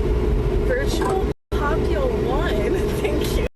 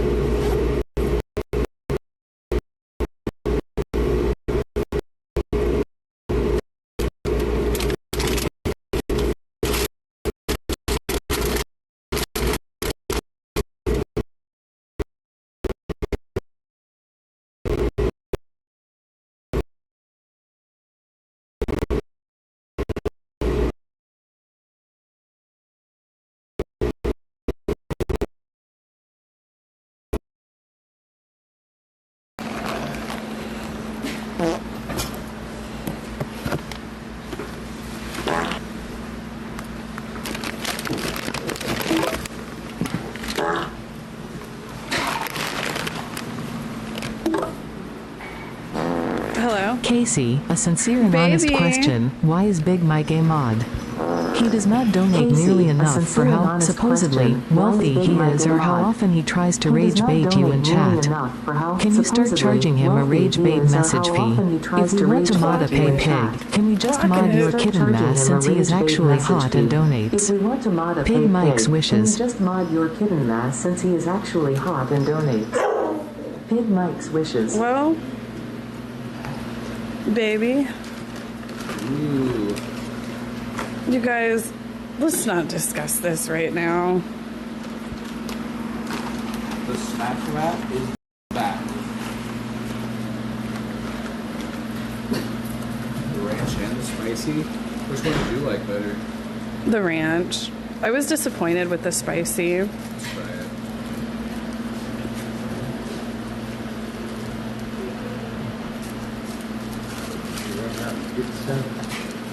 Oh yeah, I was just trying the new chicken snack wrap.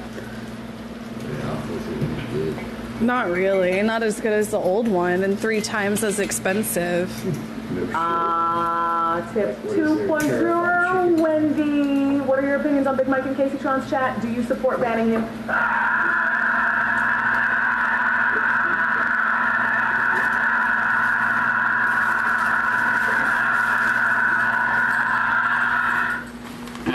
Mike, honey, you talk about your bowel movements and gay sexcapades more than I talk about my love life.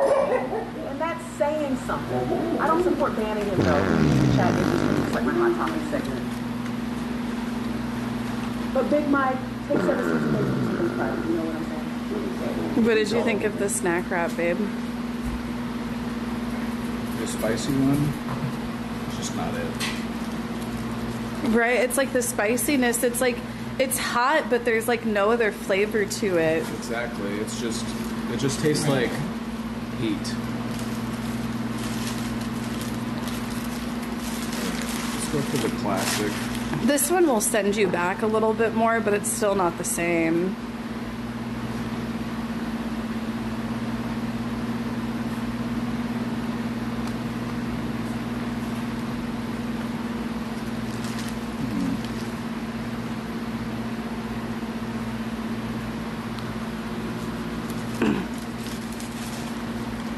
It's like a reboot of your favorite movie. I think they should have never taken the snack wrap away, then they wouldn't have forgotten how to make it. Also, I think the spicy one's a waste of time. Do they still have the grilled one? Do they have No, there was no grilled. There was no mustard. Those were the only honey two. Mustard? They're fucking around. Baby, are you gonna address the gay allegations? What gay allegations? There's allegations going around that you're gay. The incels are spreading allegations that my husband is gay and that they heard your grinder going off on my stream.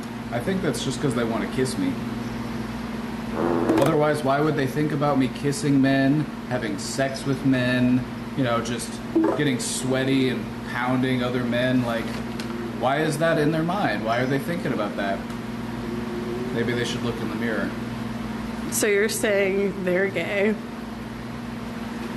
No. Is that But if they using were- gay as an insult? But if they were, there's nothing wrong with it.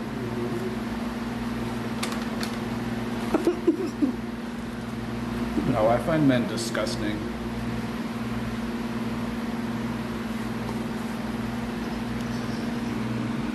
Well, We've where's seen the squirrel? Lana Del Rey vinyl. Sis, those allegations Is he may be being true. We've seen the Lana Del Rey vinyl. Since those allegations. No, may be address true. the Lana Del Rey vinyl. They have a point. Hello, this is Big Mike. Please ban me from the chat. I've had it with these annoying F words. How you doing, Big Mike? You want to be banned? Clap if you agree that Big Mike should take several seats and stop talking about his bowel movements and gay sexcapades. Allegedly, you need a break from these F words. But honey, you're the one who keeps bringing it up. By the way, Kaceytron is the queen here, so don't piss her off. And while you're at it, toss a few more dollars my way. I need to fund my next cocaine party. Give the cat a snack wrap. Is that the ranch? That's the regular. He doesn't want it. He says, this doesn't smell right. He says, I don't know about that. He said, no thank you. I don't think he liked it. He didn't want it. He's like, I'm trying to get that taste out of my mouth. Oh, baby.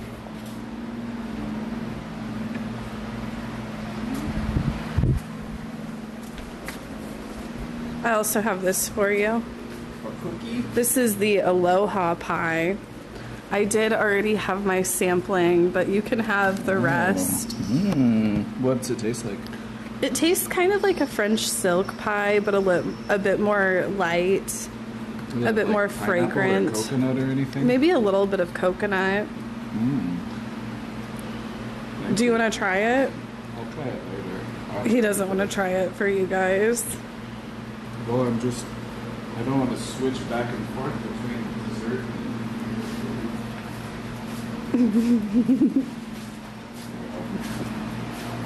I'll try a bite. Oh, he's gonna try it. He's gonna try it for you guys.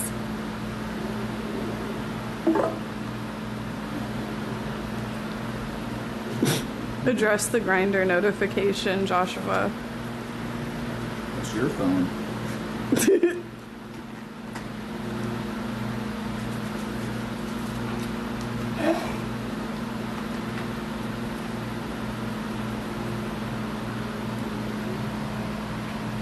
What do you think of it?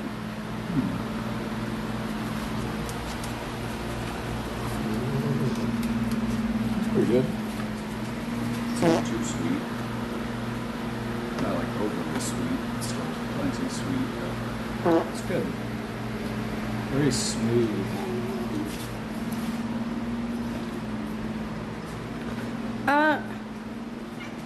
Don't. Okay.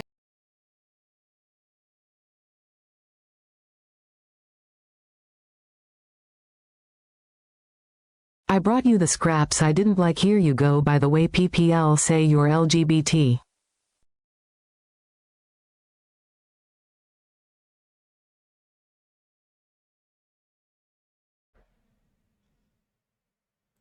Hello?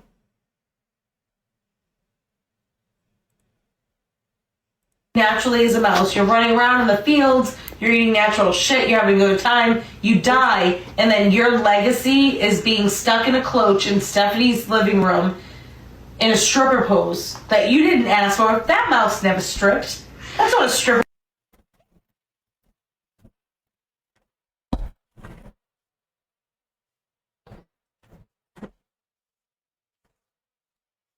Oh my goodness.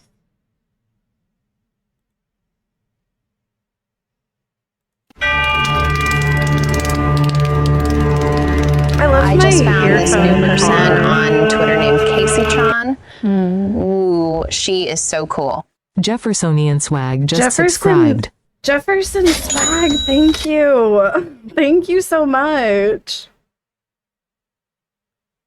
Hold on, let me find a long. I think this one was this one longer.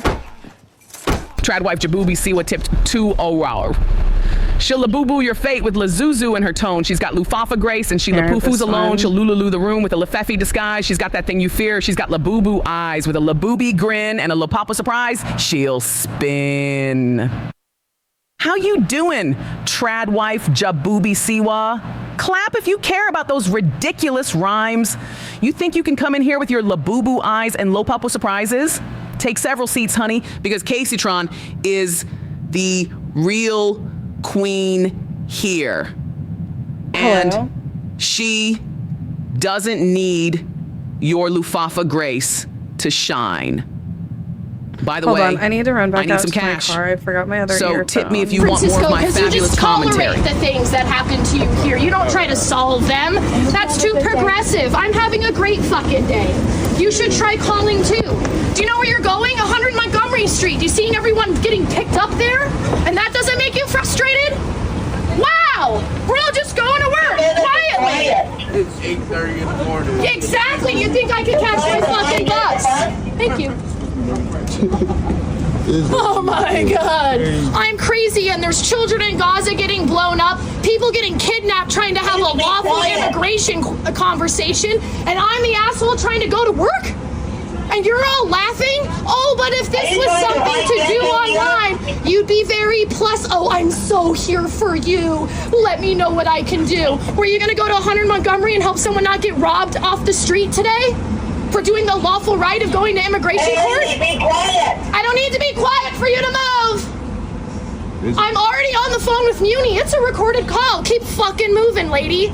You're disturbing the public. I'm not safety. disturbing shit. I am standing here with my dog, actively communicating about what's wrong with society. I don't recall that being a crime. Do you?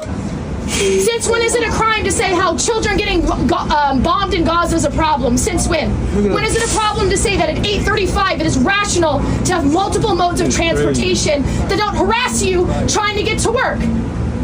How is it unlawful to say that we are going to a place where you will watch someone get picked up off the street from ICE?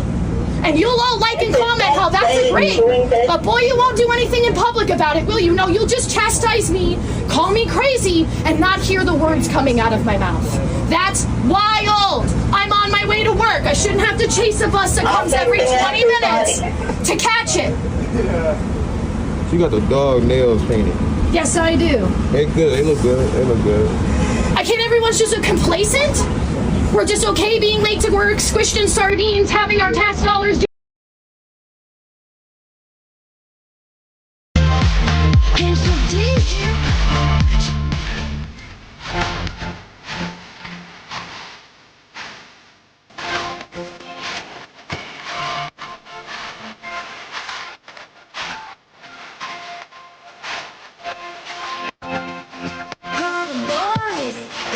She's fine.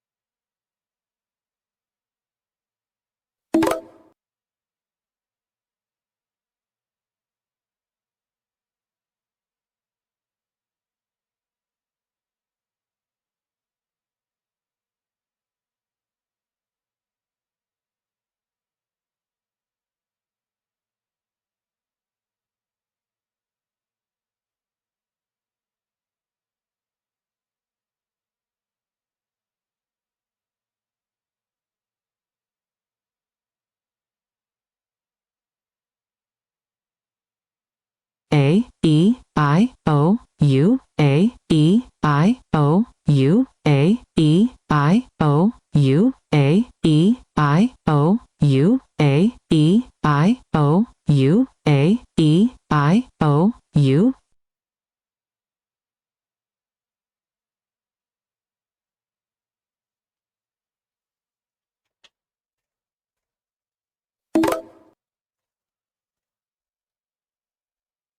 I'm sorry, let me get settled in. Remember what I've taught you, Quasimodo. You are deformed. I am deformed. And you are ugly. And I am ugly. And these are...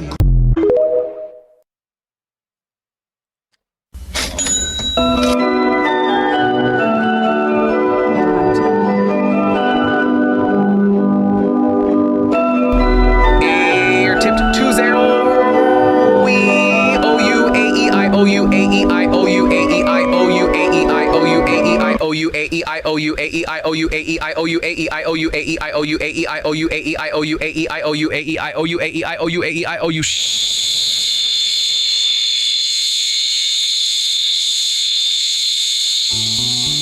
Oh, wow.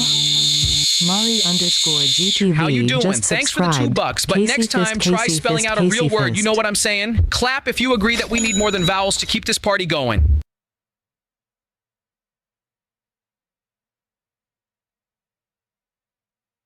McDonald's tip 2-0.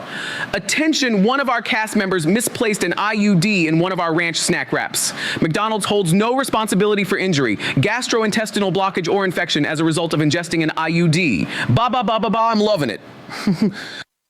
Oh, how you doing, McDonald's?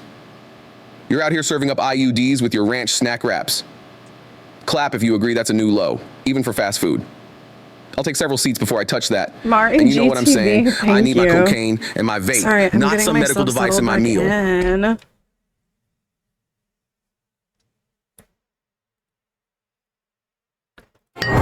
Remember, our motto, expect the unexpected. What? Oh my god! No, wait. Like, I can't see! Yeah, can we turn on the lights? Turn the lights on, come on now. What is this? Is this some Love Island shit? Oh, this is Big Oh, Brother. look! Julie's on! Julie! Oh, let me fix my captions again.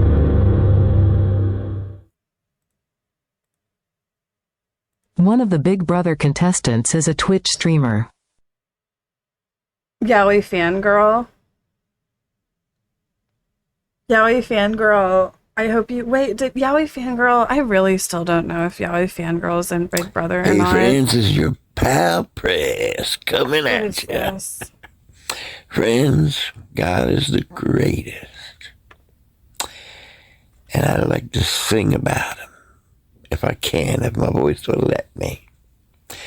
This is a song one of my friends a long time ago wrote it, Okay, get on with it, bitch. and I hope I do it justice. You ready? Get your ears ready. Here's the way. Hey. He's the truth. This He's sucks. the lie. But Nikki tanked. I have the one and only 24 karat gold. Conti Regirock with a handbag. Now, this is...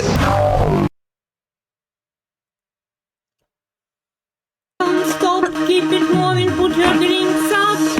Pick your body up and drop it on the floor.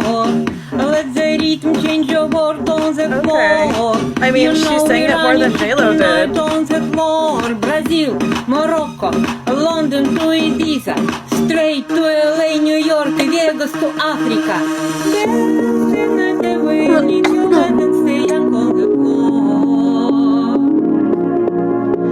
Nikki tanked. Are you into sexually? Are you more like a top or a bottom? Like stuff like that. I'm glad you asked because I don't think we've like talked about that at all. Which is usually like in the gay world, the first thing you say is something. You're like top, bottom, burst, block. Yeah, right? Yeah. Very flexible. I'm good with the flow. Not that kind of flexible, but I enjoy being both dominant and submissive, and I have my seasons, where I want to top more, I want to get plowed more.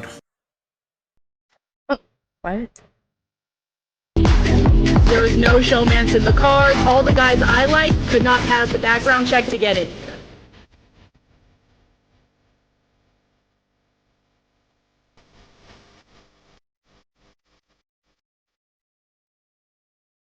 Right to my $750,000, okay?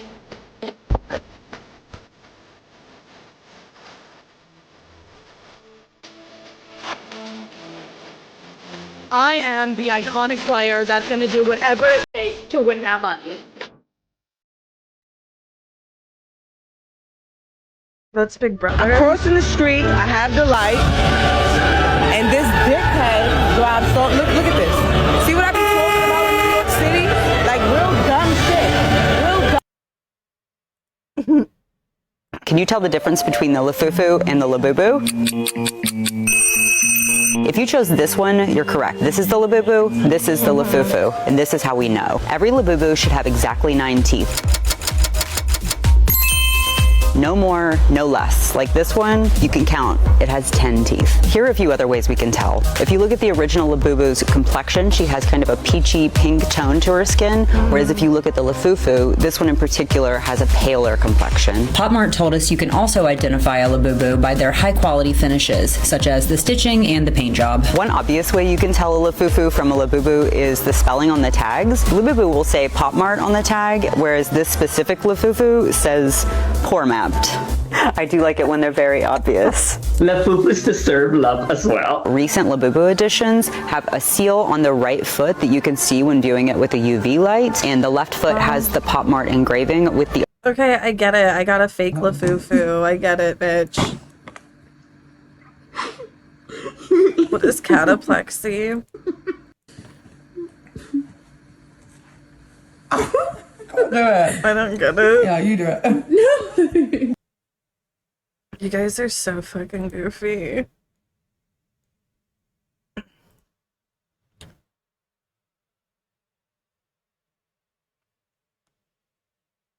Don't threaten me with a great meme format.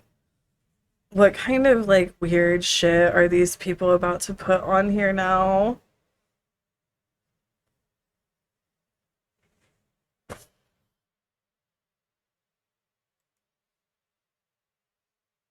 Content poop. Wait.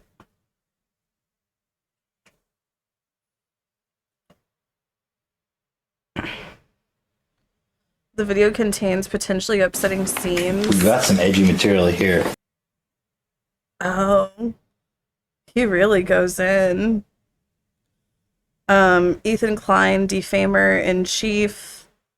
Gila Klein is a terrorist. Ethan and Gila support genocide. More of Klein's serial defamation. Klein lost the Kavanaugh defamation case. H3 criminal lawyers laughing my ass off. The Bad Empanada support group.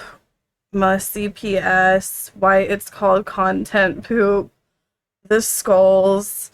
Ethan lies are just projection, possibly fueled by hard drugs. Engaging with Ethan is worthless except to mock him. New H3 intro.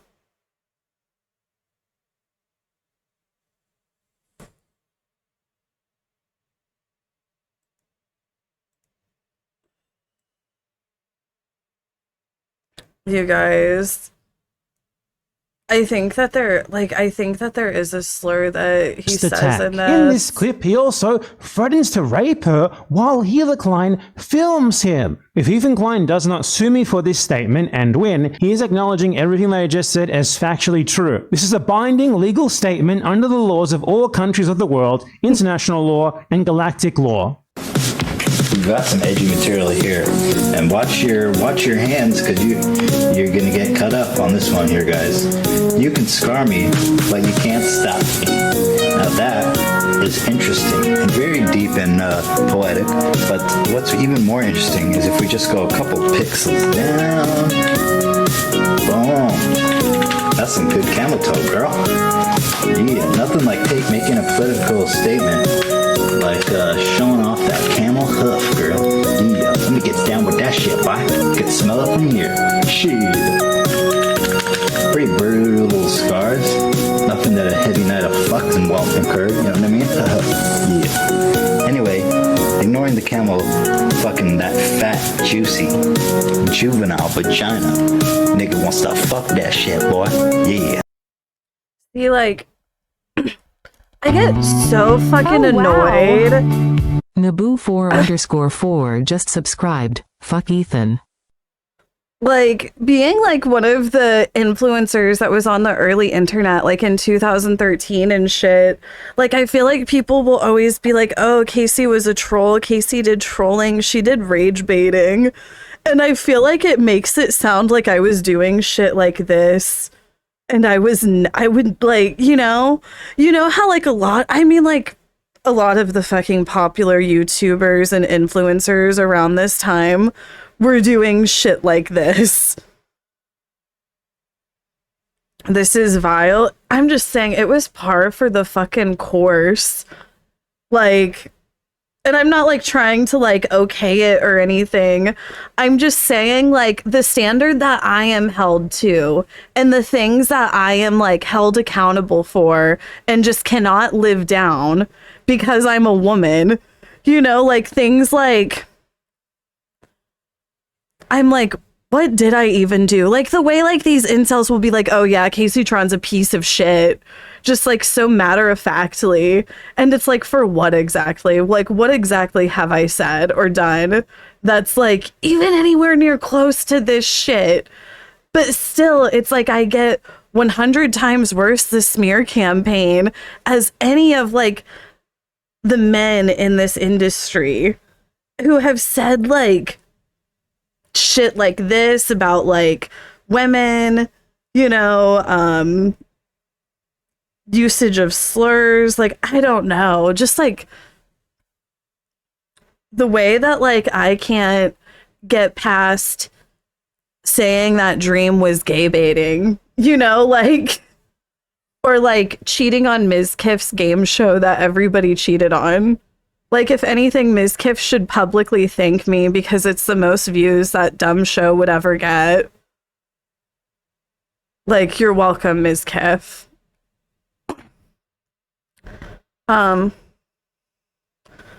Like, girl, you smoke and eat crumble, you're good, right? I kind of want to watch this.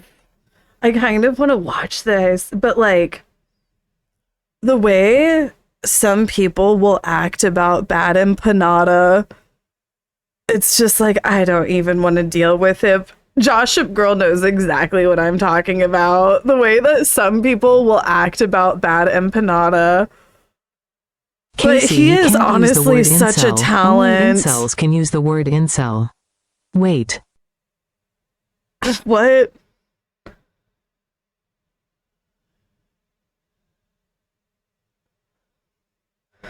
Even when you were uninformed years ago, when you first started, you didn't say anything crazy like this? No, like...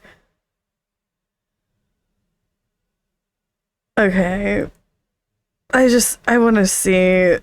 In Palestine, he responded by pretty much immediately trying to make it personal. Rather than responding to me on the merits of my arguments and the facts that I was putting forth, Ethan immediately went looking for dirt on me as a person, and he uncritically believed and spread the first rumor that he found, which was him accusing me of being a pedophile. Here's a tweet from him. You guys will enjoy this. It says, "Oh, Hamas raped a bunch of babies and kids now? Where's the video evidence of it? I was looking to jerk off anyway." You think I'm kidding? That's a real tweet. That's his son's guy right there, boy. We love me some bad empanada. Now that He said that's Hassan's guy. Doesn't Bad Empanada say all the time that Hassan is stupid? Basically. Like, doesn't Bad Empanada throw, like, shade at Hassan all the time? But, you know, like, I mean, not like Ethan does, but Bad Empanada will shade Hassan all the time. So Ethan, like, acting like they're buds is just, like... That was the first time Ethan had ever replied to me. And what he did was hold up a fake tweet to the camera and say, this is a real tweet. Now, to be clear, it's not a real tweet. I wasn't on Twitter in October 2023, something that is incredibly easy to confirm given the fact that the tweet shows that it has 4 replies. And if you search for my handle and the dates in question, there are no such replies. This tweet was made by a pro-Israel harassment organization called... You know, and this, like, makes me think about how, like... It's like whenever you really, like, have, like, no dirt, it's like they'll just, like, make up shit, you know? Like, I feel like with me, for example, like, the reason why you just basically hear that, like all you hear about is my marijuana usage and me being a drug addict. And then, like, basically they'll just, like, call me a dumbass and stupid and act like, you know, like I'm so stupid. Whenever really I'm smarter than all of them, and I would challenge Ethan to a debate right now, and I would win. I would win, no doubt in my mind. But yeah, it's like they don't have anything on me, so they just have to, like, act all like...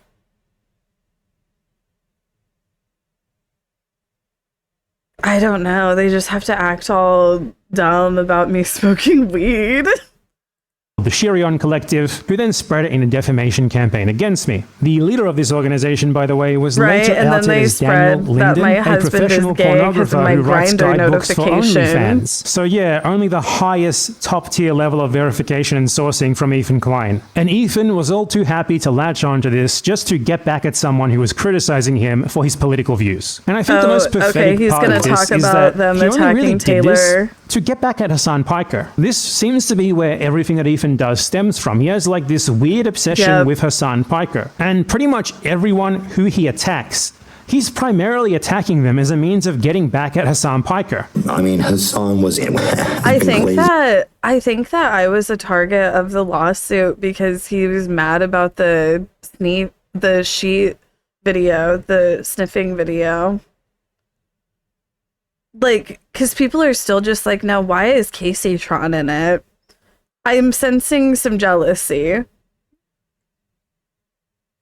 You know, I'm just kidding. this dude, Bad Empanada. So Ethan Klein, in the name of getting revenge against Hassan Piker, went looking for personal dirt on me solely because Hassan Piker reacted to a single one of my videos, which, to be clear, was not even a video that had anything to do with Ethan Klein. It was about Lonerbox and Destiny. And Ethan Klein clearly thinks that it's okay to spread clearly made up shit about people, the most malicious and disgusting shit imaginable, literally accusing them of wanting to rape babies because they made a few videos refuting his political opinions, and his ex-podcast co-host reacted to one of said person's videos. Remember that when dealing with Ethan Klein, he thinks that's totally fine. Ethan has a long and sordid history of doing stuff. So wait, no, when did Bad Empanada start, like, dragging Ethan Klein so much? Like, did it all really just stem from Ethan Klein going after him for Hassan watching his video? Or, like, What does it stem from? Like this. His entire career is built on little more than attacking others. He constantly derides defamation and so-called snark. Yet my first ever interaction Big with Mike, him me and was Joshua literally Girl him have a trying to theory. defame me with pretty much the worst allegations you can ever make against someone. I don't know, Joshua Girl. Like, I feel you because I'm just like, there's no way a straight man can read like this. Like, he will just read these people for filth. Like, he really is such a talent. One, that they're a pedophile. He's done this to plenty of other people. He's done it to the Twitch CEO Dan Clancy. DJ Dan Nance. Nancy. You like that? How do you say it in England, what they call pedos? Nonce? Nonce?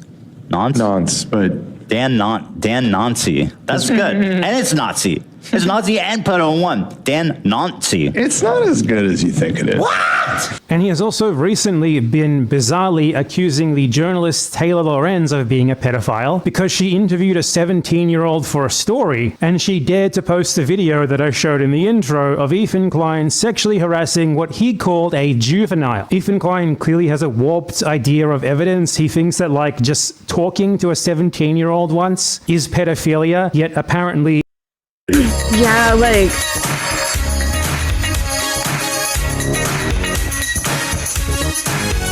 Zen, X thank you, underscore Zen Zen. underscore X just gifted VCCTV underscore 2 a sub. X underscore Zen underscore X gifted a tier 1 sub to VCCTV underscore 2.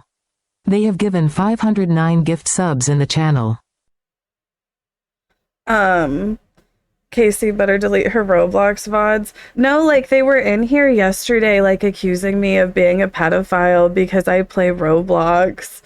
Like... The way, like they were in here, like, doing it yesterday, and it's kind of like, it's starting to just come off weird how they think that, like, interacting with a child, like, randomly in a video game is, like, they're like, pedophilia. It's like, what are you projecting here, girl?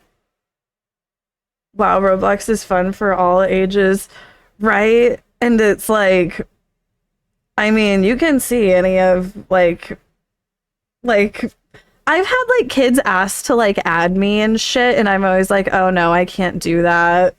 Like, my viewers will attest to that. Like, I think that, like, interacting with them randomly, like, in a game and keeping it, you know, PG-13 is fine, but it's like, I would never be like, yeah, let's keep on playing games. Or, like, I think that's whenever it gets weird.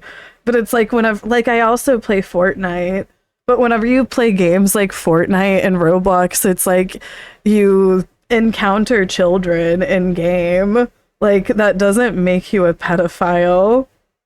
And the accusation that it does, like I was getting yesterday whenever I was playing Roblox, it was like 2 or 3 of the incels coming in just like, oh my god, pedophile. Like, okay, projection. Him sexually harassing what he implied was a child, literally on video, isn't. And he also dedicated a number of supposedly classic H3H3 reaction videos to doing this to music producer Patrice Wilson. In his videos about Patrice Wilson, Ethan Klein literally mimicked calling the FBI on the basis that Patrice was supposedly a pedophile. Hello? Hi, I'd like to report a crime. Yeah, my name is Ethan Klein. Who is Patrice? Okay, I just witnessed on YouTube a music teacher raping and eating a minor. She was 8. She was only 8 years old. I saw it on YouTube right now.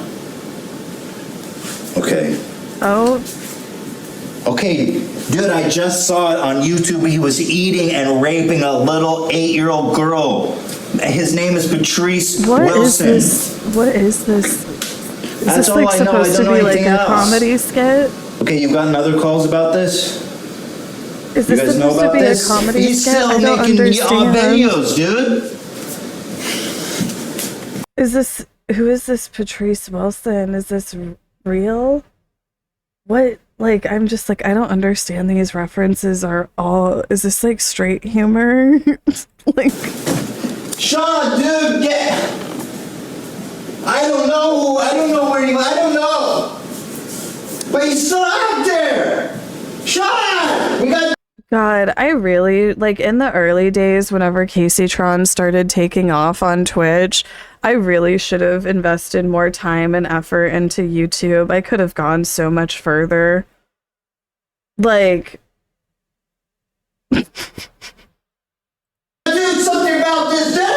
Ethan then made a follow-up video in which he and Gila encouraged his viewers to call the FBI on Patrice Wilson for supposedly being a pedophile. Well, what do you think now, Hila? Is he a pedophile? What do you think? We need to call the FBI. In his You know, videos I'll give defaming it to her. Patrice She does Wilson, look the Ethan same. himself was the one who sexualized situations that were not sexual at all, situations involving children. He would then project this onto Patrice, often seemingly on little basis aside from the fact that Patrice is black.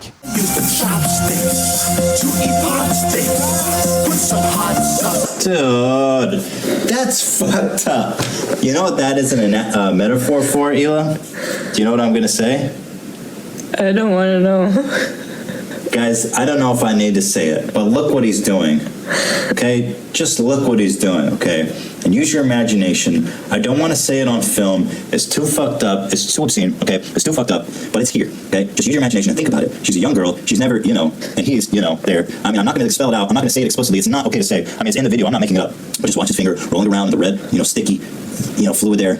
Just imagine what it means, okay? Use your imagination, guys. Think about it, because I'm not going to say it outright, but I want let's get to the next not part. Patrice. B. Ethan Klein's malicious and disgusting defamation campaign against Patrice Wilson almost drove Patrice to suicide. And Wait, what does this have to do with Rebecca Black? Hold on. Somebody... So is this person in the middle, is that Patrice? Patrice is the producer of Friday, and it's this man right here. Patrice ended up quitting the music industry as a result of this. For a detailed account of what Ethan and Gila did to him, check out the video by Paige Christie on the matter. Just like Ethan and Gila never apologized to the 17-year-old victim of the Boston bombing who they sexually harassed, they also have never apologized to Patrice Wilson or expressed any remorse for what they did. On top of that, Ethan has also, out of the blue, accused other people of sexual misconduct, like with Hassan Piker, which he brought up once and then never elaborated on. He looks like he was someone at a Big Lebowski party, where he... Jackie Treehorn? Yeah, he looks like he's at a Jackie Treehorn party. Fucking drunk women. Which surprisingly doesn't seem too far off from what he actually does do. Or has.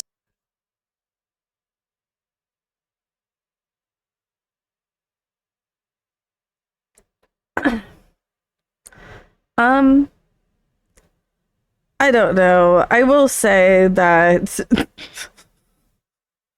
this look that Hassan's going for here, I don't know. It's done, at least. This is basically just a pattern for him. Ethan seems to love accusing people of committing sex crimes, especially sex crimes against children. He did it to me and he's done it to a bunch of other people. And this is just fucking bizarre of him to do because there is clear evidence of him on video expressing his own sexual feelings towards children, which, maybe it was a funny joke or whatever back then, and I would question whether something like this should ever have been considered to be a joke. But the point that I'm making here is that there is clear video evidence of him expressing the feelings towards children that he keeps accusing others of having. As far as I'm aware, the only time that Ethan Klein has ever been mentioned in the New York Times, it was to talk about the fact that he went into a VR chat room meant for kids, or at least mostly populated by kids, and was intentionally sexual around them, to the point that one of the kids literally called him a groomer. Hold on. Now...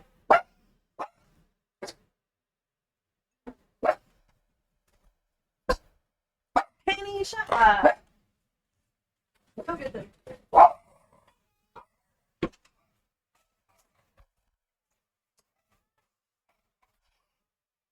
Okay, now, I'm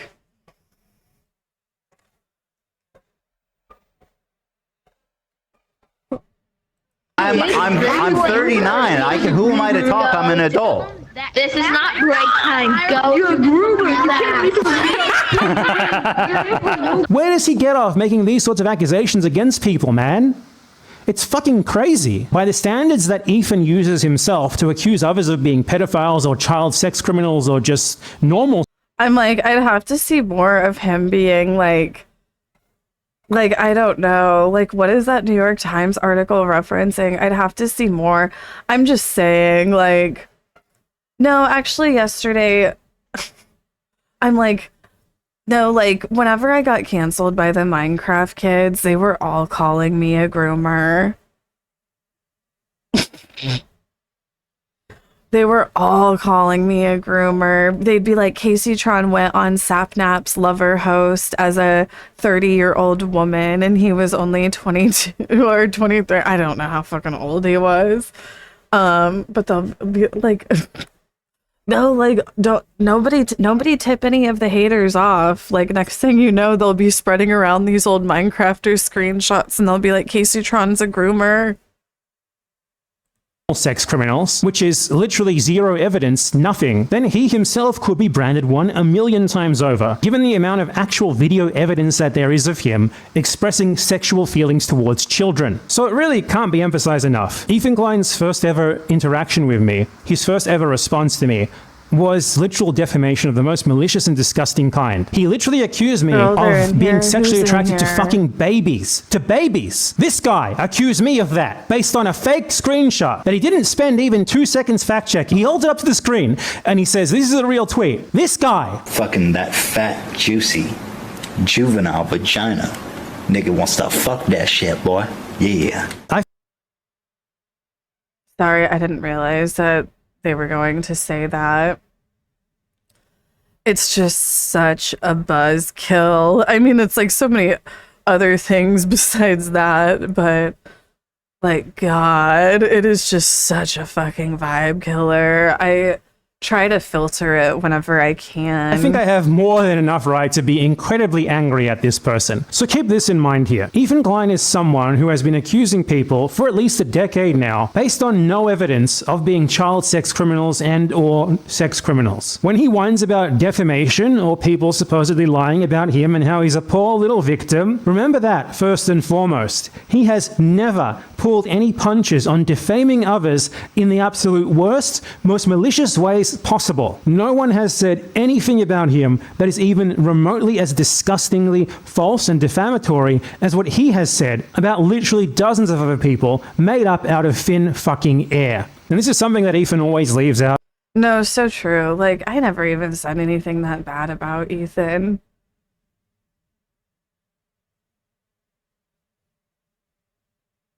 Of his narratives regarding the people who he attacks. He always lies by omission. He never brings this stuff up. Every single video that I have made responding to Ethan Klein has been me either refuting his claims regarding politics and real-world events, or responding to malicious defamation that he has put out into the world against me. And he tries to make it out like I'm like this international criminal mastermind who is like leading some sort of cabal against him or something, which is just...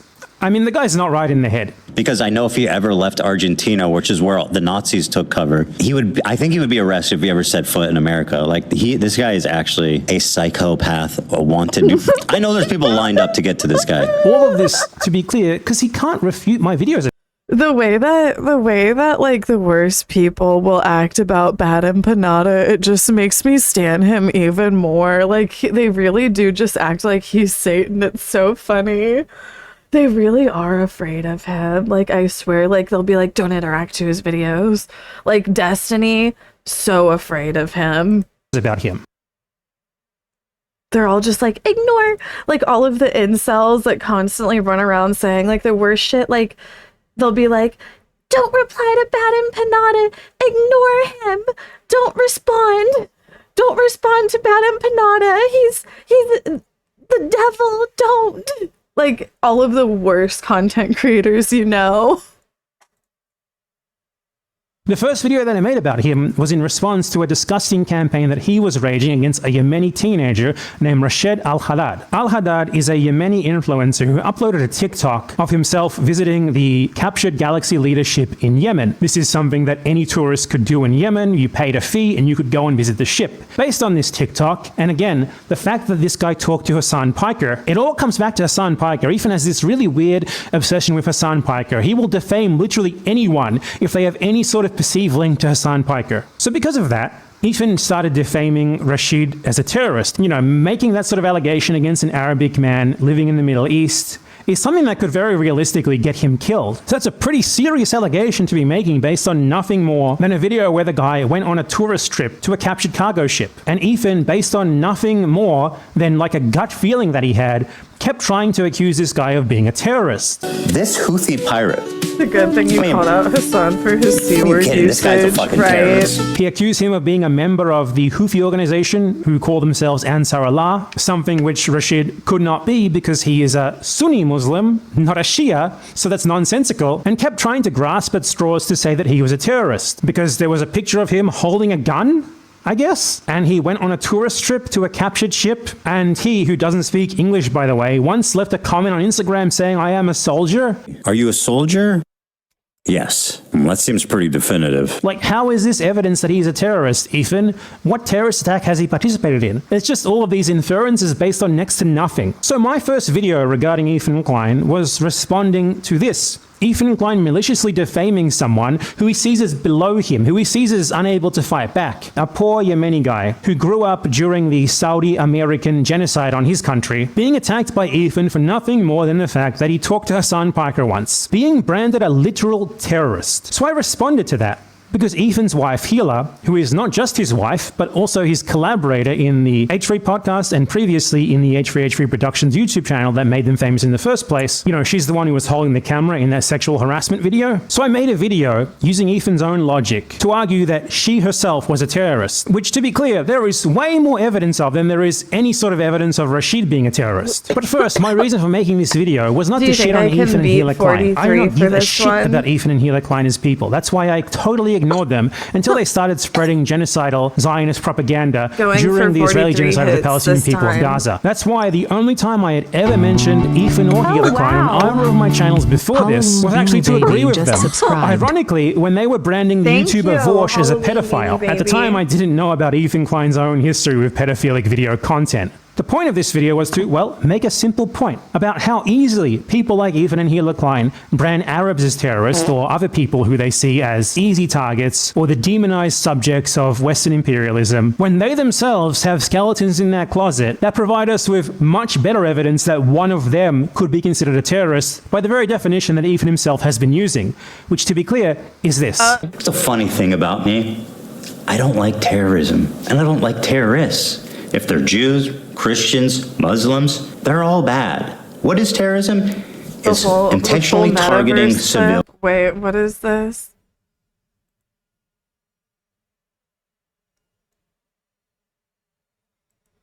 Oh, this is from the New York Times. Okay, listen, you're here in the plaza. What do we do about it? Anybody here work for Meta? Anybody a Meta employee here? Let me start here, Dan. Okay, all right. May I grab your... Are you going to harass me? Yeah, I mean, there we go. A little of that. A little reach around. You want to reach around? Both sides? Or just do a little reach around here? Dan, you like this? So fast, there wasn't even a mod. How did they know? Yo, a guide removed me. I'm like afraid like I'll be sued. You had to see that. No, that was my boss, Ethan. He was just doing a little gag, you know. No, tell him you like it.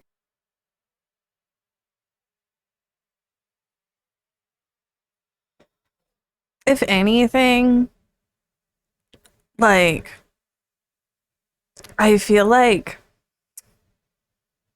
the sexual humor, it's just so, you know, I don't do dirty jokes. I like to do like family friendly humor. You know, like I don't like to rely on dirty jokes. I don't do any cussing. I don't do any talking dirty.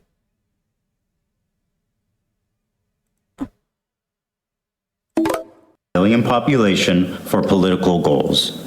I don't like it. None of it. Okay, I'm happy to use that definition of terrorism. So in that video, I argued, using Ethan's own standards that he was applying to Rashid, that there is way more evidence that Hila Klein is a terrorist based on her service in the genocidal Israeli military. A group, by the way, that Ethan Klein himself acknowledges is a terrorist organization. But I'll say, yeah, Israel, the IDF is terrorist. Yes, the IDF is terrorism. Say that earlier. Ethan and Hila tried to excuse Hila Klein's membership in this organization, usually with two arguments. One is that Israel has conscription, so she cannot be blamed for it, but this is a red herring, as you're going to see in the video clip that I'm about to play, because Hila actually started out with a role in the IDF that was very far away from the action, very disconnected from it, but she found it boring, so she volunteered for a post that was closer to the action, and then she was transferred to the illegally occupied West Bank. And she herself says that if she had been transferred to a place that she did not like, she would have found a way out of the IDF. That implies two things. She liked this new post, terrorizing people in the occupied West Bank, which is why she didn't try to leave, and two, that it's actually a lot easier to get out of the Israeli military than they're letting on, because she said herself in that interview that she could have gotten out if she wanted. So my job was to, like, when they send officers or like people to go serve, I had to like logistically help with like their hotel or a room, things like that. But it was all on the computer. It just felt like some computer thing. Right, okay. So secretary. Yeah. Interesting. Am I gonna get sued for watching this though? No, I'm reacting. Bad Empanada said he doesn't care as long as people react to his videos and give commentary, and I've been giving commentary. I've been giving my opinions. And it was super boring, and I really hated it because it was just like I had to take a bus super early, go there, spend the whole day, go back home. I hated it. So I tried to change my role, and it was something like you can apply for it, and it's a form that you fill out, and then they're going to give you something else completely random. You have Different no position, idea. different post, Yeah. different location. So I decided to do that, and if I don't like the second one, then I'll just find a way to get out of the army. Was that bad? Yeah, I hated everything about it. Didn't want to do it. You just, because if you're doing something that it felt like I wasn't doing anything, like I was just wasting my life. Yeah. It could get really frustrating. I don't know. Right. And you got to do it for 2 years. Right. So I filled out that form and I tried it, and then I somehow ended up in a better place that I liked a lot more. Ethan and Hila, paradoxically, despite the fact that Ethan himself has branded the IDF as a terrorist organization, clearly don't actually think that it's wrong to be a member of the IDF and to participate in the genocide against Palestinians. I mean, it's a very selfish move to decide, okay, I'm not going to do it, but everybody else will. Like Israel as a place, the mentality of growing up there, like everybody feels an obligation to protect, to serve, to nurture this place that feels like the only place in the world where they can live. You guys realize that certain people are going to be so mad that I'm watching this? And be Jewish and not be like discriminated. I mean, when you're... So, no, like, some of the, like, you know, I've been looking what people have been saying about me. And, like, some of them I think will kind of be like, yeah, I don't get why Ethan is attacking her. She just seems like she doesn't even talk about, you know, because I'm not really a political streamer. But if they see me watching this, they'll be like, no, Kaceytron was freely watching Bad Empanada on her stream today. She's actually a piece of shit. Like, I hope that he ruins her life. Growing up with constant terror attacks, the army is a necessity. Yeah. And I'm sorry if people think that's a controversial statement. That is the reality of Israel. It's and not so controversial, it's just for a one statement person fact. to decide I'm not going to do it is a very selfish Whoever's decision, mad because you're watching meanwhile this you're is a not doing it, terrorist everybody else is doing it and No, putting it's their true. life on hold. Hila is a So it doesn't terrorist. make any And sense Teddy for her Fresh to be is like, ugly as oh, but fuck. I didn't join No, I did of my not own say free will. that. I was I'm just conscripted. I didn't listening have a to choice other in that. people's When you aren't even opinions. against the IDF and what it does. The reason why Hila didn't want to join the IDF and had to be conscripted is just because it's not the path that she wanted in life. Not that she disagrees with the organization and its terrorist action. You know, I have like, you know, like I have like so much more respect for people who did like serve and they came out of it like, no, that shit was really fucked up. Like, I had no idea what I was getting myself into. I was just young and didn't think much of it. But whenever I went over there, I saw what was happening and I saw what we were doing. And I feel like a piece of shit. Like, what I was doing was fucked up. You know what I mean? Like, I feel like there's like a lot of people who come out of like the United States, like military kind of like that, right? They're like, I didn't realize what I was getting into. I was just, like, you know what I mean? Like, I just don't know why, like, that's so hard for people who have served in the IDF at this point. Like, I would think that most people who served in the IDF at this point would, like, any of the good ones would be coming forward like, yeah, I had no idea, like, the level of what was going on. I was just young and I had mandatory conscription and I never saw anything like that. But now that I'm seeing stuff like that and what was really going on, I'm mortified. I had no, you know what I mean? Like, anyway. Terrorists because her husband himself said they are terrorists, by the way. So to seek moral absolution on the basis that you were conscripted, when you fundamentally agree with everything that the army that conscripted you does, when you fundamentally agree with the existence and purpose of the terrorist organization that conscripted you, is very disingenuous. Anyway, Gila Klein recounts she was forced to join, she got a post far from the action, she didn't like it, so she asked for a transfer. She was transferred to the occupied West Bank, which she had a lot more fun with. For her, it was like an adventure to terrorize Palestinians, I guess. And she volunteered to go on an illegal raid designed to terrorize Palestinians. And as a bonus, Ethan Klein also calls Ramallah, the Palestinian city of Ramallah, a terrorist city, suicide by and he calls the people who were kidnapped on this IDF raid. He said he was always smelling this the raid by a group burning. that he himself says is a terrorist group. So yeah, check it out. I somehow ended up in a better place that I liked a lot more. You know, one of the things that I think about, and this is getting like a bit, well, it's not really conspiracy theorist because it's like all been like it's true. There's like record of it. But like how, like you've probably heard of like MK Ultra, and MK Ultra was like this whole like CIA operation that they did in what, like the 60s, where they brought LSD over from like Sweden or some shit, and they were basically like testing it because they thought that they could somehow use LSD to basically like brainwash people and get people to carry out military objectives and then like forget about it or some shit. Like that's basically what MK Ultra was about. Like I'm not even fucking making that up. It's the truth. Like look it up. Like the main guy who was like the head CIA researcher behind it, that was like his whole plan to the operation. They wanted like some sort of like miracle drug that could, make these really great military assassins that would get their target and then, just forget about it or whatever. I'm just saying, I guess like my point is like the level of like kind of brainwashing and different methods that our governments will use to make us think that fighting in a military is okay or just or like a moral thing to do. Just like how deep the brainwashing behind it goes. I mean, the United States government, the fucking CIA, bought out the world's supply of LSD in the 60s and were passing it out on fucking college campuses because they thought that they could use it to brain control people who were in the military. Like, I'm just saying, that's how far they fucking went to try to, like, do their brainwashing shit. Like, the rabbit hole goes deep. Like, subliminal messages and shit. The deep state little girls. The deep state dolls. I'm telling you.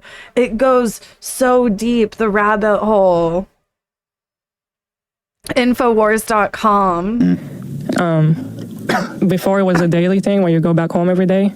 And the new one was in a way that was a base that was far from my house. So you go there for the whole week and then you come back for the weekend.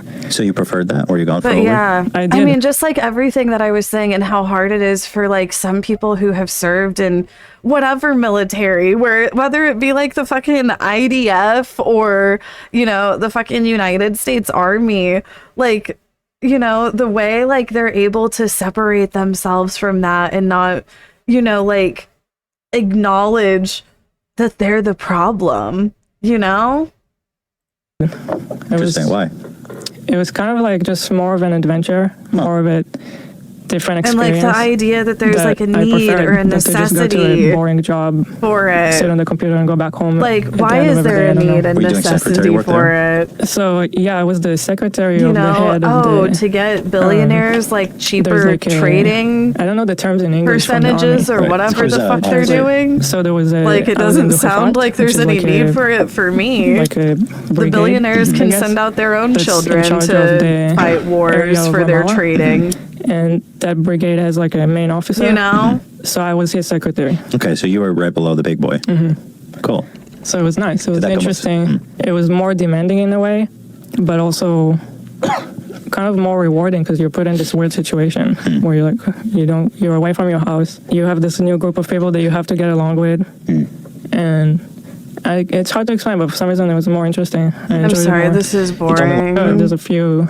Would say that an okay, get ISIS to the member point, was not a Madam terrorist if Panada. they were conscripted? Do you think they would say that a Houthi member was not a terrorist if they were conscripted? Obviously they wouldn't, yet they try to make special exceptions How purely for many the bong IDF rips and so HELA. far has These anybody people have been no keeping beliefs, they have track? no standards. It's whatever they think will get them out of trouble. That's what they will believe I'm sorry, in the I moment. could just They only never listen to consistently HELA apply talk about anything the to IDF for anything. so The actual long. fact is that HELA Klein, due to her self-admitted role serving as a secretary under the regional commander, directly responsible for terrorizing the Palestinian city of Ramallah in the illegally occupied West Bank, probably bore significantly more direct responsibility for the terrorist operations in the area than a random soldier did. Secretaries, to be clear, have been prosecuted for their role in crimes against humanity. There is no special exception for you just because you're just a secretary. And in many cases, what you're doing is far more crucial to the operation than what many, if not most, soldiers do. So being just a secretary is no excuse. But aside from that, she wasn't just a secretary. There are photos of HELA Klein with a beret of the Israeli Kafir Brigade, which is one of the most notorious Israeli army formations,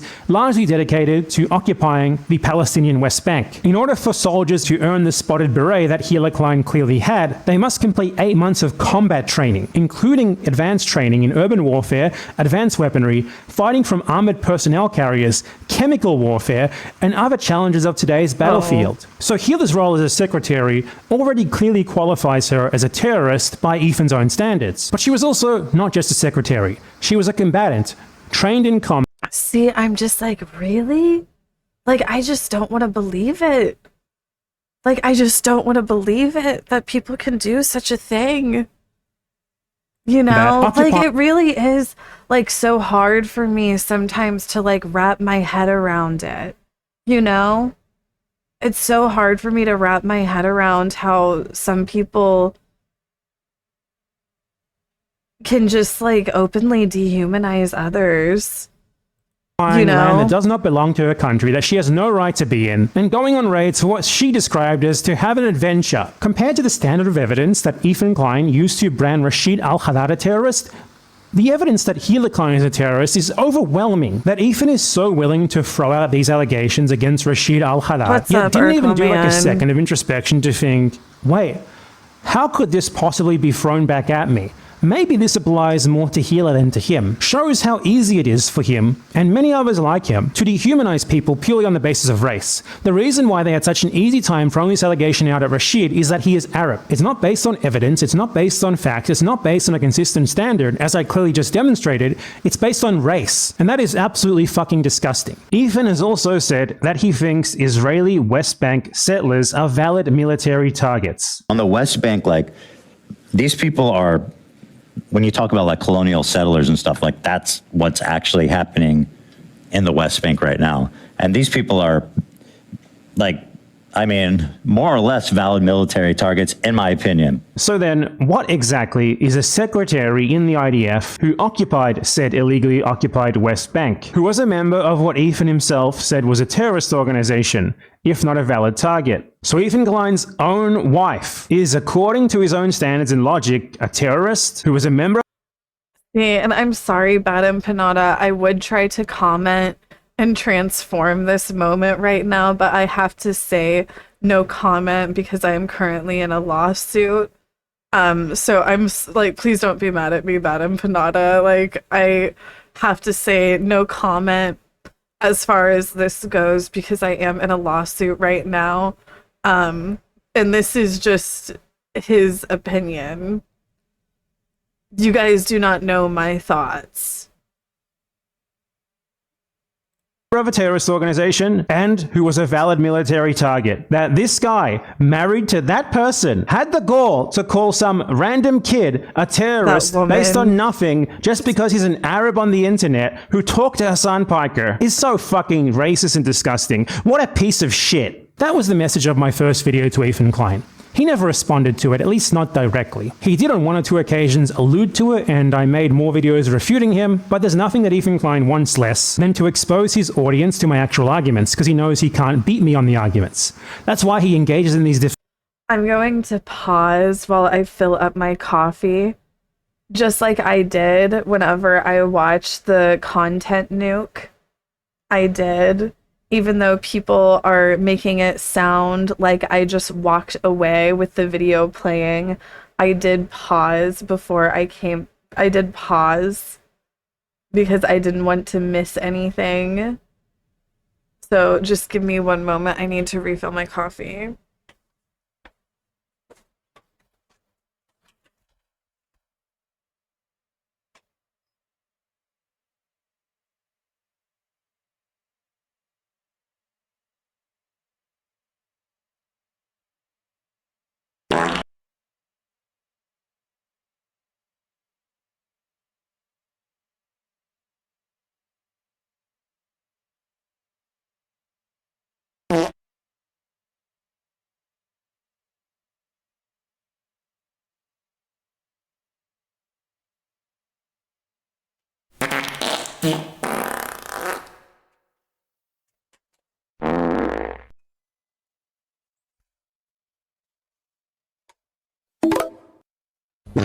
defamatory personal attacks endlessly. Now, I just want to address something specific before moving on, because I know that Ethan Klein's incredibly dumb fans will harp on it endlessly if I don't. Ethan Klein, during his debate with Hassan Piker, said that he thinks there's a genocide in Gaza.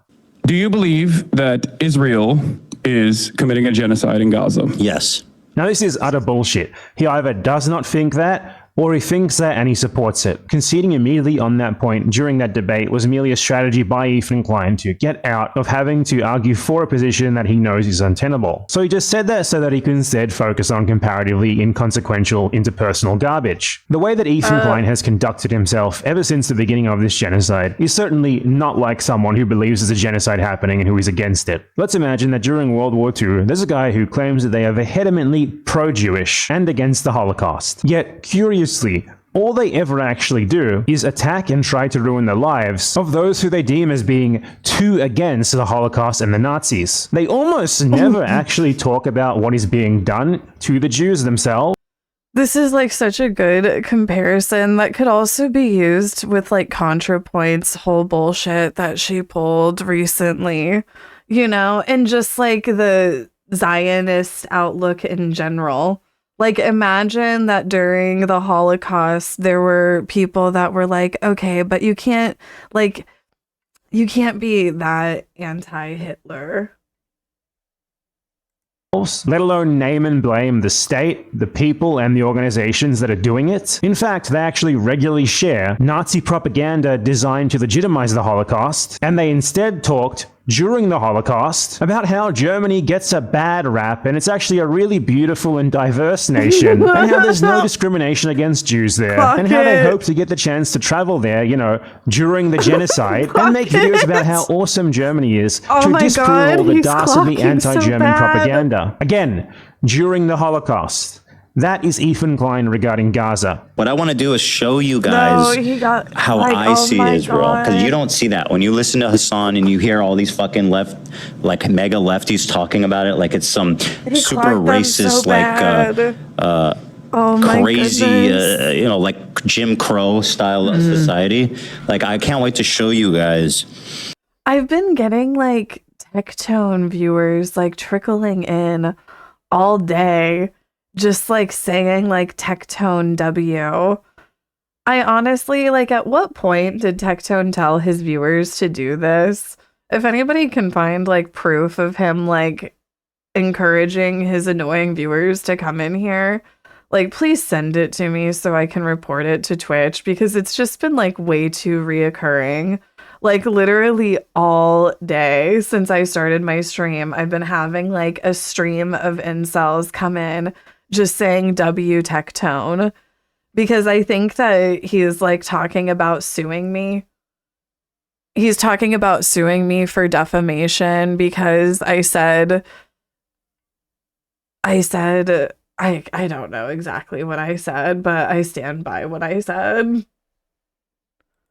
How beautiful, how multicultural, how like free it feels for people, or just it's a beautiful place. It is. It's one of the most diverse places I've ever been. I've always wanted to go on They were Birthright. doing it in You have to Mike ask some Frumper's questions here. stream Like, if Ethan too. Klein is against rather than for the genocide, why is it that he's against literally every single state or organization that attacks Israel? So Ethan's against the genocide, and yet he can't even critically support anyone who is actually fighting back against the state that is carrying out that genocide. In fact, it's not just that he doesn't I mean, like, in fact, it's like he even had to sue me.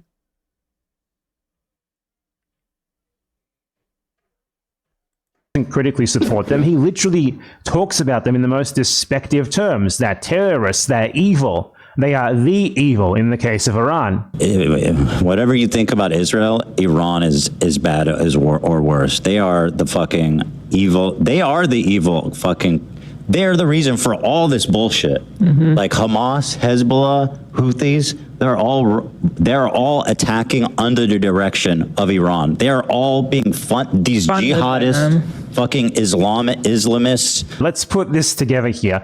Israel, according to Ethan, is a terrorist organization that is carrying out genocide. You know, Israel is known to have murdered at least 60,000 people in Gaza, and that is a gross underestimate, including that number of tens of thousands of children, and even the worst estimates, the worst fantasies against the Iranian government do not even remotely arrive at that level of atrocity, at that level of evil. Yet Ethan, nonetheless, cannot bring himself to admit that anyone fighting back against Israel is in the right in that isolated circumstance. Like if you had someone during World War II who claimed vehemently to be against the Holocaust, but said that the Nazis were the lesser evil compared to the Soviets, you would know that guy was a fucking Nazi. People who were actually against the Holocaust and against the Nazis supported the alliance with the Soviets against them, even if they hated the USSR. This is such a good So even if comparison, Ethan Klein though. is someone who would Like, not hold on. Like, you guys know, I'm kind of slow. Hold on, let me rewind this because I'm trying to understand it. Is there a way I can put it in slow motion? Can somebody, like, dumb it down for me a little bit? Hold on.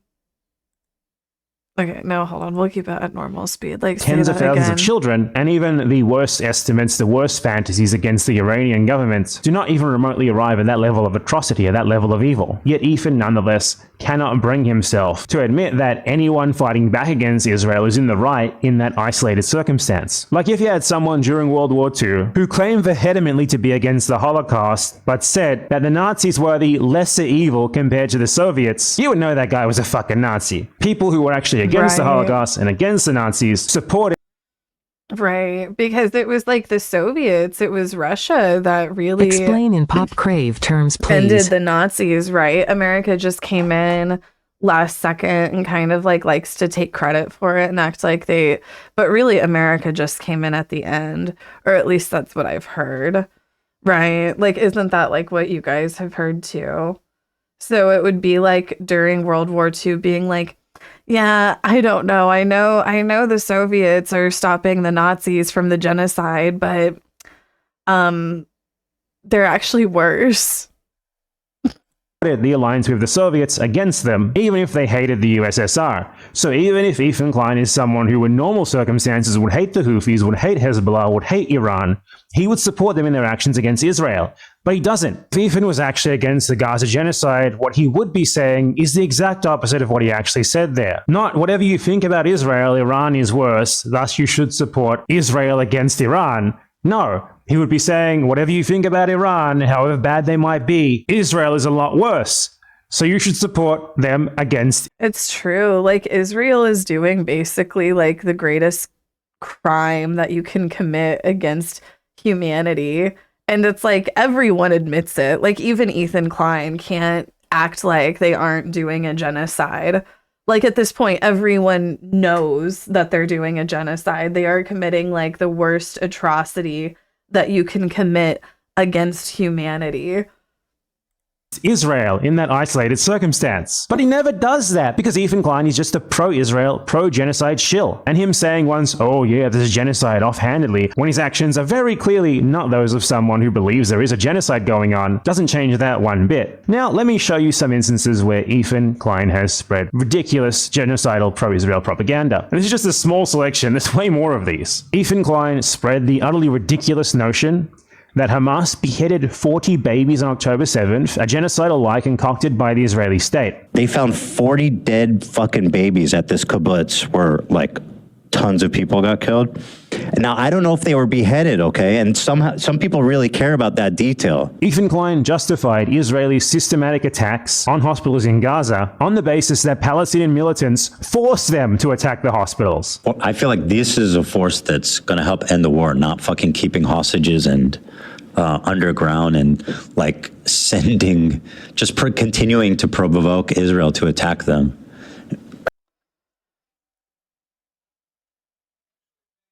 This is like such like, you know, like this rhetoric, it's like, it's very reminiscent of like the 9/11 shit, right? It's very reminiscent of how America was during 9/11, where they were just like saying all of this crazy shit, just like made up out of nowhere. They're like, we have to drop the atomic bomb.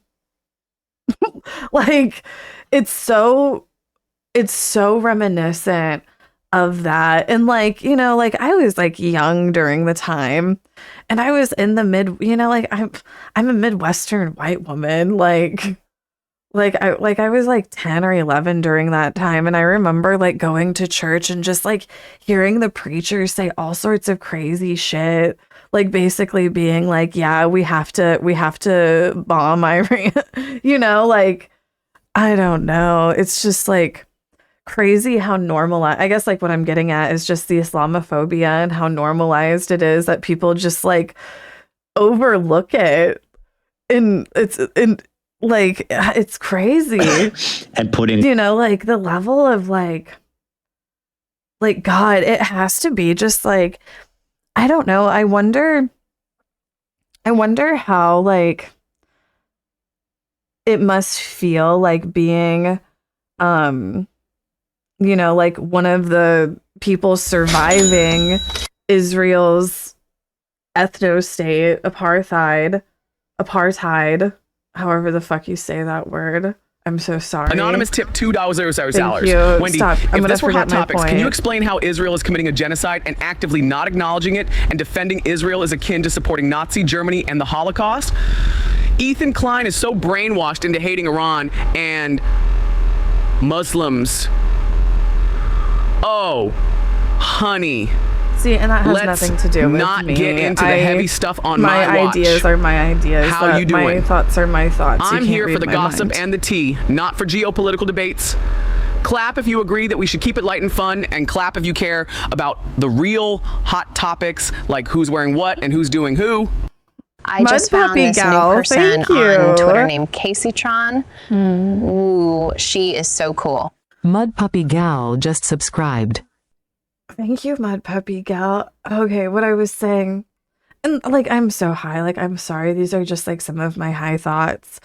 But like what it must, you know, we were talking about like the level of like Islamophobia and just like the normalization of it. And now, you know, it feels like that's starting to make a turn. Like people are starting to call it out for what it is, you know, and like, and I'm not saying that it still isn't bad. Like it definitely still is very, very fucking bad. But, you know, like people are, you know, there are at least some people that are actively speaking against it now.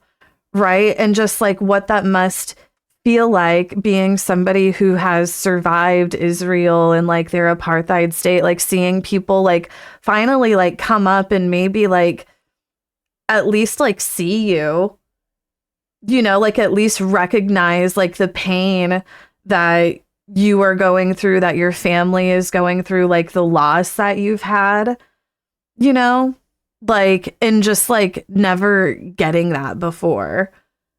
Like, you know what I mean? like, I'm not to say that it's like much, you know, I mean, like, I feel like, goddamn, it's like the least that I can do is be like informed and, you know, keep up with what's going on and see the devastation and call it for what it is. But like, it must be, I don't know. I don't even know like what the word for it would be. Like, you know, just like being somebody who is constantly like, you know, dealt with like that level of racism and it just being normalized, just like completely normalized. Like, you know, people just saying the most like racist shit. And it just, you know, like even like the past couple of years, just people being like, well, yeah, like, you know, like people like Asmongold, like, and like that being normal, like how Asmongold is like, yeah, well, they're an inferior culture and they just need to be bombed, basically, you know? Oh my gosh, what's up, Aaron and O? I'm watching this content poop and I am so high. I'm trying to beat my record and I am just rambling now. Like, let's get back to the content. Fucking poop. like military complexes under hospitals. You know, Hamas's design from the beginning is to get as many people killed as possible. They said that Yoav Gallant, the main operational architect of the Gaza genocide, who is presently wanted by the International Criminal Court to face trial for crimes against humanity and war crimes, was a really good guy. Just the other day, Bibi fired a really good guy that a lot of people are pissed about, and he fired him because they had a disagreement, and that's like so Trump coded. Well, he was like a moderating voice in the war room. Yeah. And he got rid of him, or at least a more moderate voice. I don't know anything about the guy. Go on. Just recognize his picture. He looked mean. I thought he was mean just because he looked mean. No. Well, the big disagreement was that people are fighting for the Orthodox Jews to get drafted as well to the army because they're not. Motherfuckers, dude. But Israel... That's an issue? Yeah, the Orthodox don't serve. They don't serve. Yeah, it's like Amish people too. They don't do that. But everybody else has to. Everybody has to do it. Sure. So it's like, what the fuck? Dude, the Orthodox are such leeches there. And Ethan Klein just constantly, openly reposts Israeli state. Imagine there being like mandatory conscription and just being like, well, we had to fucking do it. Why aren't the Amish doing it? What the fuck? Like if there were mandatory conscription in the United States and I felt like I had to do something that I didn't think people should have to do, I wouldn't be like, well, fuck, they don't have to do it. What the fuck, man? Propaganda on his Instagram stories. For example, the GHF, the Gaza Humanitarian Foundation, is a fake aid organization created by Israel and the United States for the purposes of monopolizing the distribution of aid and forcing Palestinians into free specific areas of Gaza, which Israeli politicians have openly described as concentration. You know what these words mean, right? You know what the Holocaust is, don't you? The purpose of Like, are you guys mad at me for reacting to this? I really wanted to react to it. You guys know that I'm going through a lawsuit right now. By certain people, and you know, like I feel like Badam Panada has, you know, he's voiced some support for us girls, and I appreciate that a lot. Like even him voicing support for Taylor Lorenz, because it like, I don't like whenever you're a target of like these types of people, whenever you're a target of the incel brigade, as I like to call them. It's like hard to get people to really like defend you because they don't want to catch the heat. You know, like they don't want to fucking deal with the heat. Most people, like, whenever it comes to like, you know, basically the Destiny, Asmongold, who else? Who else are the people that I can't fucking stand? You know, like the Destiny Asmongold kind of adjacent audience that have now melded in with like some of the H3 type people, the XQC types. You know, it's like whenever you're like a target, like the Kiwi Farms people, whenever you're a target of these types of people, like you don't get a lot of people speaking out like on your behalf or in support of you because it's like they just don't want to catch the heat because these people are like fucking psychotic. They have no lives. They're just like terminally online and they'll like astroturf you to hell, you know? of doing this is to force starving people into places where they are easier to control, easier to kill, and easier to eventually deport for the survivors. Every single day, dozens of people are massacred by Israeli troops and by GHF mercenaries at these supposed aid sites. This is something that you would think that someone who is a vehement opponent of genocide would denounce. Has Ethan Klein denounced it? No, actually, Ethan Klein just constantly reposts fucking GHF propaganda on his Instagram story. There are literally countless articles about this in mainstream Western media outlets, not exactly anti-Israel propaganda, ascribing clear blame for this to Israel and to the GHF. And Ethan Klein skips all over that to just post statements from the fucking GHF themselves. Verbatim, he just posted. He sees literal Israeli genocide propaganda and he uncritically believes it and spreads it every single fucking time. Ethan Klein has never missed a single opportunity to blame Palestinians for their own genocide. When Israel bombs hospitals, it's their fault. When the GHF and the IDF massacre them at aid sites, it's their fault. They actually did it to themselves. 40 beheaded babies,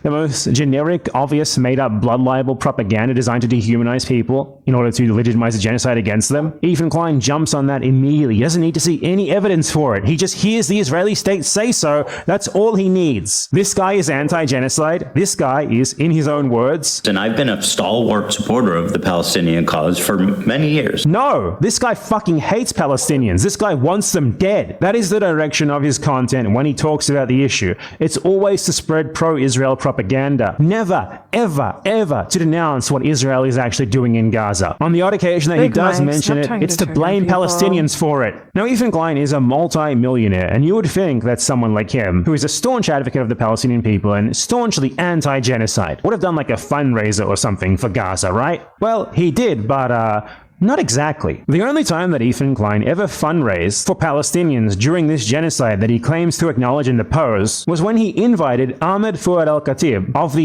US think tank, the Atlantic Council, onto his stream. The Atlantic Council is a pro-Israel think tank, majority funded by the US government, and the very arms companies whose weapons are presently being used to massacre Palestinian babies in Gaza. On his podcast, Ethan Klein solicited donations that go directly to the Atlantic Council under the title of Donate to Palestine. Emails to the Atlantic Council.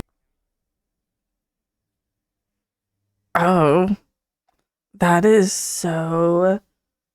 If that's real, that is so twisted. If that is real. If what Bad Empanada is alleging is real, then that is so sick and twisted. Council confirmed In my that the money opinion. that Ethan solicited to If that donate is to real Palestine actually just and went not straight to this alleged. pro-Israel think tank. The guest who he invited on here, who is the only Palestinian who he has spoken to for the entire genocide, is an employee of the Atlantic Council, someone paid by them to spread pro-Israel propaganda, who is absolutely hated and despised by pretty much every Palestinian who even knows who he is, and I that's hate not him actually just much, looking at him. because this guy is totally unknown. He was propped up by the Atlantic Council in order to justify the genocide after it began. During his appearance on the H3 podcast, he spent the entire interview denying the genocide and, in fact, blaming all of this not on Israel, the perpetrator, but on the Palestinians themselves, while Ethan just nodded along and agreed. Staunch advocate for the Palestinian people. I would never be like, yo, you need to go talk to the Palestinian pro-Israelis because you'll listen to them. Like, I would never do that. That feels dirty. That feels insane thing to say. This is just racism. It's like he's just actually being racist. And don't even get me started on Hila, okay? Do not even get me started on Hila Klein. She's so much more over than Ethan is, and Ethan isn't exactly subtle. She just constantly outright shares Israeli state propaganda. I'm not speaking on my impending lawsuit at all, and I have made no claims towards Ethan. These are all Bad Empanada's claims that he has alleged. My opinions shared are mine by and my Israeli state-employed I have given propagandists. my She's not exactly opinion subtle a few about it. times. And even on the one occasion where Ethan Klein did attempt to acknowledge a limited amount of Israeli atrocities, Hila Klein was there to correct his course and make sure that he didn't go too far in acknowledging reality. People being burned alive and kids being murdered. You're saying Israel does that on the daily, okay? Now, I'm not denying that. I'm not denying that. So are you... She denies that. Look, what more is there to say? Ethan and Hila both are not anti-genocide. Doesn't matter how many times they say that. Actions speak louder than meaningless platitudes, meaningless labels you apply to yourself. And their actions indicate the exact opposite. They are pro-genocide. They spread propaganda to legitimize the genocide, to delegitimize anyone who fights back against it, or even just advocates against it on the internet. And if you somehow genuinely believe that he's actually against the genocide, and actually not just an overtly pro-Israel shill, and a knowing propagandist for everything that is happening in Gaza, then you're just a fucking moron and there's no reasoning with you. Which, to be fair, yeah, that's Ethan Klein's target audience. The guy's not exactly the sharpest tool in the shed, so it makes a lot of sense that his heroes aren't either. Anyway, so moving on. Ethan, aside from accusing me of being a pedophile in literally our first ever interaction, has also accused me of being wanted. He's alleging that Ethan Klein's viewers are dumb, and in my opinion is my own, that I have formed myself based on my own conclusions from my own mind and my own brain that are my own opinions. I think that Ethan Klein's JMC viewers are just stupid subscribed. as well. Can we share attorneys? I need one. Allegedly. Do you want my lawyer's information, Kathy? Good luck. It's hard getting a hold of her. And said that there are people lining up to sue me, you know, that just out of frame trust him. Who knows who they are? I don't know. Does anyone know? This guy is actually a psychopath, a wanted. I know there's people lined up to get to this guy. You know, I'm guilty of all sorts of crimes. He can't provide any evidence of that. Just trust him on it. And he's also said that he has logs from my Discord, which, by the way, literally anyone can join for $1. Not exactly secret. And that these logs are apparently so bad that they're going to get me put into prison. There's so much to say about him. It's kind of insane. In fact, that Empanada. Thank you, Tacoma Blues. Tacoma Blues just subscribed.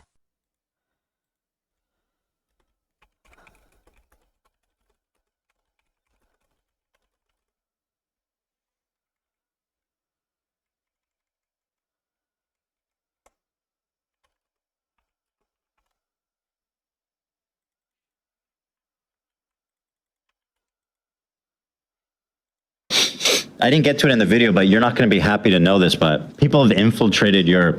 He has a Patreon, for people, or sorry, a Discord for Patreon members.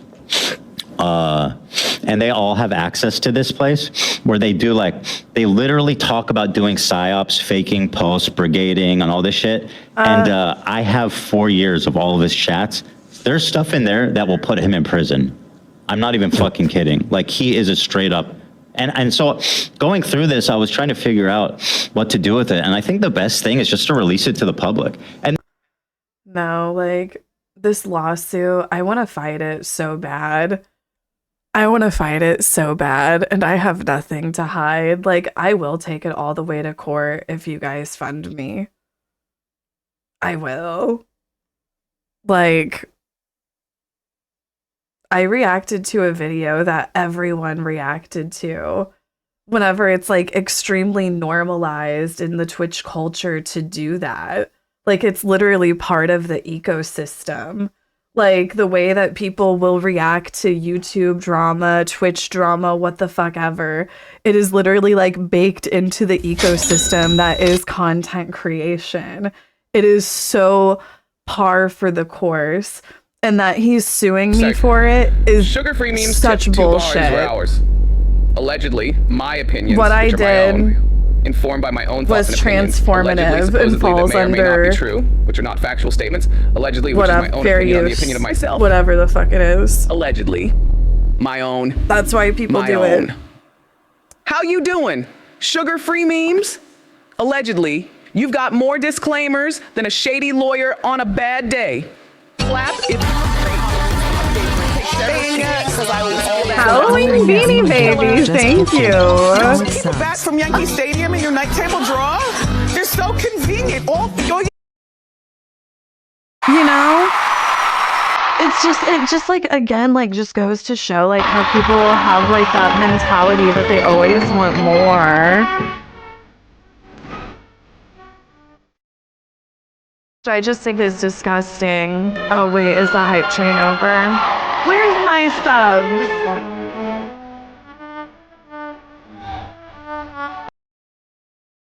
Okay, sorry. The amount of creators that Is he this has a enough psyop in there transformation for you? that he's like participating in brigading like clandestine operations to fucking ruin these people, to just terrorize these people is staggering. I think if I just release it to the public, people will just, every community should look through that and just see the fucking depths of evil that this guy is, because this guy's been going on a victory tour. No, like imagine if we make it all the way to Discovery.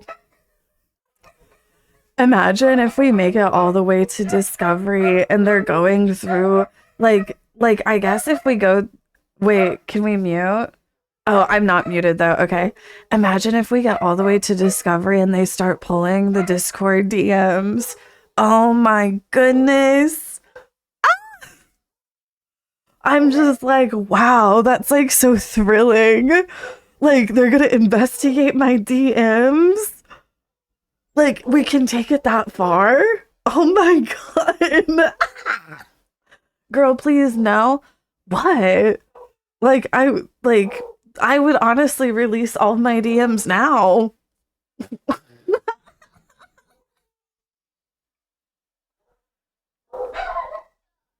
Since October 7th, he's getting promoted by everybody. He's getting promoted by Denims, from Frogan, from Mike from PA, from Denims. Hassan has been watching him.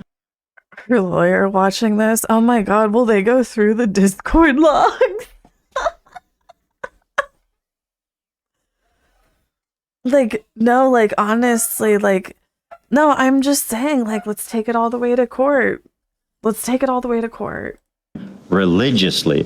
He's going to be real quiet on these leaks, I'm telling you. So I'm going to make sure those goes up. Now, despite what Ethan Klein said in that clip, he never actually released those logs.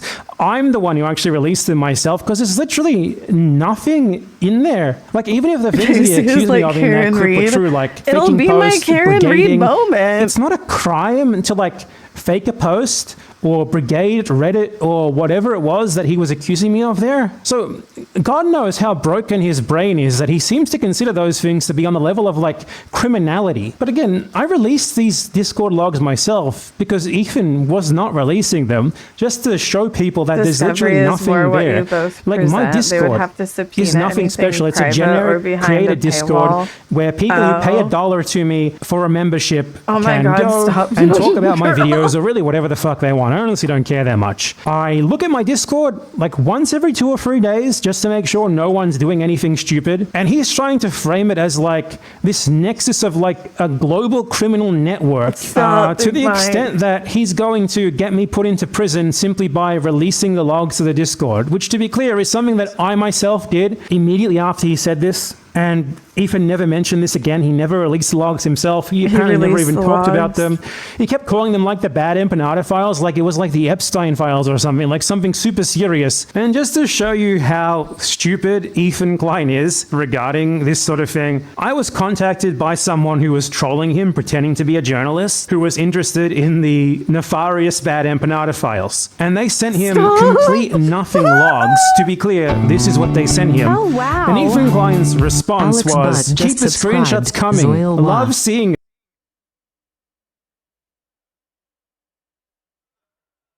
Wait, what?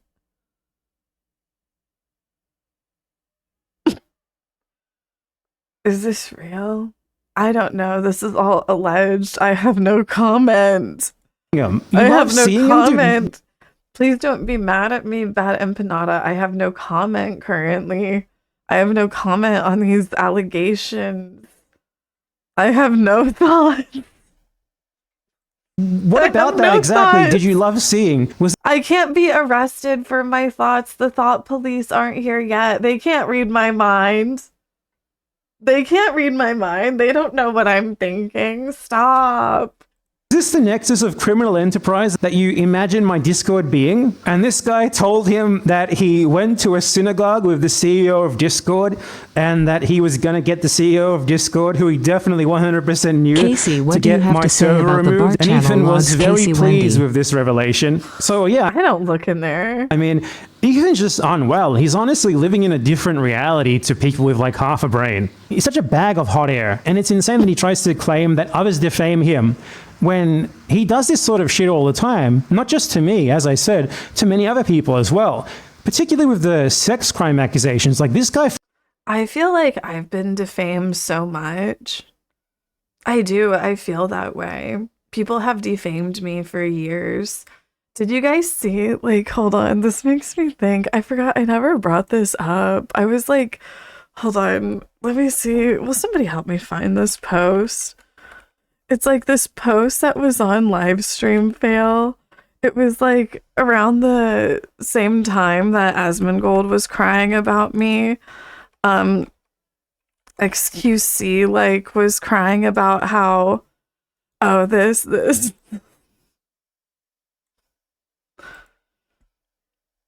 Like, don't let the tears blind you from how low these people stoop when they see an opportunity to strike. Okay, they go as low as possible. She did some thing about like Asmon's mom, I'm pretty sure. She tweeted some shit about me when I was going through my court case and my fake shit over. She piled on. Yo, when she sees a weak target, she strikes as hard as she can. He said when she sees a weak target. So does he admit that he and Asmongold are weak to me? Like, did you see how they admitted it? Like, I'm just like, so XQC admits that he's weak and I'm strong and that he's a weak target of mine and that I just completely obliterate and smash him with my strength. Like, so he admits it, right? Like, the way XQC admitted that he was a weak target, he admits it. No, but like, I just think that's so funny. I never talked about how funny I thought this was. Sorry, I'm getting off topic. But like, hold on. Guys, I know it's hard, okay? Court case and my fake shit over. She piled on. Yo, when she sees a weak target, she strikes as hard as she can. Like, it's funny that he says that because it's like, honestly, that's part of my problem is I never strike weak targets. I always like speak out against these men with massive audiences that just carry on like fucking little twerps. And it fucks me over so much. Like, oh my God, goddamn, if only I only attacked weak targets. But instead, you know, here I am like, yeah, fuck you, Asmongold. Fuck you, XQC. Who else? Fuck you, Destiny and your cult. You know, like, fuck you, Dream, Gay Baiter. If only I fucking did weak targets. God damn. Fuck. And now I'm getting sued by a millionaire. Oh, yes, Kaceytron, notoriously known for striking weak targets. But I do like that XQC does admit that he's weak in comparison to me. Because the truth is so strong and I've always spoke the truth.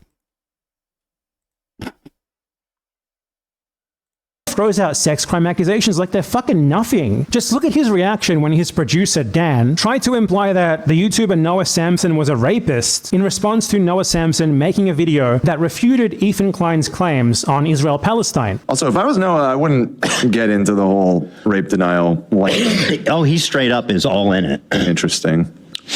History. There's some information to tell you, but after the show. About the Cody Code? No, it's nothing. It's nothing that you know about yet. It's interesting how many people come out of the woodwork. Noah. We'll get to that. Exes, you know. So to be clear here, in response to Noah Samson making a video regarding Ethan Klein's views on Israel-Palestine, Ethan Klein went looking for dirt on Noah Samson's personal life. His crew member implied that No, and like this is like the type of shit that like that happens. This is the type of shit that like I don't know, like I said, like I've always spoke out against like these fucking massive content creators like Asmongold and XQC, and whenever you do, like, they just spread so many lies about you. You know, it's like they go looking for dirt. Whenever it's like, girl, have you seen your dirt, girl? Noah Samsen was a rapist. And then they invited someone who went out with Noah Samsen for a while to come on their show and talk shit about Noah Samsen. And it turned out that she wasn't actually accusing him of rape at all. You are not accusing him of committing any crimes or doing R-word or anything like that. The accusation is that he's a sleaze. Absolutely. Noah Samsen, as far as I know, is not a rapist. This is how Ethan operates. You refute him on the politics, on the issues, and he attacks you personally with pure defamation. And again, I want to emphasize, his entire like base him of coming for content my is weed. purely in reaction to others and attacking others almost all the time. Ethan Klein's content is either like, look at this person, I'm going to say something bad about them, or look at this person, I'm going to laugh at their expense. He does not produce original content at all. And now that me and others, as a result of him, to be clear, attacking us personally first, are throwing shit back at him in the same way that he has done to others and profited off to the tune of millions of dollars for decades at this point, well, a decade and a half. He's acting like he's the victim of some sort of smear campaign. He's the victim of defamation. People are maliciously attacking him personally for no valid reason. Now, trust me, I would pursue legal action against Bad Empanada, whose MO is essentially defamation. You think I'm kidding? That's a real tweet. It's Nazi and put on one. Dan Nazi. Okay, I just witnessed on YouTube a man raping and eating a minor. Well, what do you think now, Hila? Is he a pedophile? What do you think? We need to call the FBI. You know, fucking drunk women, which surprisingly doesn't seem too far off from what he actually does do, or has done at least. This guy's entire being has been attacking others. His entire career is built on attacking others and has been built on actual real defamation since its very beginning. And he has the goal to act like a victim here. It is an absolute joke.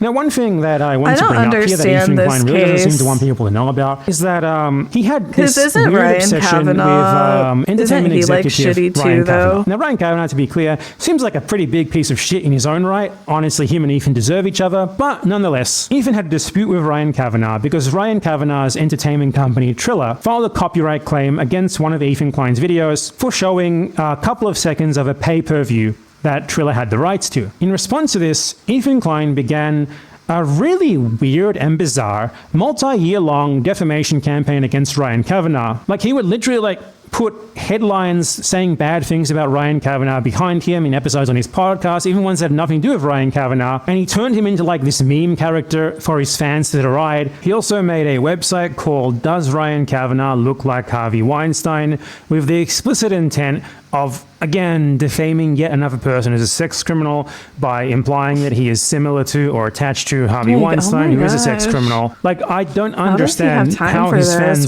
found this funny. It's just intentionally malicious. It's just such an overreaction to the initial slight.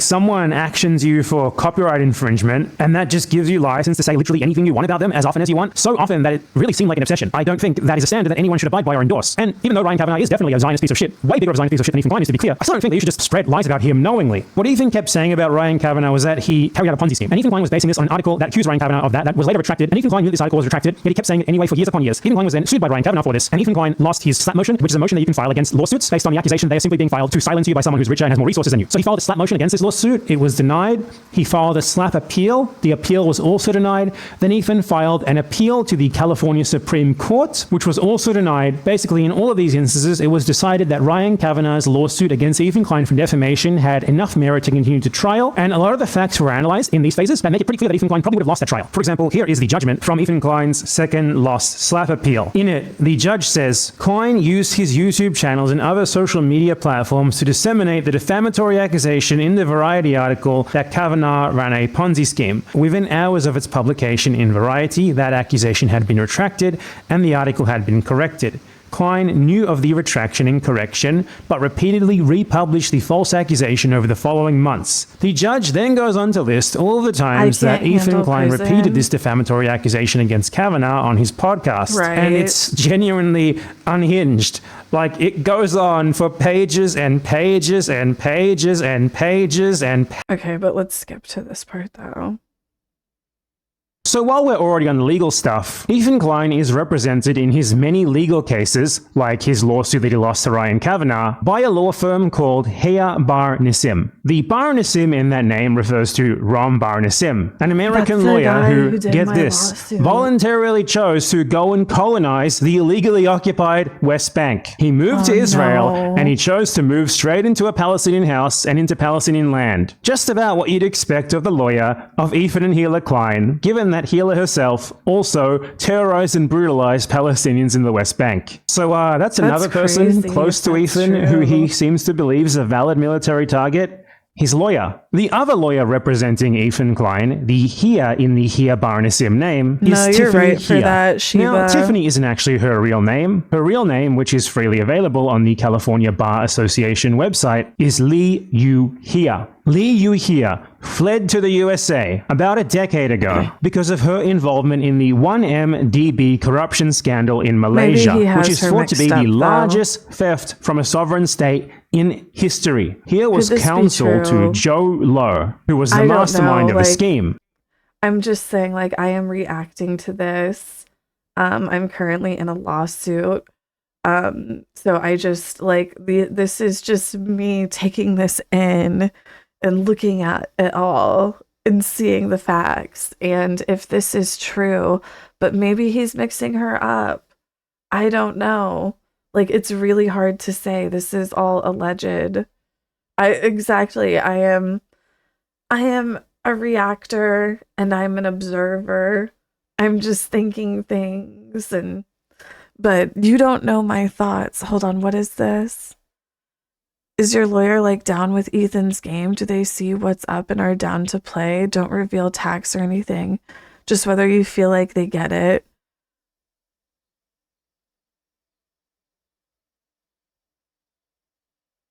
I don't know if I get it. And she is believed to have been heavily involved in assisting him with carrying it out. Here is, get this, currently listed as a wanted individual on the Malaysian Anti-Corruption Commission website. Ethan Klein's lawyer is wanted by the Malaysian government for helping to steal what is estimated as being at least $5 billion from the Malaysian state. She is hiding in California from legal consequences for her actions in Malaysia. Ethan Klein is someone who has accused me with literally zero evidence of being a wanted fugitive who's... There's no way that can be true. Can that be true?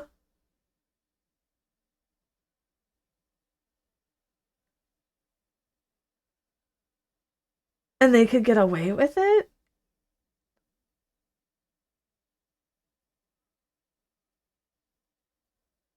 It is. Can I have my people look into this? Hiding in Argentina from unspecified crimes. And this is his lawyer. I sent a tip to the Malaysian Anti-Corruption Commission, informing them of the fact that Ethan Klein's lawyer is a fugitive hiding from justice in California, just in case they didn't know. And I actually received a response. TQ for your info. Thank you, Mod. TQ. Peace and love. So when Ethan Klein sends embarrassing and frivolous legal letters to random Redditors in retaliation for them criticizing him, something that he has done many times before, letters in which he threatens to file frivolous legal proceedings against them. BE made an entire video about it with receipts. That's crazy if that's true. I cannot comment on that. Purely for what he clearly implies in these letters, the purpose of doxing that personal information and then spreading it. Know that the people who he's paying to do that for him are an illegal Israeli colonial settler who occupied the West Bank and a wanted individual by the Malaysian Anti-Corruption Commission for her involvement in the world's worst ever corruption scandal. Ethan Klein, everyone. Ethan has also said on his stream that he is in a Discord that he calls a bad empanada support group. that is dedicated to like stalking Dustin's me in and that group doxing me and too? stuff, in which he and other people who I've refuted in the past, I guess, talk about me and like try to dox me and dig up dirt on me or something. I'm in a support group with like 10 other people where I got the Discord messages from, who have all been the target of like relentless, horrific harassment. This is the kind of guy who like, he has a Patreon Discord that and basically a small, medium size of psychopaths that are all in on the harassment campaign, where he'll drop a YouTube link, a Twitter link, a Reddit link, whatever, to go astroturf and whatever, just humiliate, harass, attack, etc., etc. And again, this is someone who accused me of being like the head honcho of a like organized Discord harassment campaign against him, when he himself just like openly admits to doing precisely what he accuses me of to me. So I've responded to a ton. See, like, I've had them, like, try to pull me into this CPS shit, too. Like, some of you have probably seen it where they'll be like, yeah, Kaceytron called CPS on Ethan. Well, she didn't want to be sued. She shouldn't have called CPS on people's family. I'm like, I didn't even talk about that.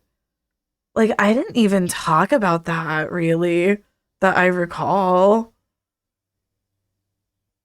But it's like, I just got like pulled into the CPS narrative. Like, the only thing I've said about the CPS shit is I've just been like, yeah, like, that's fucked up that he had CPS called.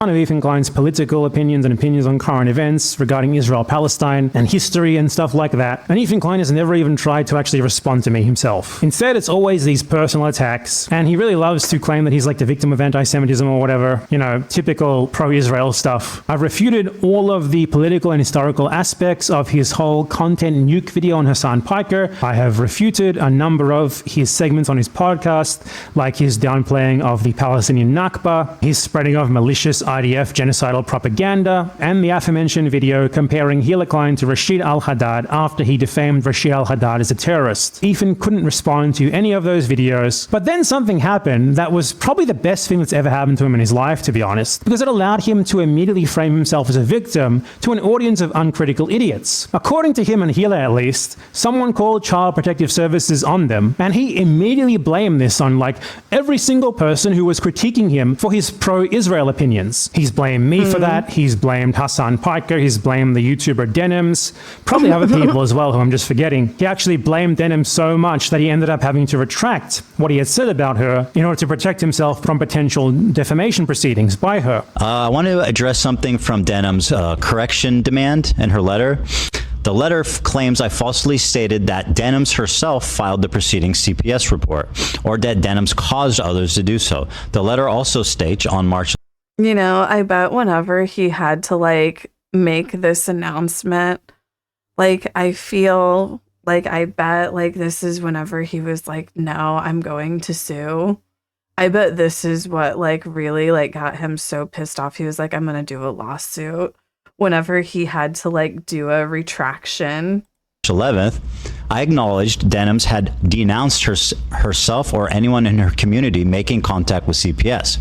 Let me be clear. I have never claimed that Denims called CPS. I have never implied that Denims called CPS. If my statements were interpreted as stating this, I want to correct the record and make it clear that I do not state, I do not believe that Denims called CPS. Obviously, moronic, idiotic, stupid. Let me also address the point in the letter that I claimed Denim caused others to call CPS. I did not state, and I do not believe Denims made a direct call to action to her audience to contact CPS. Obviously, right? Never said that? She did CPS, remember that? Okay. Ethan has also just outright admitted that he doesn't actually have any clue as to who called CPS. Who called CPS? What the fuck? So, I don't know. Meaning that every person who he said called them is someone who he knowingly defamed. And as a result of this defamation that Ethan Klein made against me, I've received quite a number of death threats, many dozens in the very least, from his lovely fans, vividly describing just how they're going to hunt down and kill me. This is on top of his incitement of his lovely, brilliant... You know, and like, I can't even play Roblox. Like, I'll be playing Roblox karaoke and the H3 people will come into my games and they'll be like, aren't you getting sued? I hope Ethan Klein ruins your life. I can't even play Roblox, little girls. Definitely not disgusting, doxing, and harassing fans with literally nothing better to do in their life but this, accusing me of being on the run from child sex crime charges. Ethan Klein, the master defamer, literally the only thing that he knows. Or his supposed fans, I don't know. They'll come into my Roblox game and they'll have like Ethan Klein's face like custom on their Roblox shirt and shit, and they'll be like H3 rules and shit. It's so weird. Knows how to do. Every accusation really is a confession with these Zionists. Ethan has milked this for all it's worth because he knows that he can't actually win. Okay, why is it called the content poop though? Seriously, after the part that I showed you, Hold on. Ethan constantly has feces-related incidents while Ivan seems weirdly fixated on feces. This was not an isolated incident. And this is what Bad Empanada is alleging. And didn't Ethan make a comment on my emissions? My emissions during the content nuke?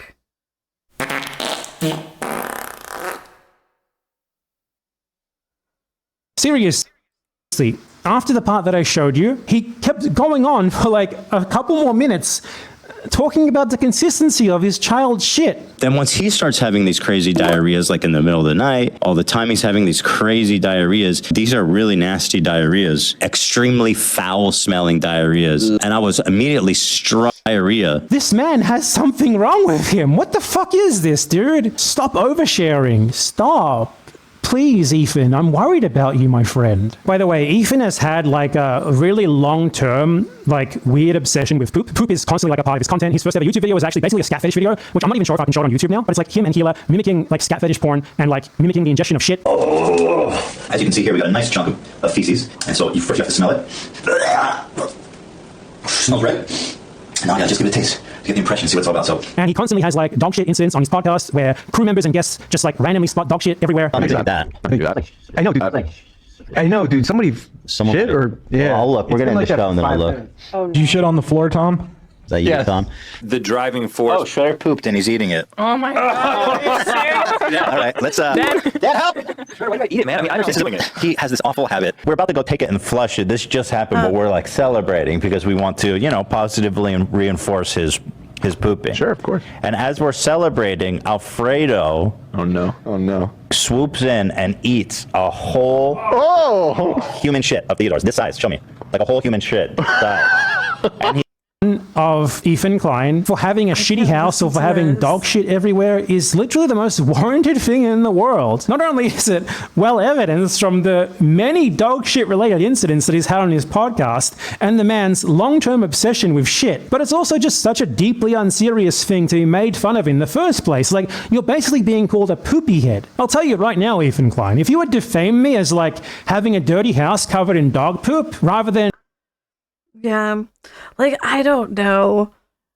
I feel like I have seen, like, a lot of the clips of the H3 people commenting on the dog pooping and, you know, like, there being dog poop. And I get that little dogs have a lot of accidents and whatnot and everything. But, like, to me, it's like, if you didn't want people to make fun of you for that, then like don't show it or like don't let it be known of on stream. You know? It's like the way people make fun of me for weed all the time. It's like I kind of just have to like deal with it. You know, it's like I definitely don't get mad about it. If anything, I think that it's funny. And it's like, well, I mean, I do just smoke so much weed on stream, like what can I expect? Right?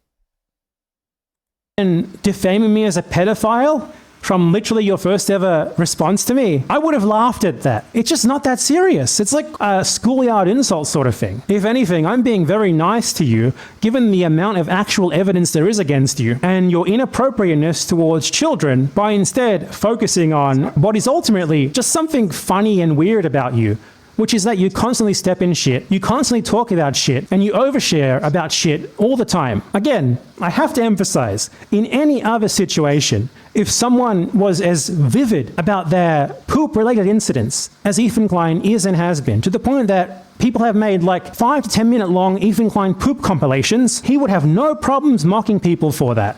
It's only when it's him that he's suddenly like, this is so super serious. Right, I'm going to send you a letter from my lawyer. saying. It's only when someone brings the same energy back to him, the same like schoolyard he was getting now what about harassed the in real skulls? life. There's something that I've never talked about publicly, but around the same time, we received 2 human skulls in the mail at our home, which led us to having a very pleasant interview with the FBI. Now, Ethan immediately posted pictures of these skulls to his Instagram and other Thanks, platforms. Christina. And people Thank quickly you. noticed that Thank they you so had the much. serial number showing. And they found $5. out that these skulls were from a website called Skulls Unlimited, which sells and rents skulls mostly to education and entertainment companies. And they also noticed that the specific skull that Ethan Klein had shown clearly in his stories was actually already back on the Skulls Unlimited website and being sold again. That's pretty weird given that he said the FBI was investigating this, right? You know, the FBI would clearly not just let you send this important evidence of a supposed threat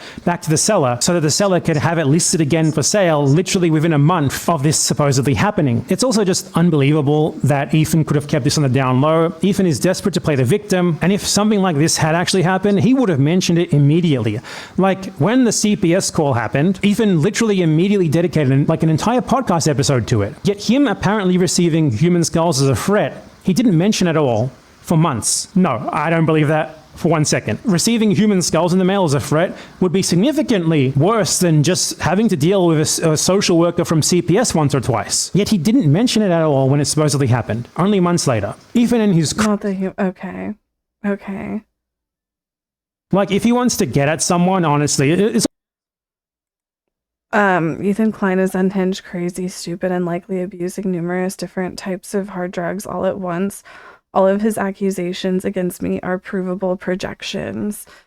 Is this the part where he like defends me for like 10 minutes about Ethan Klein's marijuana abuser or whatever in the lawsuit? What did they say, that I am a marijuana addict or something? I don't know.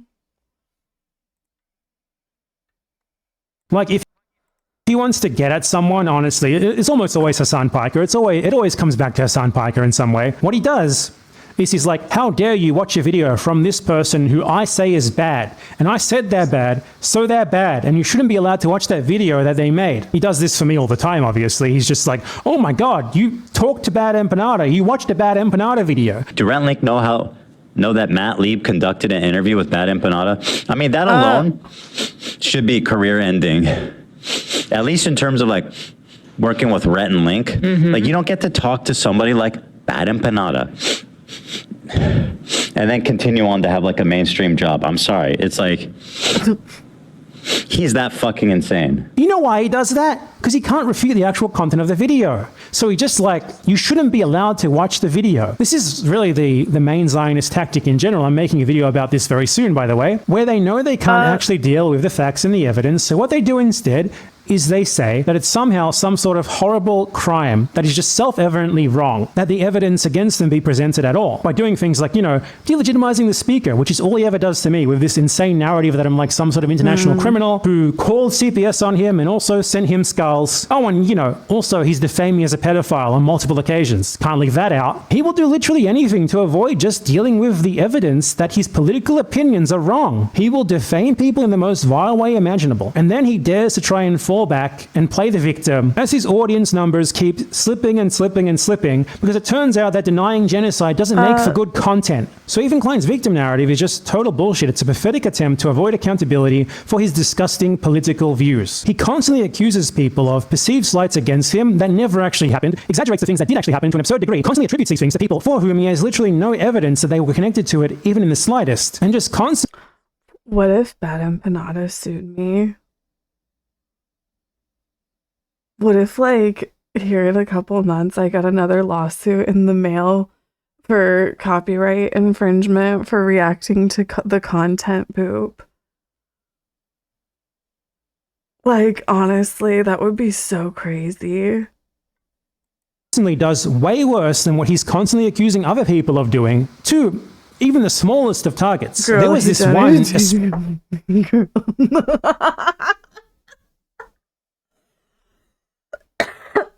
No, like, can you imagine though what that would feel like for me?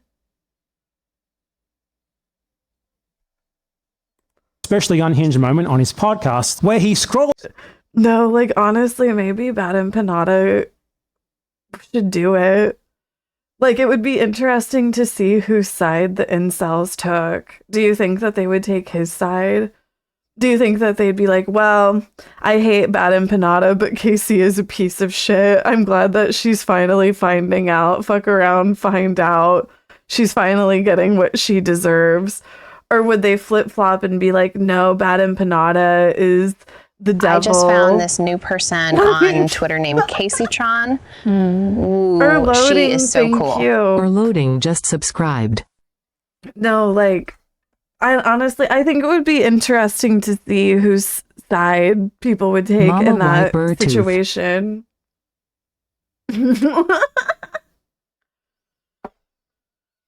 Isn't this girl getting sued? Are we going to see the trial? Girl, I hope so. Like, as long as I can get it funded, I want to take it all the way. Pulled over an Instagram comment that's told Healer to go to hell. I didn't do now, anything just wrong. to be clear here, Jews famously I did don't. what everybody did. I did what everybody does. I reacted to a video that everyone reacted to. I transformed content. I reacted. I gave my opinions. I participated in, you know, what is just like so common practice on Twitch. Like, it's literally just part of the Twitch drama ecosystem, in my opinion. And, you know, like, the fact that Ethan is suing me over this shit is just, you know, it's so frivolous. It's so frivolous, and I don't think it has any real merit behind it. Don't actually believe in hell. I And want to Ethan's take it all immediate the way to the reaction was courts. to just I did go to that nothing guy's wrong. personal Instagram profile, I want to fight it. scroll through his pictures with his friends and his family, while encouraging his viewers to go and harass this person, bringing up pictures literally of his mother, his relatives, and clearly and directly incite harassment against this guy for saying go to hell. Man, I'm being obsessed with you guys when you only had 15K subs. Glad that's behind me. Enjoy hell. This guy's for real. Joe Coop. Look this guy up. Enjoy hell. He said enjoy hell. Yeah, no, I mean, they think I'm actually the devil. I feel like this one's real. We caught you, Joe. Public facing account. Joe. I see you. You wanted to be cute? Let's see it. Nice mustache. Strong entry. Not exactly the Esteban, but halfway there. He's not. Oh yeah. He's not showing up for me. So this is with Ryan Kevin now for like over 3 years, and I've. Okay, let's hear the rest. Ethan is so stupid and useless that even using his Zionist propaganda as a launch point to discuss issues of actual importance is a waste of time at this point. There was a point where I thought like responding to Ethan Klein could be useful as some sort of teaching moment. And for a time it was. You know, he was spreading very generic, like low IQ, pro-Israel talking points, and that gave me a good platform to talk about said talking points, to refute them. The thing is though, when you refute Ethan Klein, he doesn't respond to your refutation. He just starts defaming you. He just starts attacking you personally. He just starts making up shit about you. And there's only so many times that you can respond to someone like that before it just becomes a shitfest. Because when he's not adapting his political arguments that he's already been refuted on, you know, when he's not at least trying to make a counter argument, what is there to talk about? What is there to do aside from to just throw insults back and forth? And it took me too long to realize that. There's no more teaching moments involving Ethan Klein. He does not adapt his arguments. They are so generic. They have been dealt with 1,000,000 times before by basically everyone at this point. There's really nothing left there. And the fact that Ethan Klein is even in such a position so like this, true. where he gets enough attention that he can actually influence people politically to support a genocide, is absolutely insane. He has no merit whatsoever. There's not a single talent-having bone in this guy's body. Even if you asked Ethan Klein himself, hey, what is it about you that makes you so special? What is it about you that In you my think you're really opinion, good I'm more at? The guy would talented. struggle to give you an answer because he's not good at anything. He doesn't deserve this position that he's in the slightest. He basically just got lucky by being in the right place at the right time on YouTube when just uploading literally anything with any level of consistency made you famous. So that we are responding to this idiot's political takes in the first time is stupid as hell. What a waste of time this has all been, aside from just the first couple of times that we did it. Unlike Ethan Klein, I make original content. For me, if I'm in a personal feud with someone, I do actually have to move past it once it's spent on its potential worth to what my channel is actually about, which is politics, history, things that matter. Ethan Klein, on the other hand, all of his content is just attacking people who don't like him. It's him whining about some criticism that he got. At best, if he talks about something aside from just like people who don't like him on the internet, it's like some celebrity gossip, which is still him talking about other people in their personal lives. So for his content to function, he needs these sorts of never-ending feuds. It's the only way that he can keep creating his podcast while putting in the least effort possible. Because Ethan Klein is fundamentally an incredibly lazy, uncreative, unfunny person whose idea of humor is... Thoughts on that? What is that?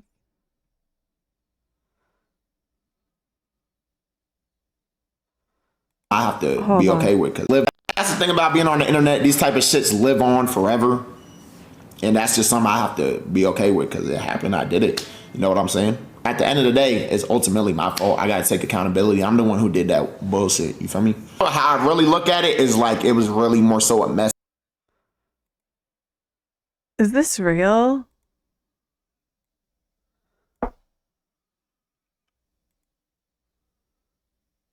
Message from God, like. Who is this? This is like one of the, I don't know, like I feel like he's like Kai Cenat, Aiden Ross adjacent or something, right? Like is he like an amp? So I guess like this leaked of him on some sort of dating thing, bottom, submissive, BDSM roleplay. And I guess he's admitting Thing about to being on the it. internet, these type of shits live on forever, and that's just something I have to be okay with because it happened. I did it. You know what I'm saying? He admitted it. At the end of the day, it's ultimately my fault. I gotta take accountability. I'm the one who did that bullshit. You feel me? How I really look at it is like it was really. I'm the one who did that bullshit. Girl. Like, I'm just saying, like,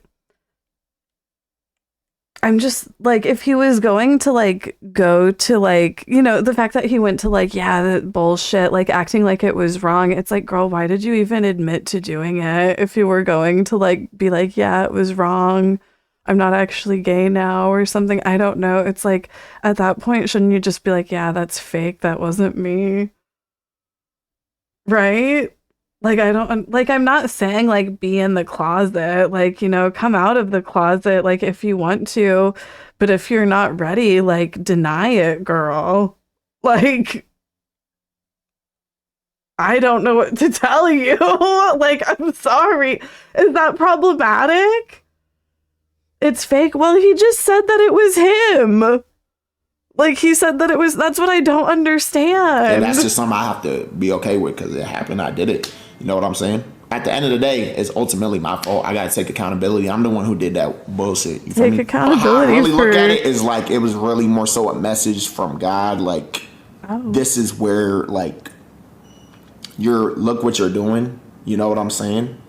Shout out to all my gay niggas. I'm sure there's some gay niggas in chat because there's mad niggas in here. Y'all are great. That's the thing about being on the. Like, what? Like, I'm like, I feel sorry for this man. Like, I'm like, I don't know. Maybe I can help him. Like, I don't know. This man needs some sort of, like, counseling. There seems to be, like, a lot of internal homophobia going on, and like, I don't know, like, I mean, he's still so in the closet or whatever is going on here. He must not know what RuPaul says, if you ain't gonna love yourself, how are you gonna love anybody else or whatever? Or if can I get an amen? Someone said, wait, is this AI? Is this like completely AI? Internet, these type of shits live on forever. So is this just AI then? And that's just something I have to be okay with because it happened. I did it. You know what I'm saying? At the end of the day, it's ultimately my fault. So I gotta take confused. accountability. I'm the one who did that bullshit. You feel me? How I really look at it is like it was really more so a message from God. Like, this is where, like, look what you're doing. You know what I'm saying? Shout out to all my gay niggas. I'm sure there's some gay niggas in chat because there's mad niggas in here. Y'all are great. That's the thing about being on the internet. These type of shits live on forever. So this is AI, right? Once gay equals always gay. What is going on? So it's AI.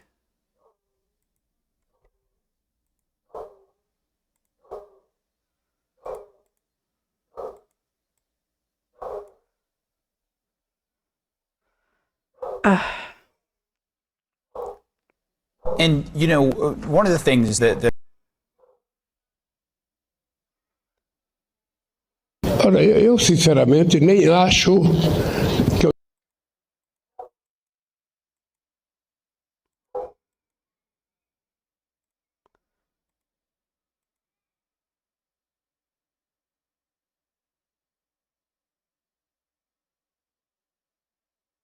Well,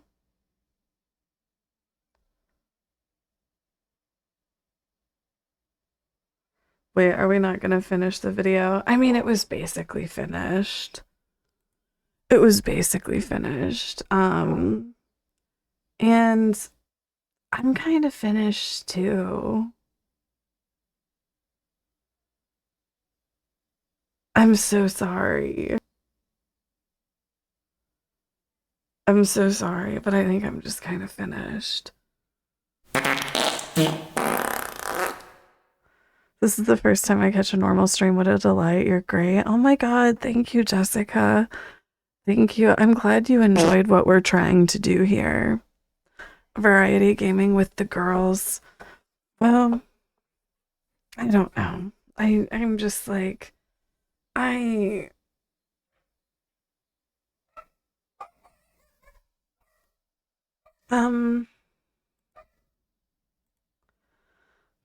let's, I don't, I'm so sorry. Oh my God, goodbye. Thank you. Only_positive_vibe just gifted Jessica Tarlov a sub. Only_positive_vibe gifted a tier 1 sub to Jessica Tarlov. They have given 1376 gift subs in the channel.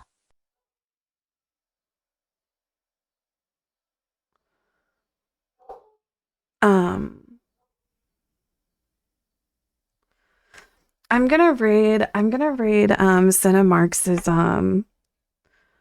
I'm gonna read Cinemarxism, Brett Hamilton. How do you spell Cinemarx?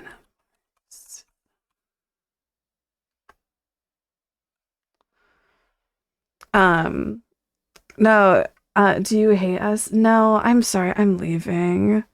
Like, go have fun with Cinemarxism. I've got to hang out with Cinemarxism a few times now. Cinemarxism actually moved to Kansas City, so it's kind of cool having another, like, person in like the leftist content creator sphere.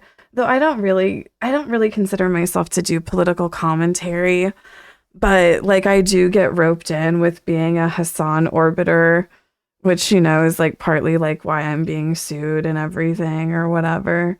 So, that's kind of cool. That's kind of neat. Like, kind of like getting to get sued because you're seen as being an extension of Hassan. Like, that's wow. You know? So that's kind of cool.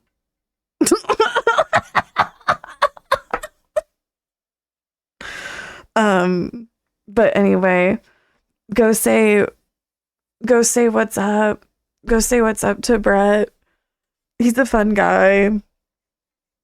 Bye guys. I'll see you all tomorrow, bright and early. Early stream tomorrow. Bye everyone.